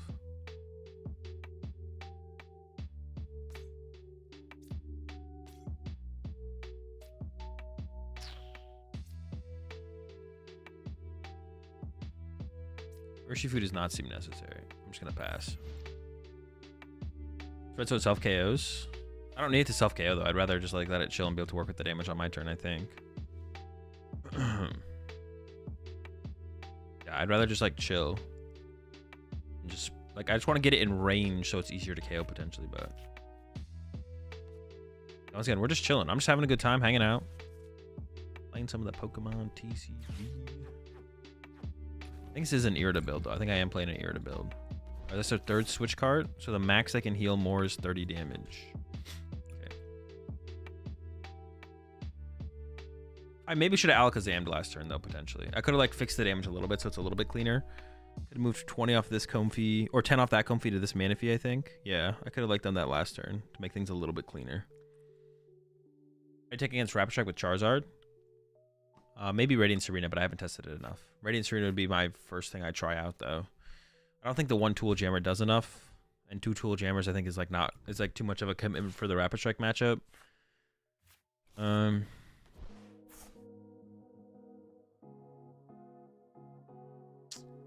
I don't know.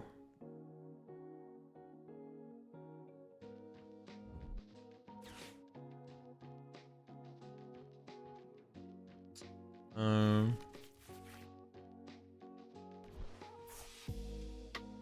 matchup is still tough even with the Radiant Arena. It's so close. If it just like auto won you the matchup, then I would just be like, yeah, play it. My testing has led me to believe it's good, but like probably not worth the inclusion. I think Radiant Charizard is definitely the play anyways at Charlotte. I would play Radiant Charizard. And Radiant Charizard is also good against Rapid Strike because when they board wipe you, if they don't draw all their prize cards, which they usually don't, then you have like an attacker in the Radiant Charizard. Radiant Charizard is just really good against TM Devo in general, but opening this arena against non-Rapid Strike sucks. That is also true. That does really suck. That does really suck. That definitely sucks.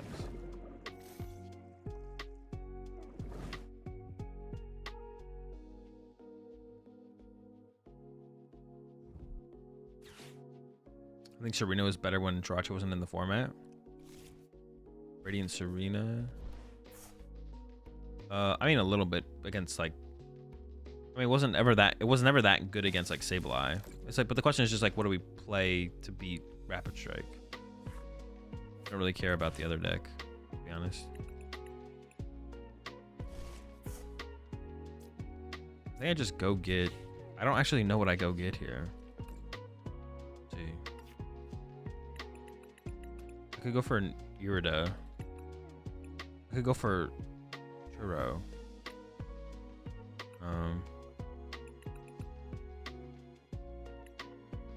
Irida, I could get Irida for Retrieval and Octillery. That sounds kind of good.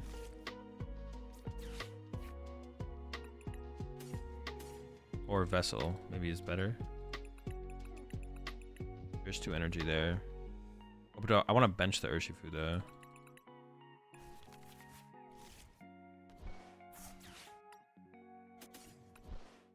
Yeah, I think I want to throw the Urshifu here, to be honest.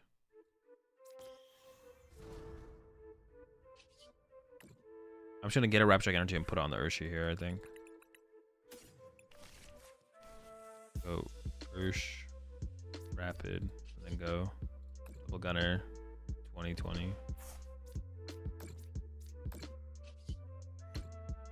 I can like G-Max Rapid Flow this thing like pretty soon, actually, to be honest. He's just kind of been chilling there. All right, still chilling. We're still big chilling here. They're down 2 bosses orders, so I'm pretty sold on not playing around a 3rd boss's orders at this point, but who knows? Maybe they play 3. But 3 would be the only thing that I feel like I'm scared of here is the 3rd boss's orders. But I don't know, I guess they could have some other shenanigans that really throw me off. We playing Rapid Strike? Yeah, I miscued up a Rapid Strike game, but I'm not giving up my LP that easily, so I'm gonna make my opponent. I'm gonna play out this game. I was considering conceding, but I'm gonna make him play for it.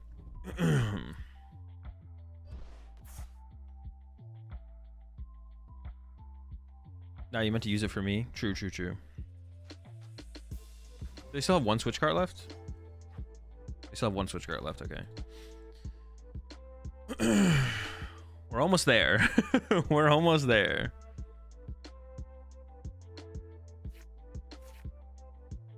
-4 degrees where I'm at. All right. Stay bundled up, Moltres.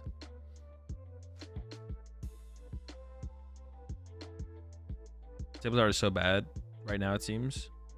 I think the Charizard matchup is a little bit more fine for Sablezard than I thought. I think Guardy with Jirachi, Cresselia, like the majority of Guardies seem to be playing it, is abysmal. And then, honestly, it does not seem great for the deck right now. That's a good top deck.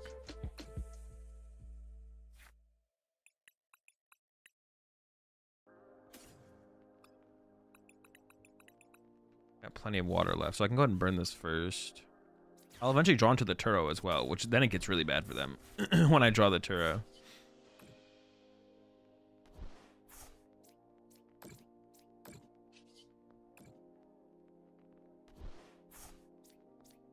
I'm basically in a board wipe scenario. Turo? Oh my goodness. Next turn. Tune in next turn for the board wipe. What's the play for dinner tonight? Taco Bell or Trader Joe's curry? I would go with the curry. If I had to choose between those 2 tonight, I'd go with curry. I'm a big Taco Bell fan, but not tonight. Why don't more people play Snorlax? That can be hard to play and understand, and it's not very fun. You're not really playing So Snorlax is a weird deck because you're not really playing Pokemon. You are, but like, it's not like the norm, right? For Pokemon, you are playing Pokemon, but like, kind of not really, if that makes sense. Which I guess it doesn't really make that much sense, but you're not really playing Pokemon, to be honest.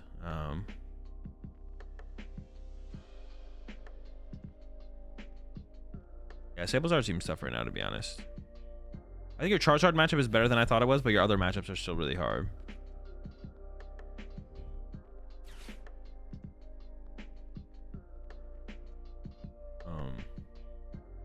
Like you're good against like Radiant Charizard, or no, you're good against Tina. I guess that's gonna be maybe the most popular deck in the tournament, to be honest.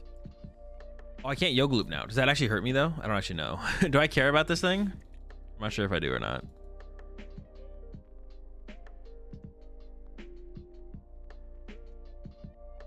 I don't know if I care, to be honest. I don't know if I care. I don't think I care. Dude, do they ever have loop active? Oh, we could loop the act. We can still board wipe them here for sure, right? There has to be a board wipe here. Yeah, I can loop the active still.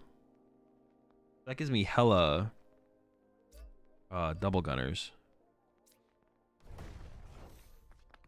There's a board wipe here. I don't know where it is for sure, but it's here.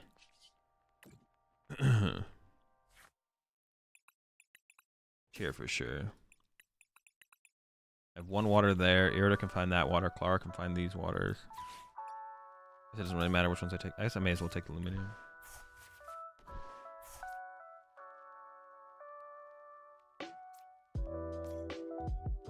I don't know 100% the best way to like set this up, I guess.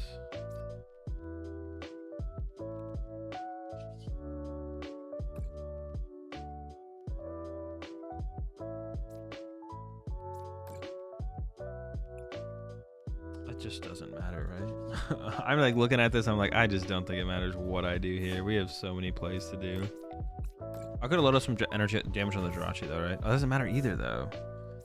Energy on Jirachi, damage on Jirachi, this, that, the other.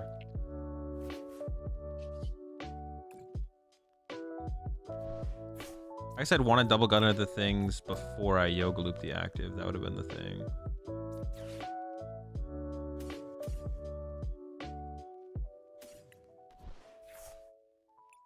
Increasing my odds of my top deck being better, I guess, by a little bit.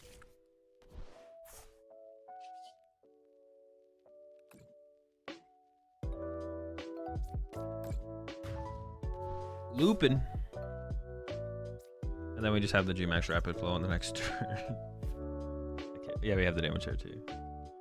This game is pretty silly. We just kind of sat there and we just literally did nothing the whole time. That's my favorite thing to do. Nothing.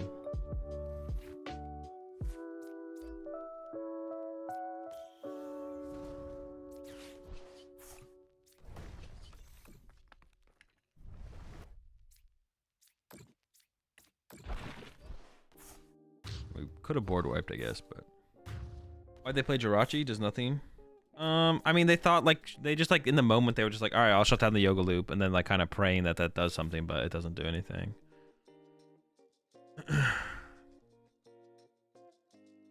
Yeah, they're kind of just like hoping it would do something. They're like, well, I mean, we're pretty much screwed here. Let's just go ahead and throw this out there and then hope for the best.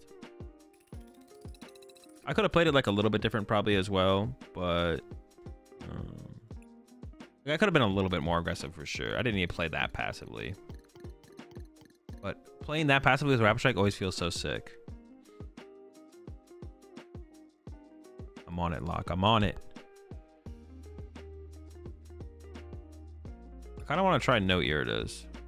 Because the Iridas are honestly kind of mid.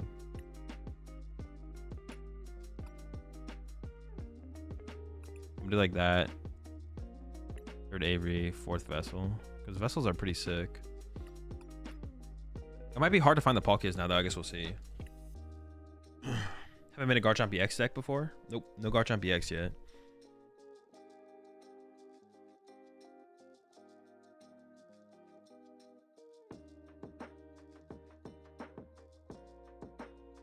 Have not worked on the Gar, but I do want to eventually. I don't know. I'll have less traveling in February, so it'll probably come up in February at some point. I don't think it's gonna happen at all in January though.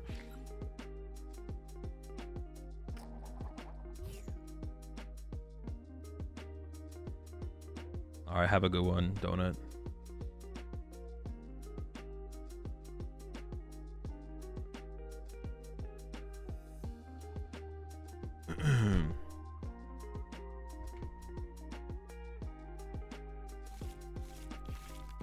Might want another super rod in here as well, actually. That's another thing to potentially add. Second super rod would be pretty good. Could definitely get behind that. Oh, I didn't update the list yet. I'll have to update that.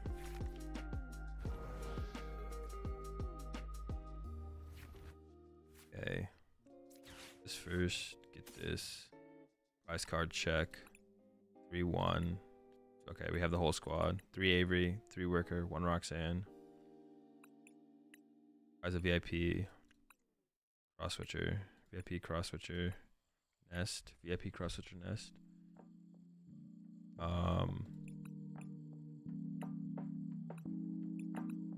Free vessel, prize a vessel, and prize a medal, I think. Gets water in hand. Alright, so I want to draw basics, so we're gonna do this first. No basics. I got the Poke actually, that is not no basics. Do this, grab a gimme, and then stop, rip, stop, hope for a VIP pass to get some more gimmies. One time, give me the ghouls. The ghouls are going home. All right, not great. All right.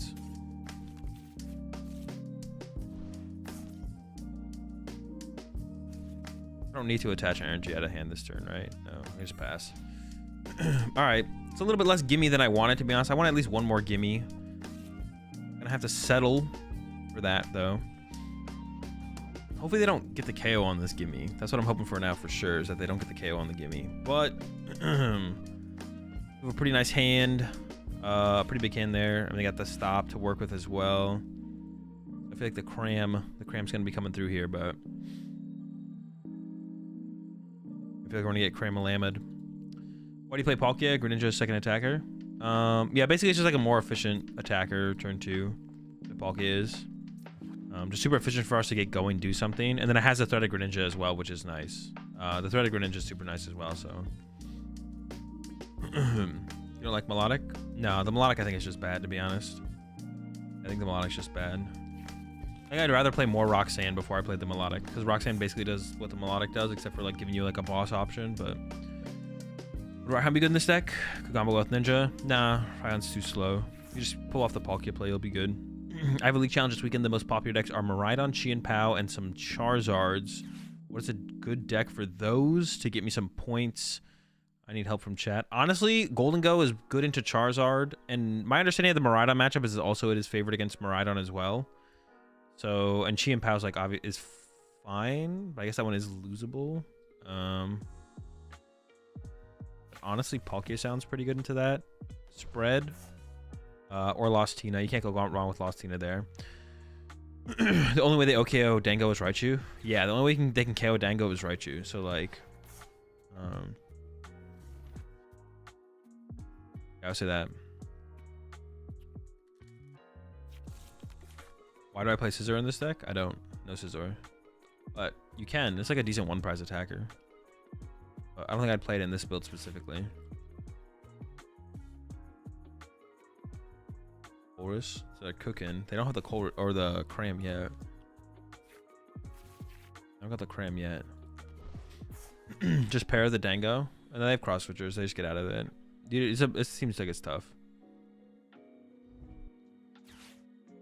And Chien-Pao's Metal Weak. Yeah, so Chien-Pao's also Metal Weak, so you have like the pretty easy knockout turn to turn. They have to work a little bit harder, but yeah, I don't know if you're like favored though. It's pretty close. It's just easier for you to get KOs than them, so I think it just like favors you slightly, but not by like a whole ton. You can also do like Roxanne cross switcher KOs on like B-barrels and stuff as well, which is nice. Oh, that's like really cringe. Oh, they're playing Tina, I guess. And this play is hella cringe from them though. I literally have no draw power. I literally have nothing. All right. So what do I do? Send up the. Well, I guess I could KO still with. Make it rain. Make it rain. I guess that's the play, yeah. Jeez. Man, all right. I guess we're making it rain. Feels bad.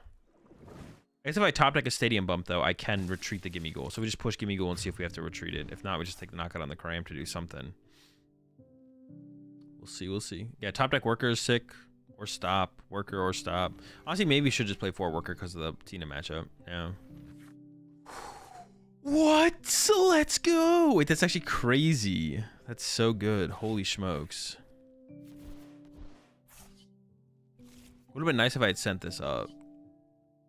Yeah, oh well. Because then I could have... It's pretty good. I don't really want to get rid of an energy, though. So I'm going to go... Treats. Palkia will have no energy on it, but they did just get rid of their counter catcher. So they might play 2 counter catcher, but I'm kind of just like making them bet that they play the 1. But my Palkia can get stuck in the active now, which kind of sucks.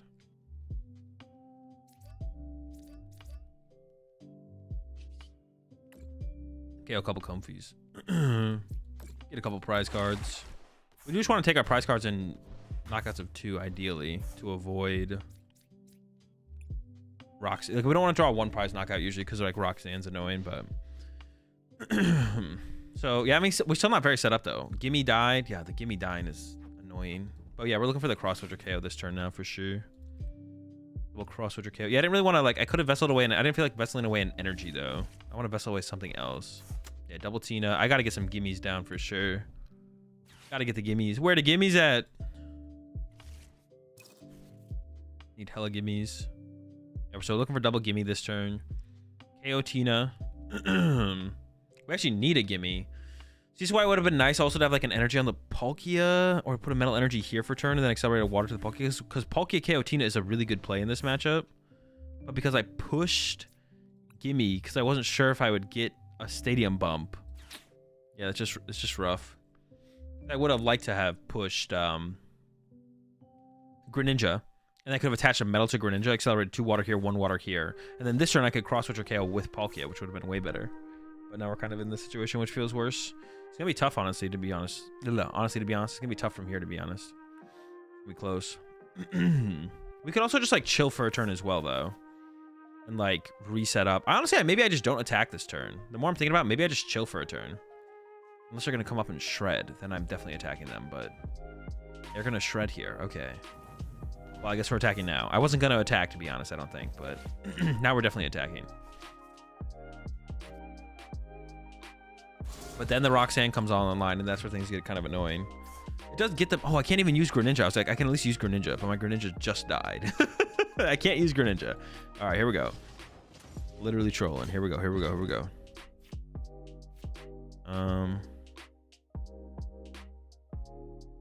I'll play the Vessel on the cross switcher, I think. Couple gimmies in there. Super Rod here. Super Rod's in here as well. I definitely want a Super Rod. Coin bonus. Avery.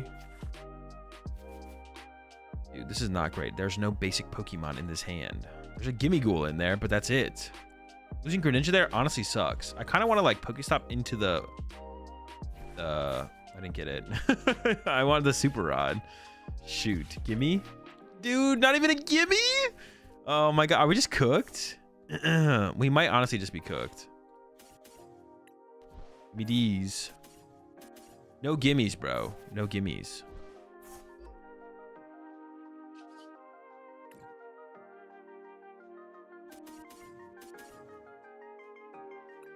Yeah, that sucks. Where are the basics at, man? Where are those basics at? Irida looking good now? No, not really. Irida was not that good this turn. I needed more than just what Irida would have provided me. I had like Super Rod in hand, and I could have Super Rod the Greninja back, and then Irida for Greninja been okay, but... Super Rod's only good if I also draw into outs to basic Pokemon. Irida for Super Rod itself is not that good, because then I'm not drawing any cards that turn. Why keep the water energy? Honestly, I maybe should have got rid of the waters. I don't know if it really matters. I maybe should have got rid of the waters, though, for sure. 2 Rod. I could see 2 Rod. I did mention that. I could see 2 Rod being good in here. We want to recover our Pokemon as the game goes. It gives us more energy as well. For a nest. I need more than that, though. I need more than just Irida for nest ball here. That's not enough. Okay. Like, Irida and nest would, like, give me the possibility to, like, get a Gimme Ghoul in play and then Gimme Ghoul knock him out, but I'm assuming I'm getting Roxanne this turn, and then I'm just gonna lose to Roxanne. Even if I have a Gimme in play, I need, like, Gimme and Greninja. I just need more. I just need more. We don't have anything right now. A Gimme would have been nice, obviously, but it doesn't make that. It doesn't change my idea of wanting to, like, include Irida in the deck. That's for sure.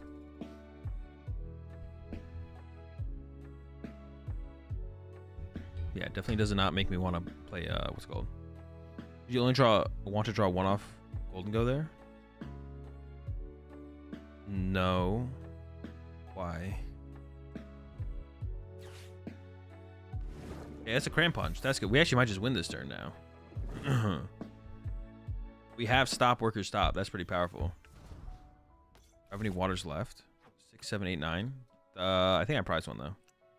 Wait, no, maybe I got it off the prize cards. All right, well, now I can't do that anyways. We can go Worker, Stop. Oh, nope, there's Roxanne. Never mind. Never mind. All right, we need some gimmies again. We have our own Roxanne, but I can't use it.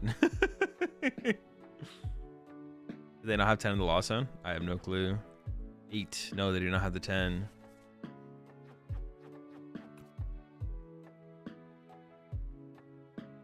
All right, so we have to hope for a top deck here. We need a Stop or a Worker.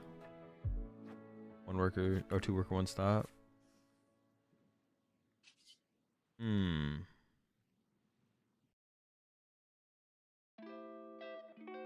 Melanie? I wouldn't hate 1 Melanie. It doesn't seem better than an Avery or a Worker, though. Ever play the Super Rod? Playing Super Rod doesn't make any sense at all. I think I just, well, I could attach here, I guess. And then pass and hope for the best. Looking pretty bad, though. Looking pretty tough. There's like no way for me to win next turn. There's like not enough basic Pokemon in play for Palkia to like KO a Tina potentially. What about Chi and Pal, Palkia, Pidgeot deck? Chi and Pal, Palkia, Pidgeot? Without Baxcalibur? Doesn't sound very good. I'm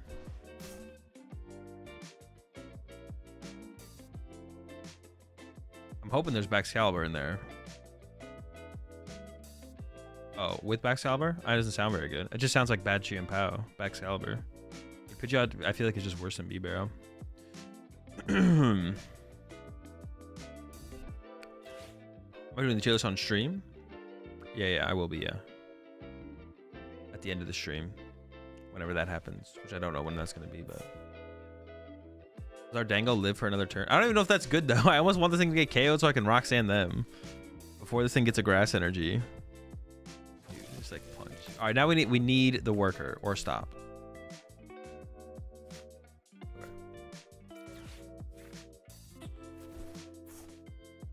Okay. So...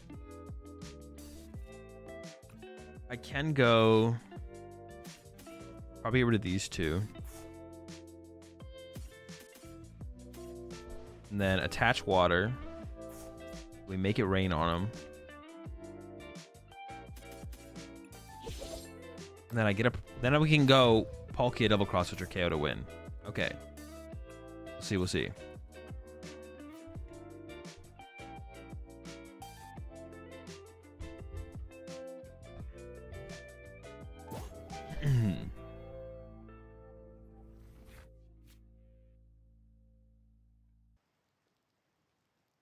To watch bench Pokemon as well? What do you mean? There's a Comfey right here. What are you talking about? And if they pass with Comfey in the active, I literally win. On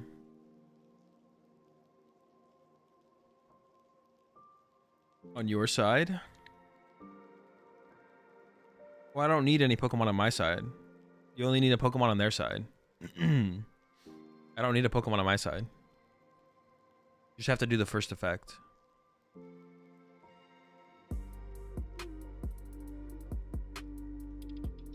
Dude, what? How do we win? They had a 9-card hand! Dude, a classic Lost Zone player cooking themselves out of the game. Dude, I can't handle it. I can't handle loss on players cooking themselves out of the game, bro. So speaking of cooking, if you're someone who doesn't like cooking or doesn't have time for cooking, then check out Factor75.com. They're sponsoring the stream today. They're a prepared meal service where they send you fully prepared meals right to your door, and all you have to do is microwave them. It really is that simple. Their menu changes up every week. It has like 27 plus different dishes to pick from. And you can customize your plan how you want it, how many different meals you want, what kind of meals you want, chef's choice, keto, flexitarian, which is something I just learned about. I didn't even know this was like a thing. I didn't know what this meant. But well-balanced meal centered around veggies and purposeful proteins for a flexitarian lifestyle. I learned something new today. Flexitarian. Vegan and veggie, protein plus, calorie smart, whatever works for you, how many ever meals you want. So this kind of stuff works for me pretty well. I've used them before in the past when I have like really busy months. I don't really have time to like actually meal prep myself. I do a little bit of meal prepping, usually just like sandwiches, and then getting like 8 meals a week from Factor is pretty dope. That kind of, you know, fills out my my menu for the week. So when I'm really busy, I like using something like Factor to make it easy when I don't have time to meal prep, when I'm busy traveling and stuff. So you're busy, you don't have time to cook, but you still want a variety of different meals and don't want to have to eat out all the time, then Factor's got you covered. Check them out, Factor75.com. And you can use my link and my code. The code's kind of long, kind of confusing, so just click on my link, put !Factor in the chat to get access to the link. You can get yourself 50% off on your first box over at Factor75.com. So that way you don't cook like the Tina player just cooked themselves out of that game. Dude, I'm like, clear my throat, bro. What the heck? I'm dying over here. Too much talking. Maybe because I talked so much yesterday. Maybe that's why. Yeah, shout out to Factor for sponsoring the stream. They offer a great service. Check them out. Check them out. Factor75.com. They offer a great service. Yeah, appreciate them sponsoring the stream today. This is the best transition into the partner. Nothing will ever be as good. No, I still got some more up my sleeve. Don't worry. You definitely made up flexitarian. It's possible. I mean, someone had to do it. Wait, no, someone Googled flexitarian earlier and they put the description of it or definition of it in chat. Apparently, it like is a thing. Is that a good card for Dango? I don't think so. Jeez, bro. Oh, I didn't update the list. Damn it. Hey, Zul, what are your thoughts so far about Golden Boy? He aight. He be aight. I want a mulliganing like this, though. Less aight.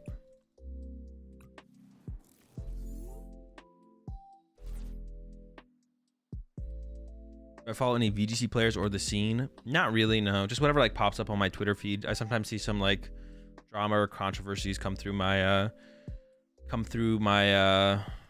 timeline on Twitter. Apparently there's something about Wolfie and Incineroar. I don't know what it is, but he always tweets about Incineroar. That always pops up. I think I follow Wolfie on Twitter though, so that's why that one pops up all the time. But yeah, not really. After our top 4 worlds again though this year, I might try and get my VGC Worlds invite.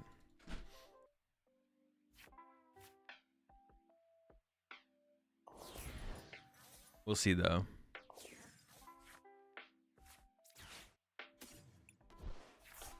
Alright, so this should be a pretty good matchup if we set up, but our start here is actually pretty shaky. We need some basic Pokemon. Okay, that's 1. Can I get 2? Let's get 2 Gimme Ghouls. Is 2 Gimme Ghouls gonna be enough though? I don't know. Or do we get the Palkia here? Nah. Nah, because I don't know how many bench Pokemon they're going to bench, to be honest. I would, but I'm not going to. Honestly, it's looking tough for the gimmies. We'll see.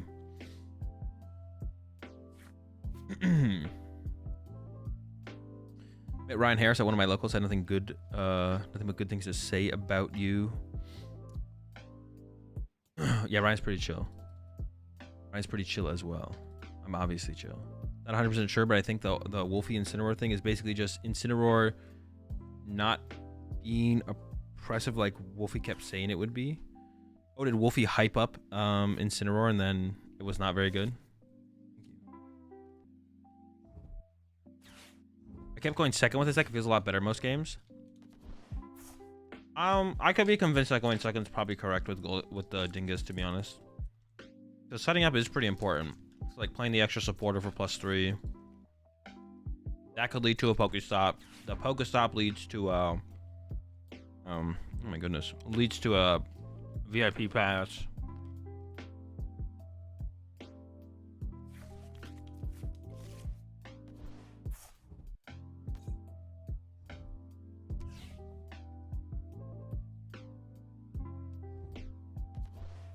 Also true, if we do whiff, we can call for family, yeah. Yeah, I'll try going second after this game. I'm down to try that. Incineroar's just as broken in the VGC, sadly never has been that good in the TCG. Maybe Incineroar EX can change that. There was one Incineroar that was decent, right? Wasn't there an Incineroar played in the Mew and Mewtwo tag team deck at some point? But it was bad, right? I feel like there was. I remember like trying it out in the deck, I think, but I think it was bad.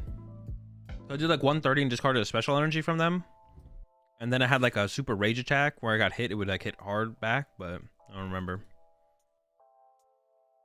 He hyped it up because until this gen, once Incineroar got Intimidate, it was regularly on 6+ teams in top 8 in every major tournament it was legal in until this year. So he hyped it up. I was thinking it would be really, really good. But then it turns out the card mix sucks. They got those hands, bro. There was an Incineroar in the old Fire Chandelure deck. I discard 5/1. The one that gave you +30 damage. Did Dark type Incineroar GX was played in Mew, I think. Yeah, it was, but it wasn't good in there, I don't think. Yeah, I don't think it was good in there. Yeah, I don't think it was good. I could be wrong though. I don't see you using Bling Index, but what's your favorite card? I got some favorite. My favorite card honestly might be the evil Aquaman Superman Palafin card. That artwork's pretty sick. That artwork is actually pretty sick. That might be my favorite card, to be honest. Oh shoot, am I cooked? Do they play Waters? Nah, no shot. Yeah, okay. I guess, you know what, to be honest, a problem with going second though, because I don't play Manaphy, a problem with going second is I just get, my bench is gonna get nuked by Greninja sometimes. So it's like pretty matchup dependent, so I feel like I should just go first, to be honest. Am I playing Melodic? Nah. Melodic, Fraud Lodic? No shot. I'm actually very tempted to like shuffle this back into the deck immediately. But my Greninja dying turn 1 is so cringe. This is cringe. This whole... whatever's going on here that my opponent's trying to pull off here is cringe. I almost just want to... like, I think I should actually just super out the Greninja back into the deck immediately because it's such a good draw. Yeah, I think I might just like the super out for 1 card. I really want to draw into it. How do you counter the Iona without Melodic? Draw cards. Draw Roxanne. Easy dub. But the energy stays in the discard. Okay. Or should I go with Greninja now, or should I need more basics than that though. Okay. And now I really need a this. It wouldn't have been that much better as an Ultra Ball though, to be honest.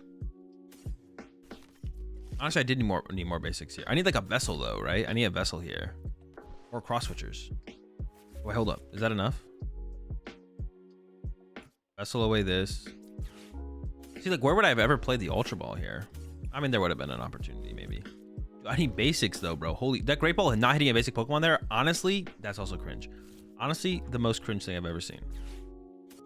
I did get the KO though. Oh, I guess at this point now they have to like nuke themselves to KO me, right? Oh, this matchup is free. What the heck? They literally have to nuke their own dude to get the KO here. How do they win? Is it even winnable?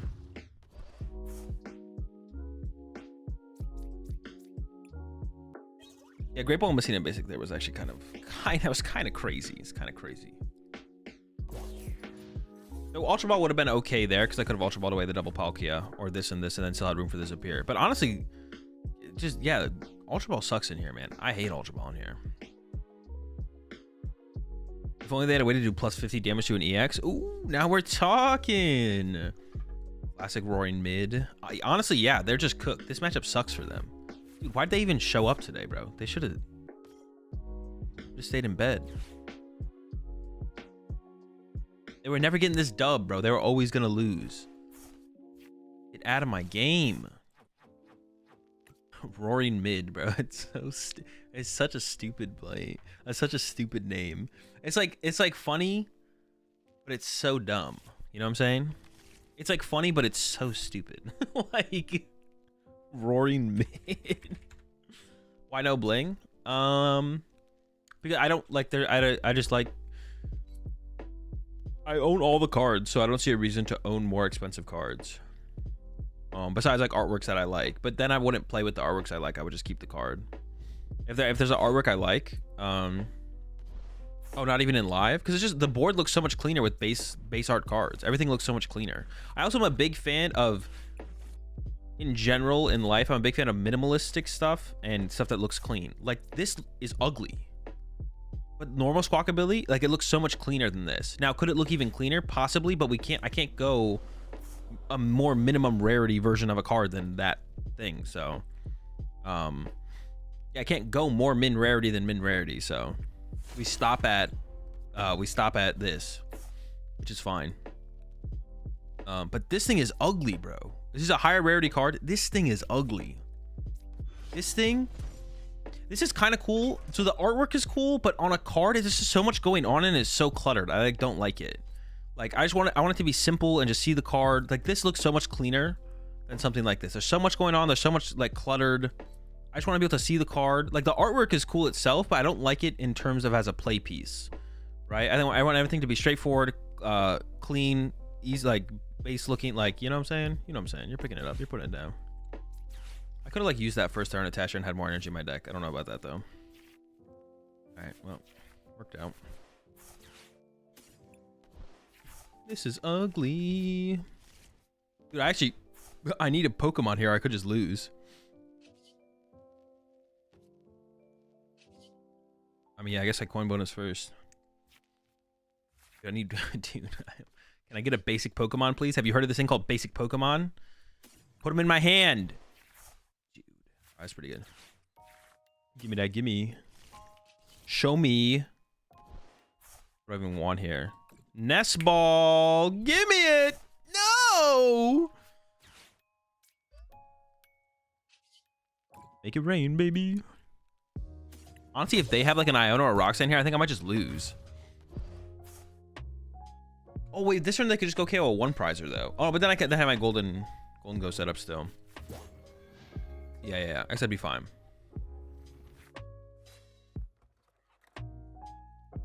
But how do they attack now? I just need to get down Moon, Sada, attach. They can get an attack off here, no problem. They could do this guy as well. They still have their 4 shield stone. Oh no, they use it. Yeah, so this boom, Moon, Sada, Dark Patch, attach, cooking. E-switches. This thing can be E-switched off of. Honestly, if they don't attack this turn, I'd be impressed, or be impressed if they didn't attack this turn. Yeah, see, they're cooking. They're cooking. But we should be good now. I'm feeling pretty good now. They might just go like attack with this plus cross switchers and then pray. Are they punching my active here? They have 3 prize cards left. There should be a cross switcher boss angle here for sure. Trolling if you're not cross switcher boss in here. And if they don't have Iono here, they also just lose. So they need that as well. Yeah, to me, this is like, as like a play piece, this is way cleaner than something like this or like the other like this Roaring Moon.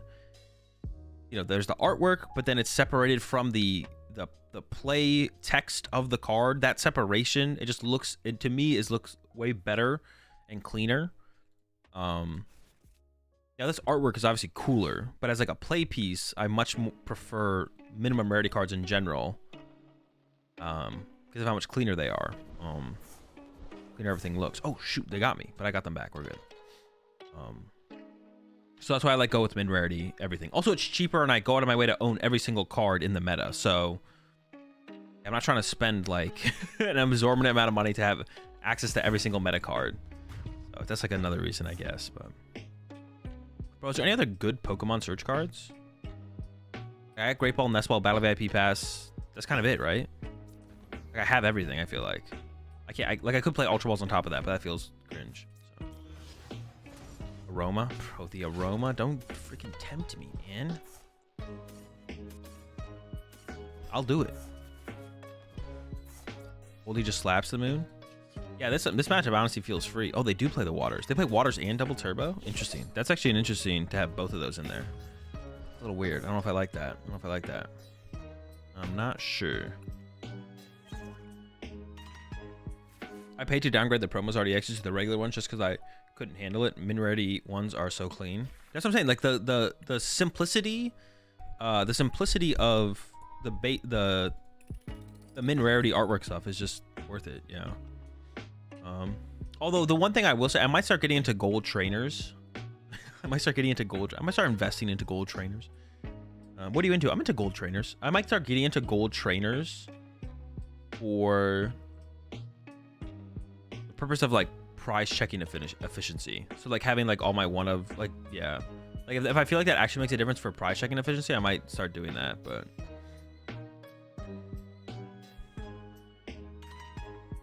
Gold toy catcher, yeah, gold like counter catcher, stuff like that. Like if it really helps with prize checking efficiency, I might do that, to be honest, and it might be worth it. I have a collection folder, yeah, but it doesn't have many cards in there. Not very big. What about full art supporters? Yeah, same thing. Like if it helps, then I would consider it. Gold switch is $2. Sounds like a good investment to me. I think the Gholdengo illustrator is too busy. No idea what it looks like. How do you feel about Toad School only having one artwork?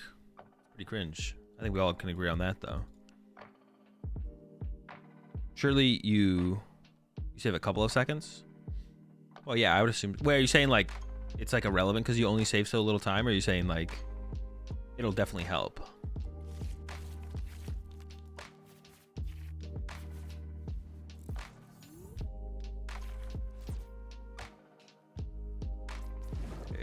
Dude, where are my basic Pokemon? Where are my Battle VIP passes, bro? I played 6 million games with this deck so far, and there's no basic Pokemon in any of my freaking hands. Honestly, I think I do just want waters. I didn't prize any squad. What's a little prize chicken shenanigans here? I forget who requested this song the first time, bro, but the song's kind of a banger to me. Oh, I didn't update my freaking prize cards. Or not my prize cards, the deck. I gotta update this deck, bro. Prize a VIP. VIP and something else. Trumpet comes in, it's just like. I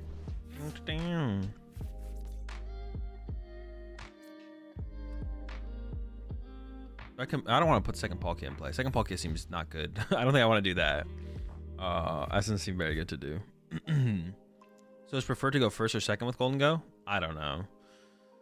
I'm not sure. Also, I'm not opening any Pokestops. I'm not opening VIP passes or Pokestops. So I at least can like use the Pokestop with the VIP pass and at least be mad about that.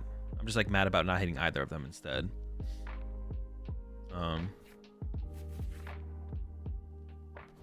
Sablezard honestly seems like a terrible matchup for us. Well, I don't know. Can they even get prize cards in the early game? They can't really even draw early game prize cards.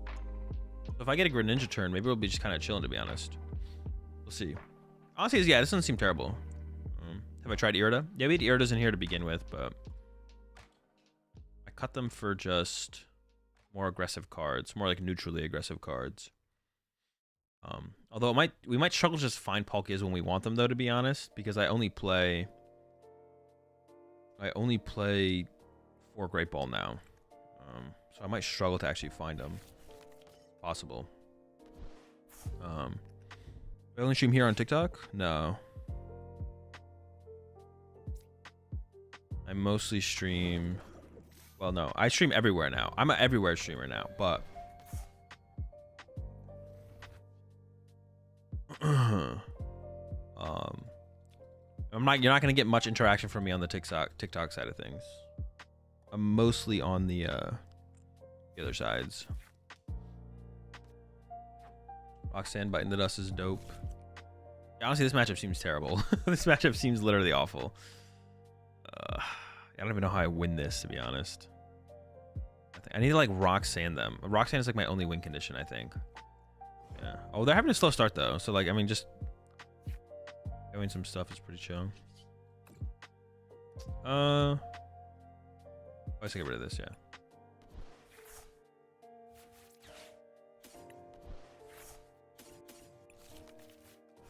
Is Sablezard de-evolution?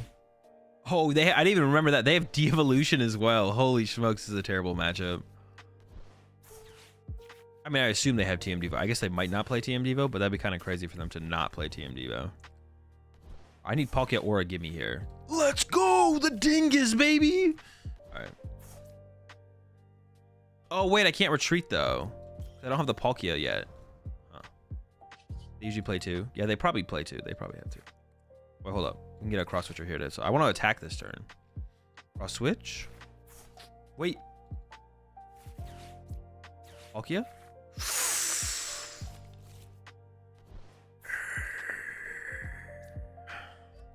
Dingus. Alright. We literally just get slapped by them going spread with Sableye. And then TM Devo, to be honest. We literally just get bodied by that.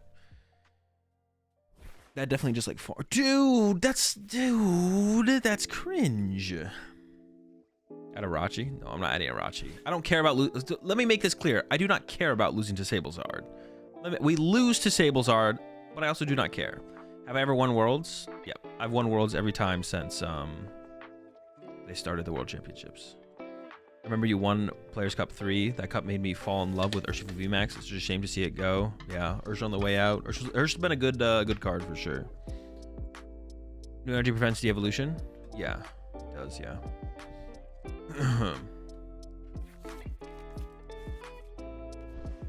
I was gonna say something. Body those Zards and Sableyes. I'm trying out here. No, I've never actually won Worlds, not yet. We're working on it. It's in the works. I'm cooking up a sick dub at the World Championships. Maybe not this next one, but I'll at least be top 8, and then we'll get one after maybe out. Maybe about that.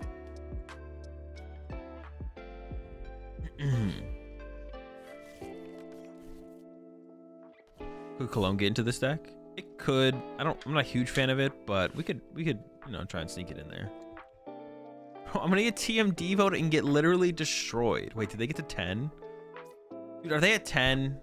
I don't know if they're at 10 because I can't see anything. They might be at 10. So they're gonna punch with the cram. I think I'd rather have them punch this, but that's kind of the same thing, I guess. They're at 6, okay. But they could go 8, 9, and then vacuum this for 10. Maybe a big question, but why do you like Pokemon over other TCGs? It's just a TCG that I got into when I was younger. For the most part, that's like the main reason. I do enjoy other TCGs. I just don't have time to actually get as competitively into them. Now that I'm in the... you just concede, bro. They're gonna KO 2 gimmies. Actually, they shouldn't even KO the gimmies here, to be honest. They actually shouldn't. They should do the damage spread into Team De-Evolution. Because now, if they already make this mistake, maybe they'll make more mistakes, and then maybe I'll actually be able to catch them with a Roxanne to actually have a chance. Although that does seem unlikely at this point. I think we just lose, but... Are there any other TCGs that are as inexpensive as Pokemon? Not with as big of a scene as Pokemon. Pokemon by far has the biggest like scene to what's it called ratio? Cheapness or affordability ratio. Yeah, it's got the biggest affordability to scene size ratio. Is Avery Slay here?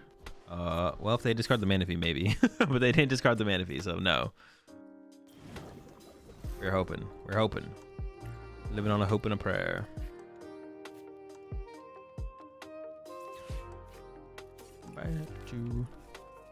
Yo, what's up, Hill? I guess I don't even have to Star Portal Advance. I could just attach attack. Okay. Yeah, this matchup cooks us, man. This is how it must have felt when I was cooking the Sablezards earlier with Rapid Strike. Like, we were cooking them, now we're getting cooked by the Sablezards. Like, goes round and round.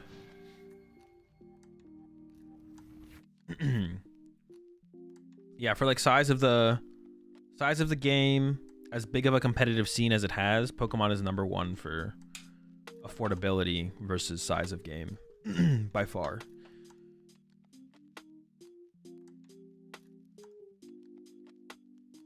Holy smokes. Can you cross switcher out the Manaphy and hit bench while KOing Manaphy using Greninja? No. Why not cross switcher out Manaphy and then KO with String Cheese? I mean, I could have. I don't know. I just thought they would kind of get it back. Maybe they would whiff. And then their Sableye's still alive, and the Sableye just spreads onto my Gholdengo and my Palkia. They are down a Super Rod, and they are playing a Clara now. But I could, yeah, I could go KO this thing next turn, I guess. I don't know. I'm kind of down in the dumps. I know Raihan Fish. I don't. Well, one, I don't play Ultra Ball. Putting Fish in play with this deck also sucks in a lot of matchups. And then no Raihan. Raihan just doesn't seem very good in here, to be honest. I don't think Raihan's very good. I still don't understand why other TCGs keep on making their cards expensive when obviously cheaper is better, is shown by Pokemon. I don't think it's like 100% shown to be. Like, things have to be things have to be profitable for the company, right? I mean, Pokemon is very profitable, obviously, but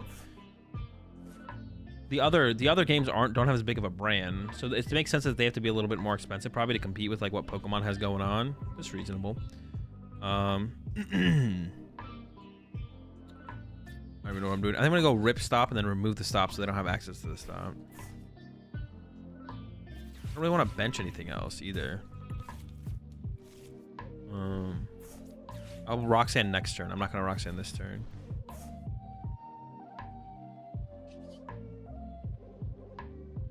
I don't know. Sure, I'm just gonna punch him.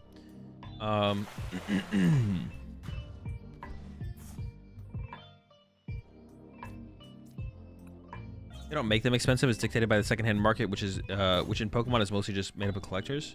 I mean, that is true, Gloomix, but they could just they could print more stuff and overprint stuff to make it cheaper. It would just by default become cheaper, right? So the secondhand market is only able to, the secondhand market's prices are made that way based on the accessibility of the cards. So if they made the pull rates easier or made products more accessible, I don't know, something, then the price of the cards in the secondhand market would come down. But yeah.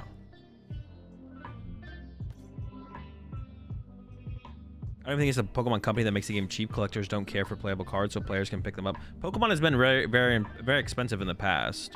Like at Nationals, the mid-season rotation year, Yen Megas were $70. Like, Pokemon's had its moments where cards used to be very expensive. They've definitely gone out of their way to reduce the cost of cards in the Pokemon TCG, for sure. They've definitely gone out of their way to reduce the cost of cards in the Pokemon TCG, or make sure they are at a more efficient level for players to be able to compete with. So we've had moments where cards have been ridiculous. Tapu Lele is another one. Tapu Lele, Shaymin EX. Yeah, it's had its moments, for sure. Definitely, but they've definitely gone out of their way to make cards more accessible, in ensuring that the cost of cards kind of comes down, for sure. What are they gonna do here? I don't even know what they're gonna. I'm just gonna punch them. I'm gonna save the Roxanne another turn, I think. Do I bench the Gimme Ghoul? No, because then they win with that. I think I just have to punch. That's literally what I have to do, is just punch. They win next turn. I guess I'm going into Roxanne range here, but there's a Roxanne in their Lost Zone. I'm just gonna play like they don't play two Roxanne. I think it's not unreasonable to play like they don't have two Roxanne. Maybe that is unreasonable. Anyone know how many Roxanne these decks play?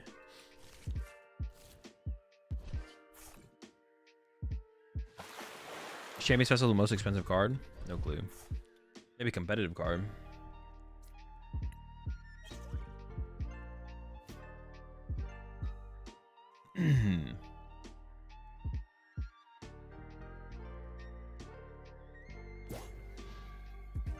Oh boy, here comes the Sableye. I got 3. The problem is I have so many prize cards left. Wait, where did this come from? I was gonna play this last turn. Did this just popped up, right? I just got that off the prize cards, right? I hope I'm not tripping here. It was a prize card, right? Yeah, okay. Good. Dude, I just lose. Well, no, I can cross-switcher the Radiant Charizard. I can cross-switcher... Well, I assume my Palkia is dying, right? Yeah, okay. I can cross-switcher Radiant Charizard. Roxanne. Okay.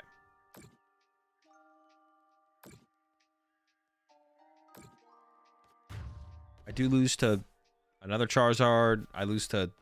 Honestly, I just lose to Sableye and Cram attacking this thing again. Dude, I can't win. Hold on. Maybe if I recover... Let's recover the Palkia line here. I could even get Greninja back as well. I'll put the Greninja in play right now. I kind of want to. Oh, wait, I had to cross-switcher this thing. Dude. Well, dude, now I fucked up. Wait, oh my god, I fucked up again. Alright, let's just concede. I did that so backwards. I know I could have fixed it. My plan was to play all 4 cross-switchers, but I forgot I had to bring up the not Charizard first before I brought up the Charizard. Bro, I completely ruined this. Dude, I ruined that sequence so bad at the end. And I know a lot of you all ruin your cooking. Well, now you don't have to with Factor. Thank you to Factor for sponsoring the stream today. Me, like you, no longer have to ruin our cooking because Factor sends us prepared meals to our doorstep that all we have to do is microwave them.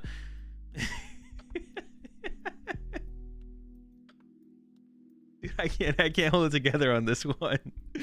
To get what we need. Yeah, check them out. Factor75.com. They're sponsoring the stream today. They're a prepared meal service.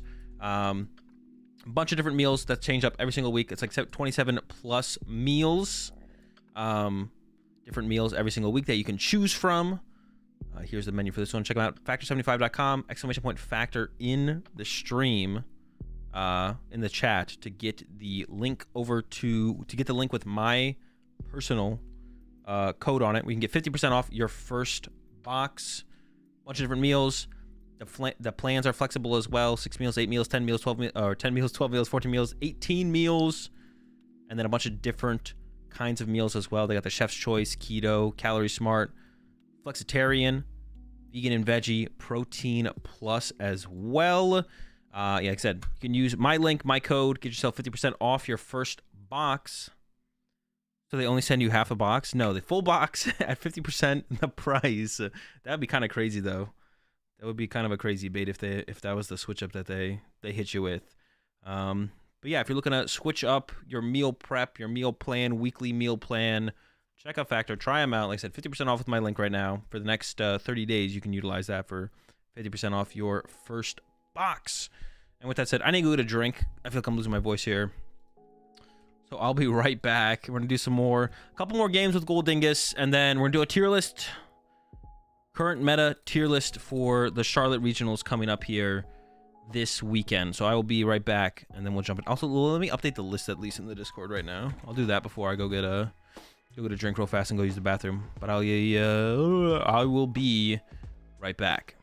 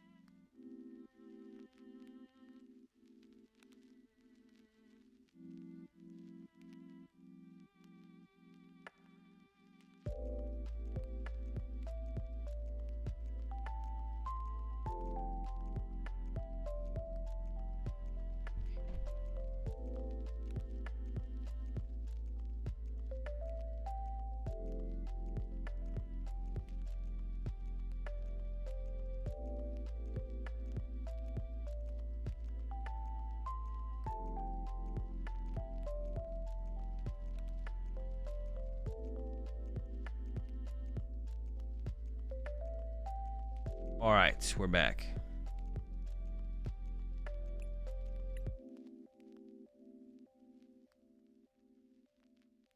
Where did I put? Oh, it was hiding. I got a drink and then I put it down on my desk and I put it behind my water bottle.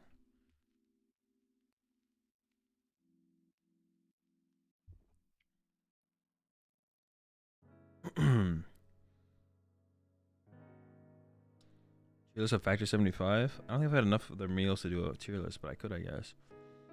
Do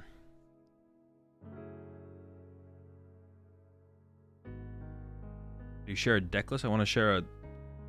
You can just export the deck list, like on the deck on PTCG Live. Click export, and then it gives you a code that you can just like share that has the deck list with it, and you can import it, or whoever you give to can import it from there. I mean, I'll go, dude. I just like literally am not opening Battle VIP Pass, but sure. Tilted, man. Where's my Battle VIP Pass? Oh shit! Oh my! There's no basic Pokemon. What? Dude, that looked louder on my freaking volume gauge than it felt like it should have been, but maybe it was loud. Am I trying to go second? Dude, I don't want to go second, man. I really don't want to go second. Going second sounds awful. That sounds literally terrible. Like, well, but going first has not felt very good. That's like the problem. Going second sounds terrible, but going first has been terrible. What do we do?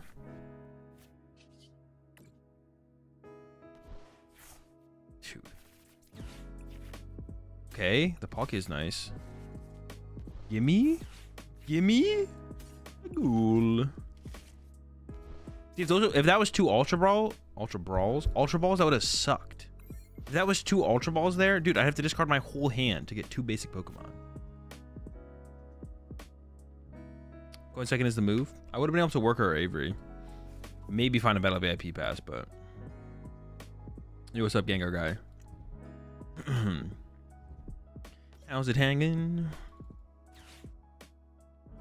Don't go after my gimme, bro. Leave the gimme alone. Maybe they won't get there. Oh, shoot. Run, gimme, run.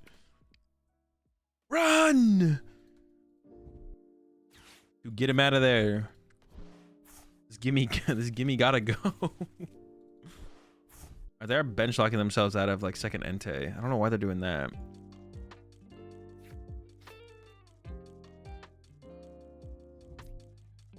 Dude, why did that promo... Do they do that on purpose? The promo artworks always look like they're just like strictly worse than the pack set artworks.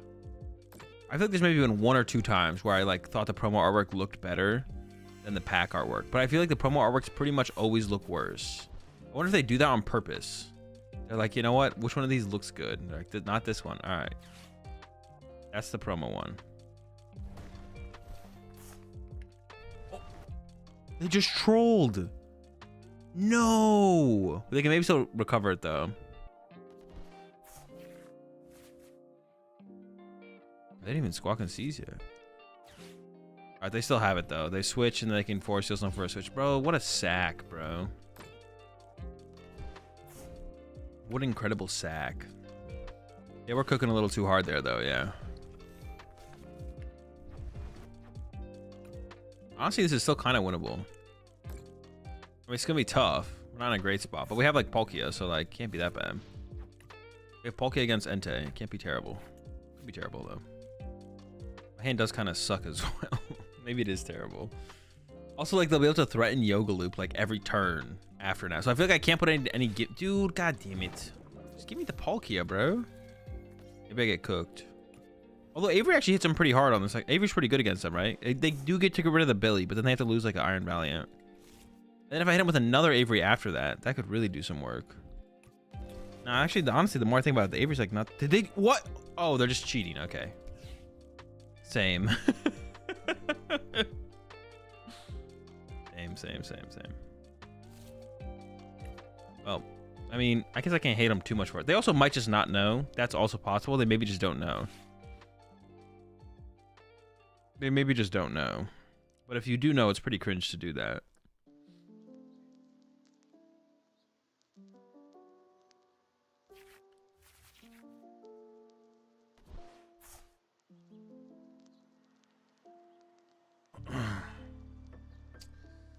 Pretty lame there, bro, if you were to do that on purpose. I missed it. What happened? They used the...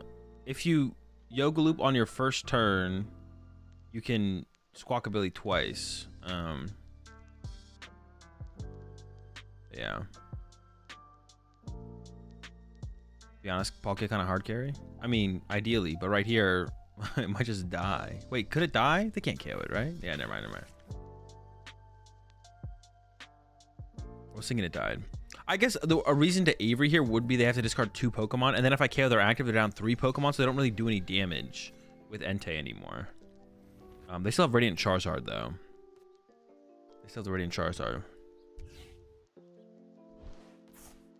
Oh, it's just a pass angle? Sure, sure. Wait, does that work IRL, or is it it's a live glitch? It's not intended to work that way.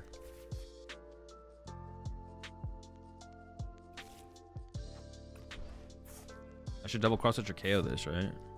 Yeah, I think I'm actually gonna win this game. I think they're actually just cooked.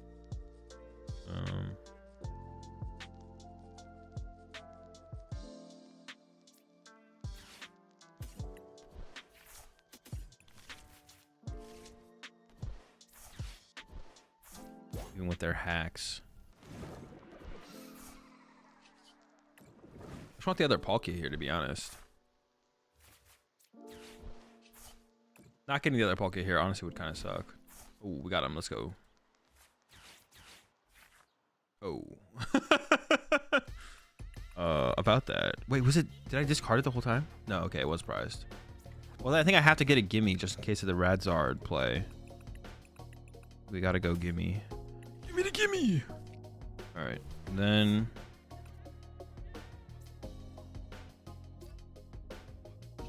I could like KO the gimme for free, but I think it's correct to go get him there. To get the gimme. That kind of sucks to have prize my second Palkia here, but... May as well put an energy there to make it a pivot. Maybe I attack with it as well. Because this can theoretically like KO the Radiant Charizard at some point, maybe. If it worked IRL, it wouldn't be cheating. Yeah. It's like... I mean, can we really call it cheating if it's like something that works on PTCG Live? Not really, but like if you know it's not supposed to work that way and then you still choose to do it, it is kind of it's just cringe at the very least. No matter what, no matter how you cut it, it's cringe. But yeah, no matter how you cut it, it is cringe. But it can technically do it on the game, so. Imagine IRL sometimes you VIP and the opponent says nope, you can't pick that Pokemon. Like yeah, just like a random, you have like a D, I don't know. They actually got there. That's so cringe. But now my Greninja's in the active, which I'm kind of fine with. Yeah, I think they cooked themselves out. They got to squawk ability twice, and they that's like they way overcooked here. Yeah.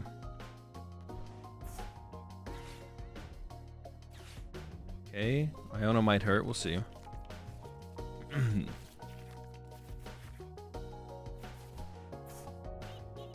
A worker to bump their stadium.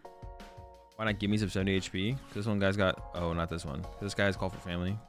I'm not trying to tech for Iron Valiant. All right, this deck sucks. I'm not trying to beat a deck that sucks. Okay, the Radiant Charizard is set up. So I do want to, like, KO that, I feel like.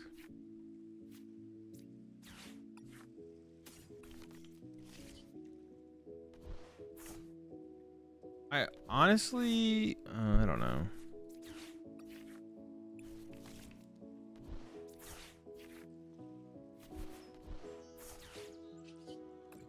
If I get double cross switcher, I'll definitely go KO that. Otherwise, I maybe just chill. What if I just want to attach to Greninja Pass? I could just go attach to Greninja Pass, to be honest. I don't really want to retreat attack with this, and I get oh, I don't even KO. Well, what am I saying? I don't even KO this. So because I don't KO this, this doesn't KO me. But even then, I think I should rather chill. Yeah.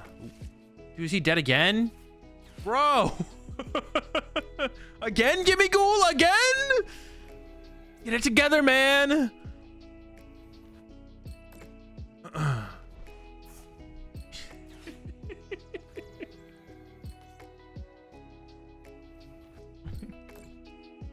on, buddy. We need something from you here, bro. You're not giving us anything, bro. You're just getting cooked, dog. God damn it. Give me. Only thing you're giving me is L.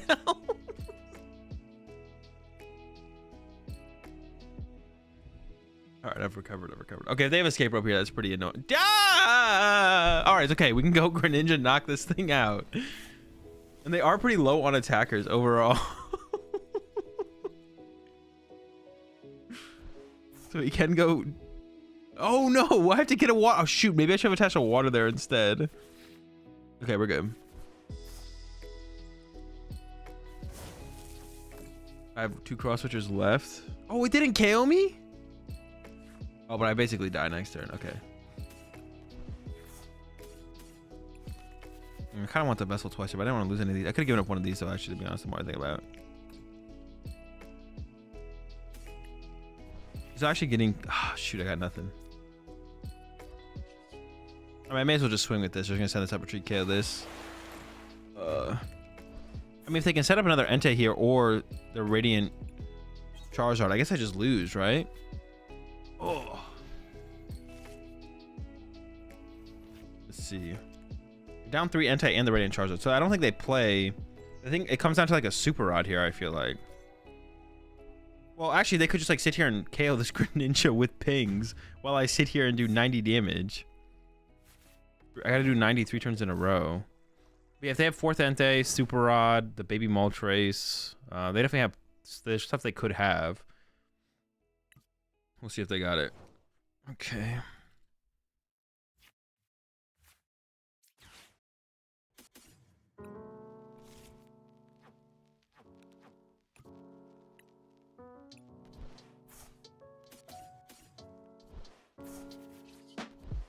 Maybe the Greninja just carries here. We'll see. I have Super Rod left. Yeah. Do I want to give them Pokestop? I mean, they can basically access their whole deck anyway, so I don't know if it really matters if I give this to them. Probably doesn't matter. Alright, double cross switcher up this one because then it gets stuck. Behind how many switch cards are they down? 3. They're down 4 of these, so that's 6, 9. They have 3 left. 3 switch cards left. They have 2 switch cards left. Okay. They could guarantee Pokestop into one here.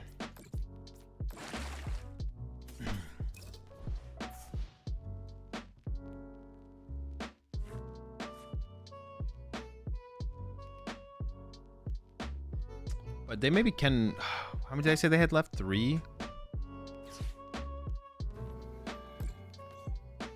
That's 20. Retreat 40. Dude, did they win?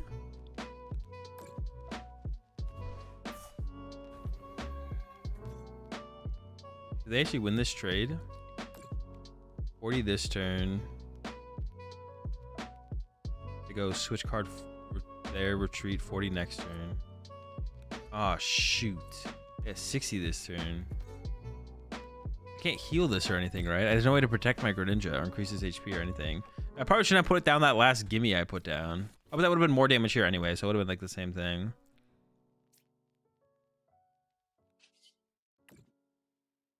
Yeah, they maybe just win. I don't think I really have a win condition here.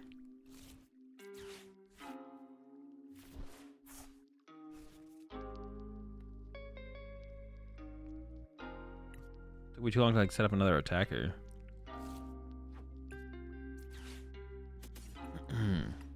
They deck out? No, because they can win in like theoretically 2 turns, right?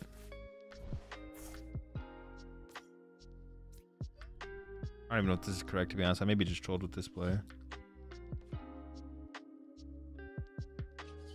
Well, I guess I should retreat though, because like theoretically, if there's an Entei play available to them, I don't want them to be able to do that. Should I have double cross switch or this? But they have a switch card left for that. They've used 2 Jet now, 4, 10, 11. They have 1 switch card left. The retreat 20.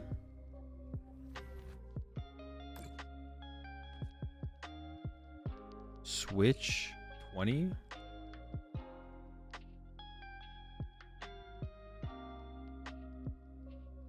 I have 3 left. Maybe they can't even do it, actually.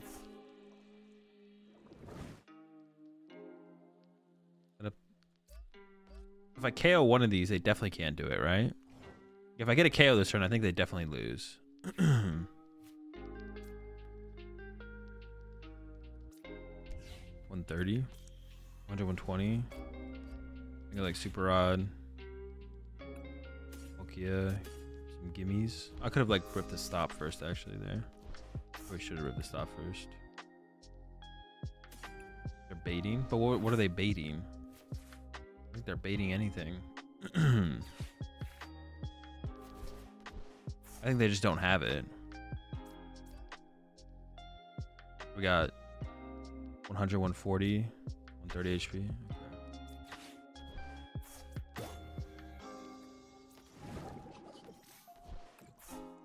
Okay, so now they can't KO this next turn. Oh, I should have tried to bench a gimme though, right? Because then I could threaten the win next turn just in case they have like a super rod. Oops, yeah, I should have benched a gimme this turn. How would I have gotten to the gimme though? I used all my resources, right? I should have Pokestopped first, milled 3 cards out of... Yeah, okay, I actually kind of trolled that. But maybe they just deck out here. So 20, retreat 20. And then if they can... Yeah, I kind of trolled by not getting a gimme there. Are they just 20 damage short though overall though? Okay, I think we're good. All right, I think we're safe. For a second there though, I was like, eh, that's looking pretty close. That's a dub. That's a dub. Yeah. They could have had like another jet, I guess, there or something. There's no other switch cards they could have played though. They had the 4/4/4 though, so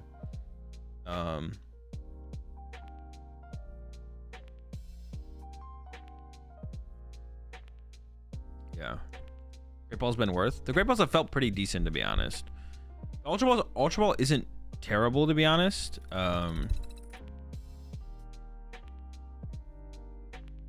Ultra Balls aren't terrible, but they're just like so costly to use. That's what they get for using Billy times 2. That actually is funny that the way they lost was deck out, to be honest. That actually is very funny that the way that they lost the game was from deck out. That actually is, that's pretty good. That's pretty good. Very entertaining way for them to have lost the game, for sure. Holy smokes. Okay, well, what do I gotta do next? Do you have Great Ball before switching with Palkia? Me? I don't know. What is the handlock Mew? It's a secret. That's why it's locked away. Okay, well, let's do the tier list then. Let's do the tier list. All right, I'm signing off on the side of TikTok side of things. If you guys want to see my standard meta tier list, you have to come over to YouTube and Twitch. But next time I stream on TikTok, I will have it up so I can actually show the tier list on TikTok side of things as well. But right now, I'm signing off on TikTok. I'll catch y'all, not tomorrow. I'm not streaming tomorrow. I'll catch y'all on Wednesday on TikTok again. I've got to set up my scenes on TikTok. I don't have my scene set up on TikTok.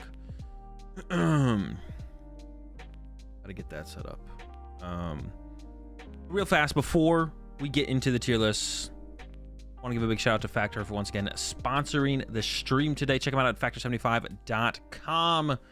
They're a meal prepared meal service where they send you meals every single week to your door, already prepared, already ready to go. All you have to do is pop them in the microwave them, and then eat them. I guess you could not eat them, but that'd be a little bit weird. So I'd recommend eating them. They got a bunch of different new meals every single week, like 27 plus new meals every single week. They've got a bunch of different ways you can customize your plan as well. So between all the meals you pick how many different meals you want. And then also if you don't want to pick the meals yourself, you can just pick what kind of meals you want. Protein plus, vegetarian and veggie, flexitarian, calorie smart, keto, chef's choice, which I assume the chef just picks the ones that they think is coolest, and you can pick how many you want each week. My code/link for the next 30 days will get you 50% off on your first box if you want to try them out. So if you're someone like me specifically who doesn't have a lot of time, I like using stuff like Factor when I don't have a lot of time in that week, when I'm really busy, when I'm traveling a lot, so I don't have enough time to like meal prep for like the whole week, or just need some meals to go for a couple days before I travel again. Factor is clutch to get you the food you need for those short or those busy periods of your life. So check them out, Factor75. hobbyism.com. Yeah, use my link. Get yourself 50% off. Get yourself 50% off if you use it in the next 30 days, I believe. I believe it's 30 days. Top of my head, that's what I remember it being. If you use my link in the next 30 days, you get yourself 50% off your first box. Check them out. It's at factor75.com. Okay, let's do this tier list. Try to get into Factor once again. Let's see. trainerhill.com. And then tier list creator. Need a box that comes with a chef. The chef is in the box. All right, so we gotta figure out what decks to put on this tier list.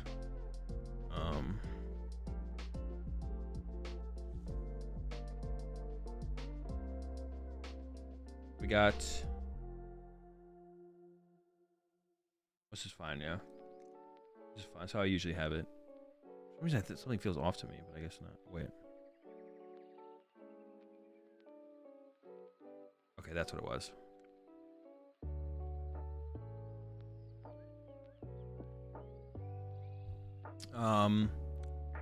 We have Charizard, Lost Tina, Roaring Moon, Gholdengo, Guardy, Lost Box Stuff, Miraidon Flaffy, Lost Box Charizard. I'm gonna get rid of Lost Box Charizard. Other Miraidon, let's keep all the Miraidons the same. Damn, the meta's getting kind of narrow. We gotta be missing something. So we could put Chi-Pao on there. Put Rapid Strike wasn't on there. Muse, we don't have Muse on there.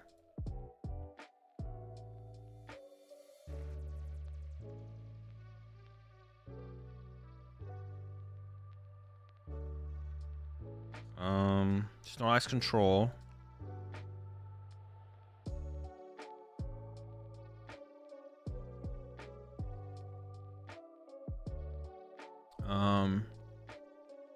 That's it, right? I think I got it right there. All Arc Pile. No, I'm not putting Arc Pile there. Missing Cloth. We're definitely not missing Cloth. Palkia? No, we're not missing Palkia. That deck sucks. I gave it its like due diligence, and I put it on the tier list one time. Garbage deck. No shots. I was gonna do one control deck. I'm basically talking about both control decks when I talk about them. Lugia, Iron Valiant. Nope. Pikachu V Union. Maybe. All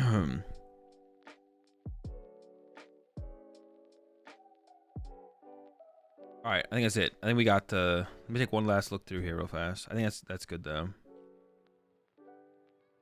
Yeah, I'm comfortable with that.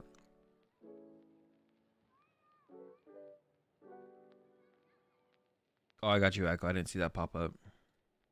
Tinglu, I got you. Tinglu belongs in the trash. Alrighty, Charlotte Regional Championships coming up. We got the tier list. I'm gonna try and be better about this when I'm talking about the decks, when I'm putting them in their slots. I'm gonna talk about how like popular I think they're gonna be and all that stuff as I go for. So we'll just start with Charizard. We got Charizard here. I'm gonna put Charizard in A. No longer an S tier deck for Charlotte, I don't think. And I think it probably should have been A tier as well for Portland, to be honest. It was close. I'm taking it out of S for Charlotte, though. We're going to put it down in A tier. And that's because there's a lot of TM Devo out there. Tina's going to get more popular. I think Guardy might get a little bit more popular as well. There's just a lot of general hate. Not hate towards Charizard, but the meta's pretty hostile towards it. And I actually think it'll get more hostile. I thought TM Devo would be at a little bit higher tick at Portland. But I feel like a lot of people are still discovering to play the TM Devo. So I think we'll actually see it go up in popularity for Charlotte from Portland, which it's not TM Devo isn't impossible for Charizard to beat, but like if like every deck has a TM Devo, it's like you're to beat Tina with TM Devo isn't unbeatable. Other decks with TM Devo aren't unbeatable, but if you go against every single deck that has a TM Devo, at some point you just like, all right, man, this is like tough. Like so I'm not saying it's like the meta is like terrible for Charizard. It's just going to be more hostile towards it, and I think it's hostile enough to the point where I'm going to put Charizard down in the A tier, where it'll be joined by Lost Tina. I don't think I put Lost Tina in A tier yet, and I'm not going to give Lost Tina the S tier because Lost Tina, just kind of like Charizard was at Portland, was enemy number one. The enemy number one at Portland was Zard, and I think I should have put Zard in A tier because of that. And Tina, I think, is enemy number 1 now going into Charlotte. Once again, Tina has a really good matchup spread, and all the little things people will be playing don't make your matchups unwinnable as Tina, but it's like all the little things just get annoying, and they kind of all stack up. Like, Guardy players going to Workers instead of Avery, so they have more path bumps. Charizard playing more path bumps potentially, or maybe going back to the Choice Belt plus Radiant Charizard, which I'll talk about that in my video where I talk about the Charizard list that I would play at Charlotte if I do play Charizard at Charlotte in my video tomorrow or on Wednesday. What's today? Monday, Tuesday, Wednesday? Yeah, Wednesday. So yeah, I think it's just gonna be a lot of people playing a lot of little things to help them out against Tina.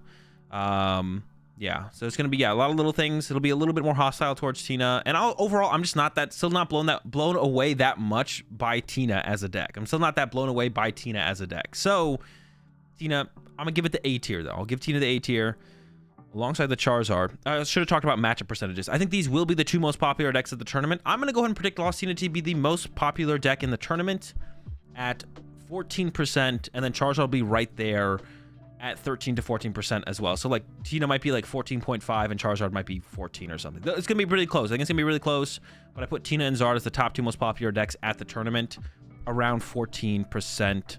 Yeah, I don't think Zard is gonna draw. I think Zard is gonna come. Honestly, I could see Zard coming down quite a bit. Zard could come down to like 12%, and Tina might be at like the 14. I'm pretty convinced, or I'm pretty solidly set on Tina being 14% of the meta though. All right, tier 4. I'm Roaring Moon. I think Roaring Moon is good in tier 4. Nothing's really changed for the deck. I think the Iron Hands way is the best way to play the deck. That gives you the deck a lot more. The deck just gets a lot more once you add Iron Hands to it. Like your Zard matchup isn't as bad. It's still bad, but not as terrible as it was. It's like it goes from terrible to okay, this is manageable with Iron Hands. So yeah, Roaring Moon. Put down the tier 4 down C tier. So still not great. I think I've had it in C tier for a long time, to be honest. I'm going to throw the Gholdengo.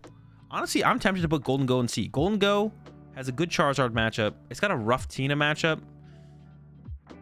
Guardy is like manageable. Maybe not. Maybe I'm putting Gholdengo down in C. Maybe take it back. Gardevoir, I think I do have in the S tier for this one. Actually, maybe I put... Well, if I'm not putting Gardevoir in S tier, what would I even... Now I'm trying to think about this. What would I even put in S tier if I'm not putting Gardevoir in S tier? Am I putting Rapid Strike in S tier once again? I feel like I am. So I think I am going to go Gardevoir in S tier. Or do we have a bunch of decks in S tier? The more I'm like thinking this through, maybe there's like 4 decks in S tier. Lost Box, I'm going to put in tier 3 though. Kyogre, I think, is the best way to go with Lost Box. I want to talk about percentages. Gholdengo, 4%. Roaring Moon, 5%. Lost Box, 6-7%. B tier. Kyogre is definitely the best way to play it. Definitely should be playing Kyogre. Guardy, 10 to 12% of the meta. I want to put Guardy in S above Charizard and Giratina. And I do have Miraidon joining it as well. Less Charizard in the format. People, you got the Coco in there now. The Charizard players should be playing a switch card, so you're not going to be able to abuse the Coco like you'd like to. But you can play the Judge Path build, so you can try and get some more mileage out of the Coco in the Charizard matchup. But the big thing is Tina gets more popular, which is a favorable matchup. Not by a lot. I'd say a slightly favorable matchup. Guardy's been has an uptick in popularity as well, which is also good for Miraidon. The biggest thing is Charizard's going to come down in popularity. So that's the biggest plus here for Miraidon. You don't really have the Coco to take advantage of, but you got that going for you. So I think I want to put Gardevoir and Miraidon. Now, I personally am not going to be playing Gardevoir at Charlotte, but I think I do still want to put it in the S tier right here. It feels like it's in a really solid spot. Miraidon's not going to be overly popular like it has been in the past, I don't think. I think Miraidon's probably going to peak at 12%, if anything. So we're not looking at like that 17% Miraidon meta share like we have been seeing at like San Antonio and stuff. So that feels like the meta is a little bit more manageable for Gardevoir. Charizard's still going to be really popular, not the top dog anymore, and then Tina's going to be up there as well. In both those matchups, I think Guardy is favored into. Slightly to Tina, solidly favored against Charizard, slightly favored against Tina, but Chi and Pal by Excalibur, I think I'm going to go ahead and throw in that that tier 3 as well. You have some tough times up against Miraidon. Miraidon's tough, but you got a good Charizard matchup. You got a really good Charizard matchup. I think you're solidly favored into Tina, and I think you're slightly favored against Gardevoir. Kind of depends on the Avery count. Chi and Pal is also going to be one of those decks that's like at, I don't know, 4 or 5%. Chi and Pal was a pretty good play, a pretty solid play at Portland, because the Miraidon numbers were lower. Yeah, because the Miraidon numbers were lower. But they're going to come up a little bit. I am tempted to put Baxcalibur a little bit higher, to be honest. I am tempted to put it like in A tier. I do think you're favored. I think if the Guardies have 2 Averys, I think it's like 50-50. If they don't have Avery at all, I think you're definitely favored as Baxcalibur hands into the guard form matchup. Your Marauder matchup is unfavorable. You're good against Charizard. You're really good against Charizard. I think you're favored against Giratina. But then you do start to come up with some struggles against stuff like the Lost Box. Rapid Strike's a terrible matchup. The Mew matchups are both bad. And like your Tina matchup is like favorable, or your Guardian matchup is like favorable but close. Tina matchup is still reasonably close as well. The only one I feel like you're having a really solid time against consistently is the Charizard. The Miraidon's bad as well. I think Chien-Pao maybe sits here in the B tier still then. I kind of want to move it up, but I don't think I can really push for moving this up any higher. Okay, Rapid Strike. I've had it in S tier the last 2 times. It hasn't performed ridiculously well. And Miraidon has felt like actually it's been like a tougher matchup for Urshifu. Also, Mew's kind of been on the rise. I don't think I can put Urshifu in S tier at all. I think I'm going to go A with the Urshifu. It's still really solid. You got a good Guardian matchup. You got a good Charizard matchup. I think you're favorable into Tina if you build it very supporter heavy, like Researches, Ionos. But your Miraidon matchup honestly has become pretty tough, especially if it's the Peony build. I think the Peony build is unfavored. The non-Peony build is close, but probably slightly favored for Urshifu, but pretty close. So you don't really have that super favorable matchup like you used to, I feel like, as Urshifu. Yeah, I don't think I can warrant the S tier from Urshifu anymore. Just because you're getting closer matchups here. Like Charizard isn't going to be the most popular. You're going to have like Tina being the most popular, which I still think is favorable for Urshifu by a little bit, but it is only by a little bit. Snorlax Stall, I don't really like control right now. I don't like Snorlax Stall at all. Tina's just too popular, man. Tina's just too popular. That's tough. And if Miraidon does gain some more popularity again, and Miraidons will probably be playing that Spiritomb. Oh, Urshifu also is probably going to be at that 5 to 6%. I think with its lackluster performances the last 2 tournaments, no top 8s, I think we're going to see Tina, or Urshifu was like at the 7-8% mark, I think, for San Antonio and Portland. With its lackluster performances, I think we're going to see Urshifu come down to like 5-6%. For sure. Like I said, the Miraidons will probably be playing Spiritomb as well, which also hurts Snorlax Stall. So you got a bad matchup against Tina, which will probably be the most popular deck of the tournament. And then you got another tough matchup in the Miraidon that'll be around 12%. They got the Spiritomb most of the time. You're still beating the Urshifus and beating the Charizards. Your Gardevoir matchup is close. That kind of depends a little bit more as to what the Gardevoir players are actually bringing, how good control is against Gardevoir. But generally, I give Snorlax Stall the edge over Gardevoir a little bit. But if they have like the Turo and Pal pads, but no one really plays that anymore. So I think we do give Snorlax Stall the edge over Gardevoir. But because of how popular Tina's going to be, I think I got to put the Snorlax control down in B tier for sure. Now we get to the Mew decks, which I think I'm going to put both of those in A. I think I'm going to put both of the Mew decks in A. Charizard's coming down in popularity. Tina's going up in popularity. Now, the big question here, we saw the Ian Robb list with the 2 Fusion Energy and the Elsa Sparkle. I think that's how most Double Turbo builds will be built, which between that and the Fusion build, playing Spiritomb doesn't feel great. And I don't even know if playing Spiritomb makes sense in like the Tina deck or the Miraidon deck for the Mew decks if they have the Fusion Energy. I don't think I'm going Fusion S because the Charizard matchup for Fusion is just bad. The Guardian matchup for Fusion is also bad. DTE Mew, I think, has a better time. The Fusion versus DTE versus Guardian is probably pretty close. Guardian's favored against both of them. Zard's favored against both of them. If you're playing like the Handlock Mew, it gets like close to 50-50. If you're playing just Double Turbo Mew like the Ian Robb build, I think it's like a 60-40 for Charizard's favor. But you got the good Tina matchup. You got the favorable Miraidon matchup, especially if they don't have the Spiritomb. And then if they have the Spiritomb, it's probably close to like 50-50 to slightly unfavored for Mew. But if they don't have Spiritomb, you're definitely just crushing as Mew. Beating the Rapid Strikes. I honestly don't know how Lost Box pairs into the Mew decks right now if it doesn't have Kyogre. If you have Kyogre, you're probably good. And then Mew's usually decent against the Snorlax control and the Chien-Pao as well. So I think A tier. I don't really want to put him in S because the Guardian matchup and Charizard matchup are tough. And I don't know where we're currently at in the cycle of do you tech for Mew, or not do you tech for Mew. That's a different question. Will people be teching for Mew? I'm not sure where in the cycle of will people be teching for Mew we are, and if people will actually be teching for Mew or not. I would predict that most Miraidons will probably be having the Spiritomb because like the most successful lists most recently with Miraidon will still have the Spiritomb. But will the Tinas include the Spiritombs for this event? I'm actually not sure. I'm sure they would love to play Drapion, but you can't really play Drapion in a deck where you only play Path to the Peak and you don't have a bump for Path to the Peak, because then the Mew players just put a Path in play and you can't Drapion them. So it's like, the big question I think is, will Tina players play Spiritomb? If they do, it's not looking great for Mew, but if they don't, Mew is honestly in a pretty good spot here because of Charizard coming down in popularity, and then matchups that Charizard struggles against rising up in popularity, as well as overall the meta becoming more hostile for Charizard. So actually, I don't have any D tier decks, but someone mentioned Palkia. I would have put Palkia in D tier if I had put it on the tier list. But yeah, no D tier this time around, I guess. Just S, A, B, C. And we could also like bump all those down and maybe not do an S tier deck. Because I think it's pretty, like, I don't think Miraidon and Gardevoir are not head and shoulders above everything else, above all the other A tier decks. But I think they definitely, it feels good. Miraidon and Gardevoir feel pretty good for this one, to be honest. I think it feels pretty good for both of those. But yeah, we'll have to wait and see how the how the tournament goes. But that's my tier list for the Charlotte Regional Championships. Add Palkia and Arceus so you can put them in D tier. True, I could have just added them so I could have put them in D tier, to be honest. You appreciate the 50 months there, BJam. Please lie and say Gholdengo is S tier. You're always baiting the Guardy, but it never wins. That's because not that many good players actually play it. And it's really hard to play. But we saw Bodhi, who's a good player, has been grinding Guardy recently, got top 4 at Portland. Yeah, a lot of good players have been putting Guardy down. Like, it doesn't mean it's not a good play, but I think a lot of players are coming to understand, like, the mental strain of playing Gardevoir. Like, the mental commitment to playing Gardevoir in a regional is, like, real, for sure. It's definitely real. So, and yeah, if the good players aren't playing it, it doesn't matter how good of a play it is, because it's not like head and shoulders a better play than everything else. Gardevoir is not like head and shoulders above everything else. It is just like a really good play. But how well you have to play with the deck is like, you have to play so well. The amount of like commitment, like how well you have to play with Gardevoir compared to other decks is like night and day. Gardevoir and Tina are like I think Gardevoir is more intense than Tina, but so yeah.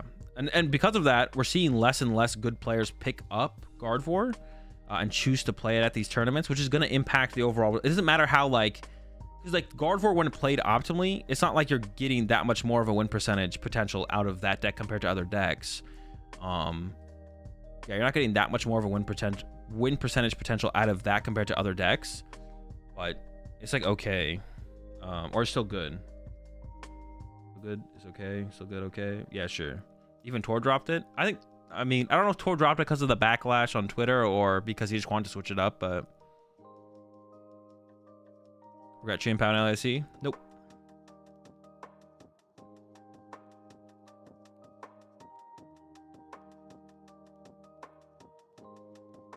As a Guardy Lost Zone Box player, Lost Zone Box is so much less mentally taxing. It is. Guardy is like the most mentally taxing deck, I think, in the format. I think more and more, as we see more and more good players put Guardy down, now it could be part of the meta, and it could be because they don't think the deck is as good anymore as it used to be. I think part of it is also like kind of realizing like, do I really want to pick up Gardevoir and play that in a tournament, or maybe I should pick up Charizard and Candy Charizard attack. Yeah. I forgot about Wishcash Sandy Shock's Mill. True, I did forget about that.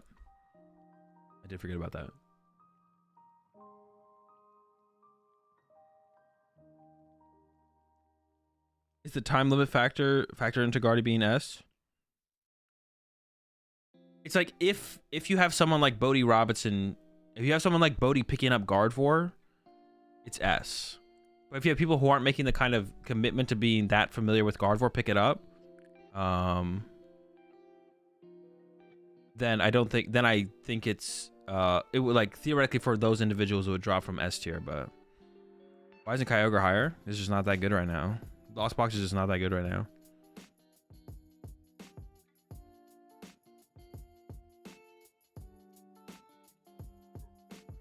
I don't think Guardy's that mentally taxing overall. Yeah, but you've been playing Guardy for so long, Jake.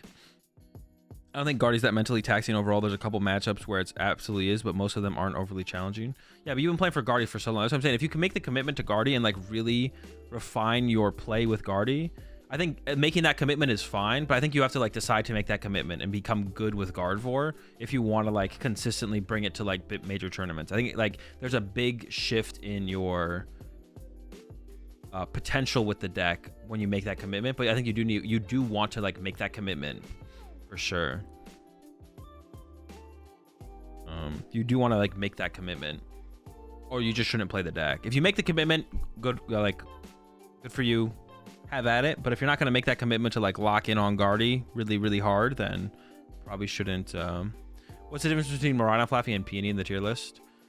I don't know. I don't actually know which one I think is that much better right now, so I'd put them both in S for right now.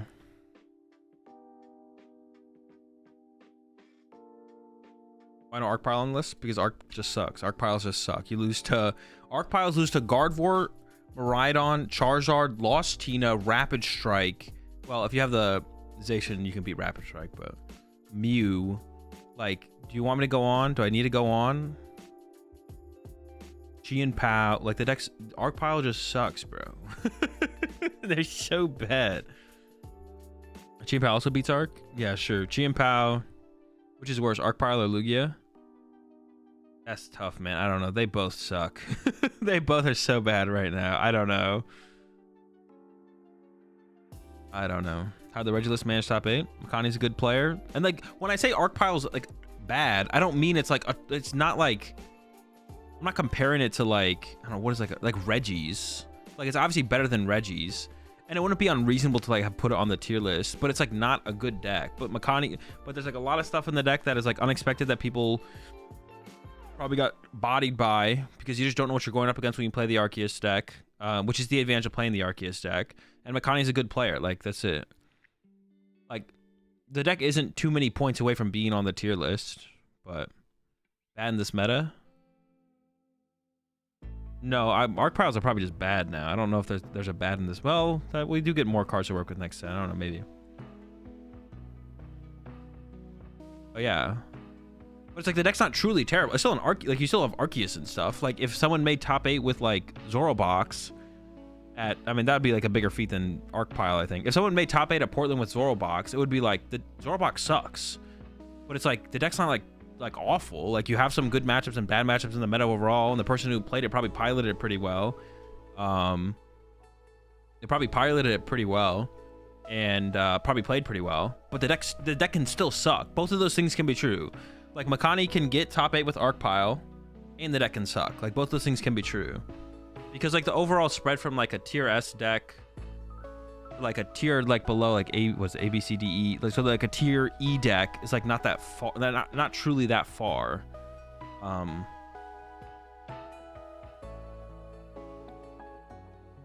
Does Sablezard make the list? Arceus restricted to only Accelerating Visa won't get better. I mean, there's it could get better based on the meta shift though. Like it doesn't need new things to accelerate energy to for the meta to get better for it. Sablezard would probably be tier B. I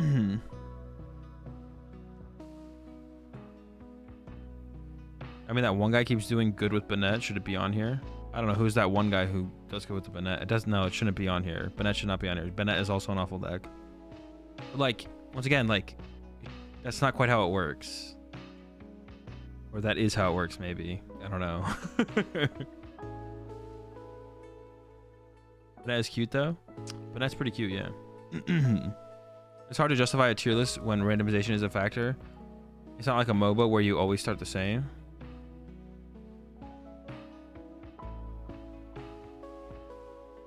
No, it's just different. They're just different tier lists. The tier list is based on like, this tier list is based on my current interpretation of the format and prediction of the format. So you're tuning into this tier list for my opinion of the meta in tier list form. And that's what justifies the tier list. What justifies this tier list is my opinion. Now you can either be a fan of my opinion, or not. It doesn't really matter. But that's what justifies the tier list is my opinion of my current take on the meta, where I think things are gonna be at Charlotte, where things were, where things are, and where things are going.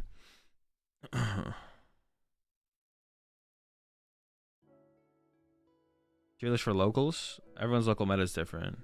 What happened to the Palkia list with Calyrex and stuff? I mean, it technically still exists.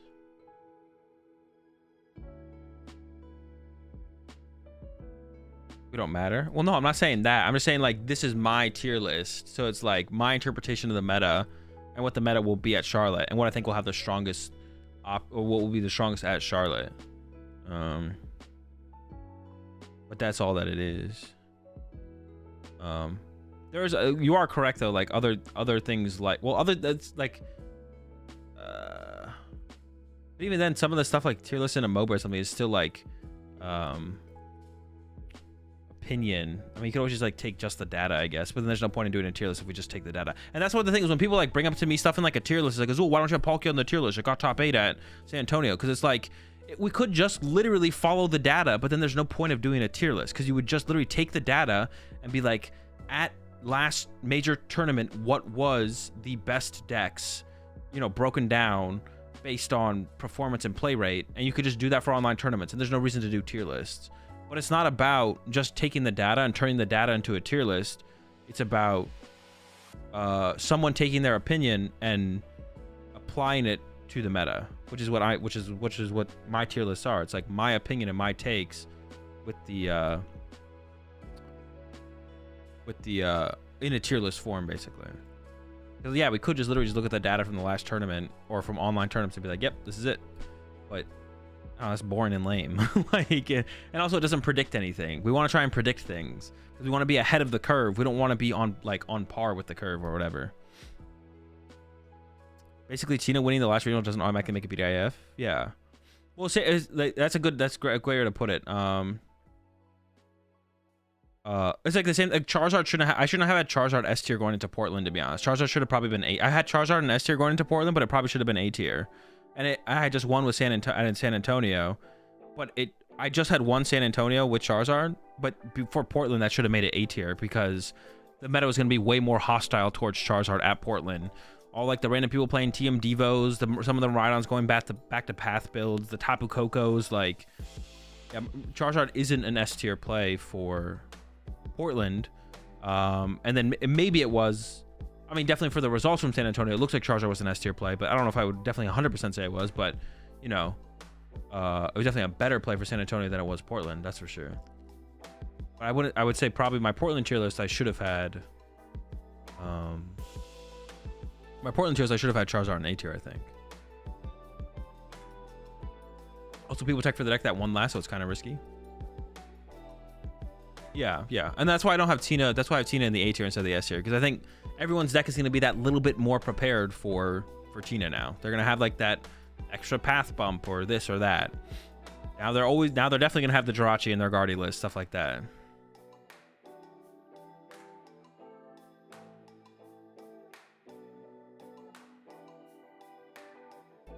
Oh yeah, there's no Entei-Valiant, but the meta doesn't look very good for it. The meta has nothing to do with Entei-Valiant being on a tier. Entei-Valiant sucks. I'm actually like committed. That deck is terrible. Like that deck is so bad. I don't know how that deck got second LAIC, to be honest. That deck is, every time I like pick up that deck or watch someone play with that deck, bro, that deck is, or I play against it at a regional, bro, I'm like, this deck sucks, bro. I'm like, what the heck? How is this a thing? How much do you value the ability to win quick matches? I don't know. This depends on what the win percentage is if we don't win quick matches. Like if my deck plays one game, but the one game I win every single time, then like, and I'm down for that.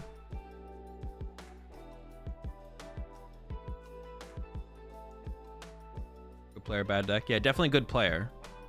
Definitely good player. But man, dude, that deck's not real, bro. Big deck. Double S tier is Dialga, right? Yeah, we could get some Dialgas up there. A couple Dialgas. Especially once you get the Metang. Once you get the Metang, then it's over, bro. It's Dialga City. It's just a bunch of different Dialga builds. It's like, how far did we tech for Dialga build A versus Dialga build B? That's how I felt about Reversal Mewtwo for Union Guardian at NAIC. I played against it and was like, wow, you set up both games and still did nothing.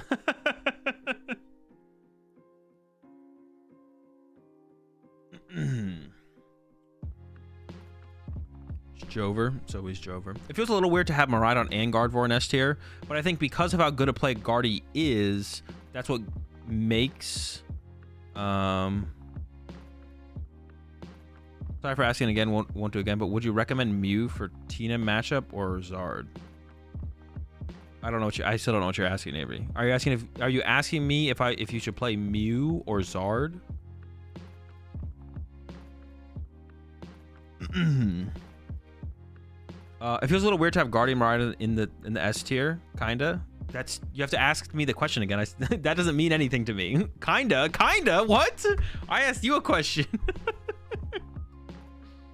Are we playing Radiant Zard and Choice Belt to 1 Chaotinas? We are. My list will be out on Wednesday. Card isn't that bad into Maraudon without the Peony, or even with the Peony if you run the Deoxys. If you have Deoxys, it definitely changes things, but it's pretty tough. Based on your list? Wait, based on... I still don't know what you're asking, Apple. Hold on, let me try and read your question again. Would you recommend Mew for the Tina matchup? Or Zard? Would you recommend Mew for the Tina matchup for Zard? Just ask the question again. You just have to ask me the question again. But that's what I asked, and then they said no, that's not what they're asking. It was cool seeing you in Portland. I didn't have a moment to introduce myself because day one was just a focus on my games. Am I gonna be in Vancouver? I will be in Vancouver, yeah. Based on your list, what would you do if you would play Tina or Mew? Based on this tier list, I have Mew and Zard. Oh, which deck do you think is best? Dude, okay, I didn't know you were talking about the tier list. Okay, my bad. Dude, you have me lost. Real Jake Hours? Yeah, I know. Jake is like the chat interpreter, bro. Jake is literally the chat whisperer.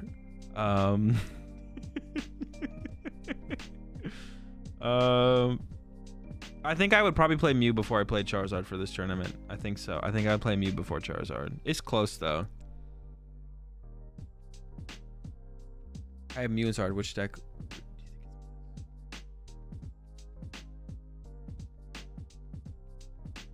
Oh wait, no. Jake was actually trolling, dude. I read Avery's response and thought it was Jake's. Sheesh. Yeah, I think I would go with Mew. Mostly because I just like don't want to play Zard again. So I think I'd lean towards Mew. But it's close. It's close for sure. I'm still scared of Zard, but do you think the Elsa double fusion energy is a good tech in Mew? Yeah, I mean I'd play that build or fusion. I'd play one of those. I don't think you're rocking 0 fusion energy. You gotta play some fusions. For sure. Have you already seen Temple Forces collection? Any promising decks? Ask me again in 2 months. Alakazam thoughts? Just get bodied by Lawson and Guardy. Alakazam EX, you get bodied by everything. Would I play Roaring Moon this weekend? No, probably not. Now that I've kind of like fully played through like every build of Roaring Moon with the hands and everything, it's like I don't think there's a build that solves its problems. Hazel, I've been watching you a lot lately as I'm getting into the Pokemon TCG. Been really enjoying your streams and content. Thanks. Of course, no problem. Glad you enjoyed the content. Just play Brassius and get that +1 versus Tina. Easy peasy. True. Playing Mew, I'm more scared of Miraidon Tomb than Zard. They're probably about if it's double turbo Mew, maybe. If it's fusion Mew, I guess I wouldn't be too scared, but is she about it with cross switchers or hands counter catcher. I would play the Iron Bundle again though, because I think Zards will be back on Radiant Charizard, so I'd play Iron Bundle. I think it's correct to play Radiant Charizard again. So you need Iron Bundle for the Radiant Charizard against the Zard matchup. Have a good one, Levy. All right, chat. I think it's going to do it for me. That's my tier list. My opinions are always right. If you guys want to use this information to your advantage, go for it. If you don't want to use this information, that's an L take. Shout out again to Factor for sponsoring the stream today. Check them out at factor75.com meal prep service. Use my code or my link anytime in the next 30 days to get yourself 50% off your first box over there. And hang on, I gotta find someone to raid before I'm out of here. No stream tomorrow. So don't come to the stream tomorrow because I won't be here. You'll just be by. Well, I guess if like enough of you in chat get together, it could be entertaining. I don't know what you guys would do, but I mean, I'll leave y'all to figure that out. If y'all just want to show up and hang out, that's fine with me. I might actually, to be honest, if everyone's hanging out in chat, I might come through for a little bit and hang out. But I won't be streaming tomorrow. All right, I'm gonna go ahead and raid ADL before I head off here. All right, I'll catch y'all. We'll hang out in chat. We'll hang out in chat tomorrow. Money match setups in chat tomorrow. Yeah, you guys can You guys can like set up some money matches in chat amongst yourselves. Have a good one, chat. Yeah, I'm gonna go ahead and raid ADL before I get out of here. He like opens and gives away like a bunch of Pokemon packs and stuff on Twitch. If you don't know who ADL is, ADL is pretty chill. But yeah, appreciate it. Have a good one, chat. I'll catch y'all on Wednesday. I might stream Thursday. I probably won't. I'm pretty much committed to not streaming Thursday. Definitely streaming Wednesday. Dude, stream on Wednesday. Wednesday. Do stream Wednesday. No stream Thursday probably, and then I'm not coming back until streaming again on Thursday. So it's like a whole week off. I'm gonna go work on some content stuff with Chip. Actually, I'm pretty excited. A little bit of a leak. I'm pretty excited for the content stuff that me and Chip are gonna be. That's all I gotta say. All right, chat. Have a good one. I'll be back on Wednesday. Yeah, have a good one. Peace.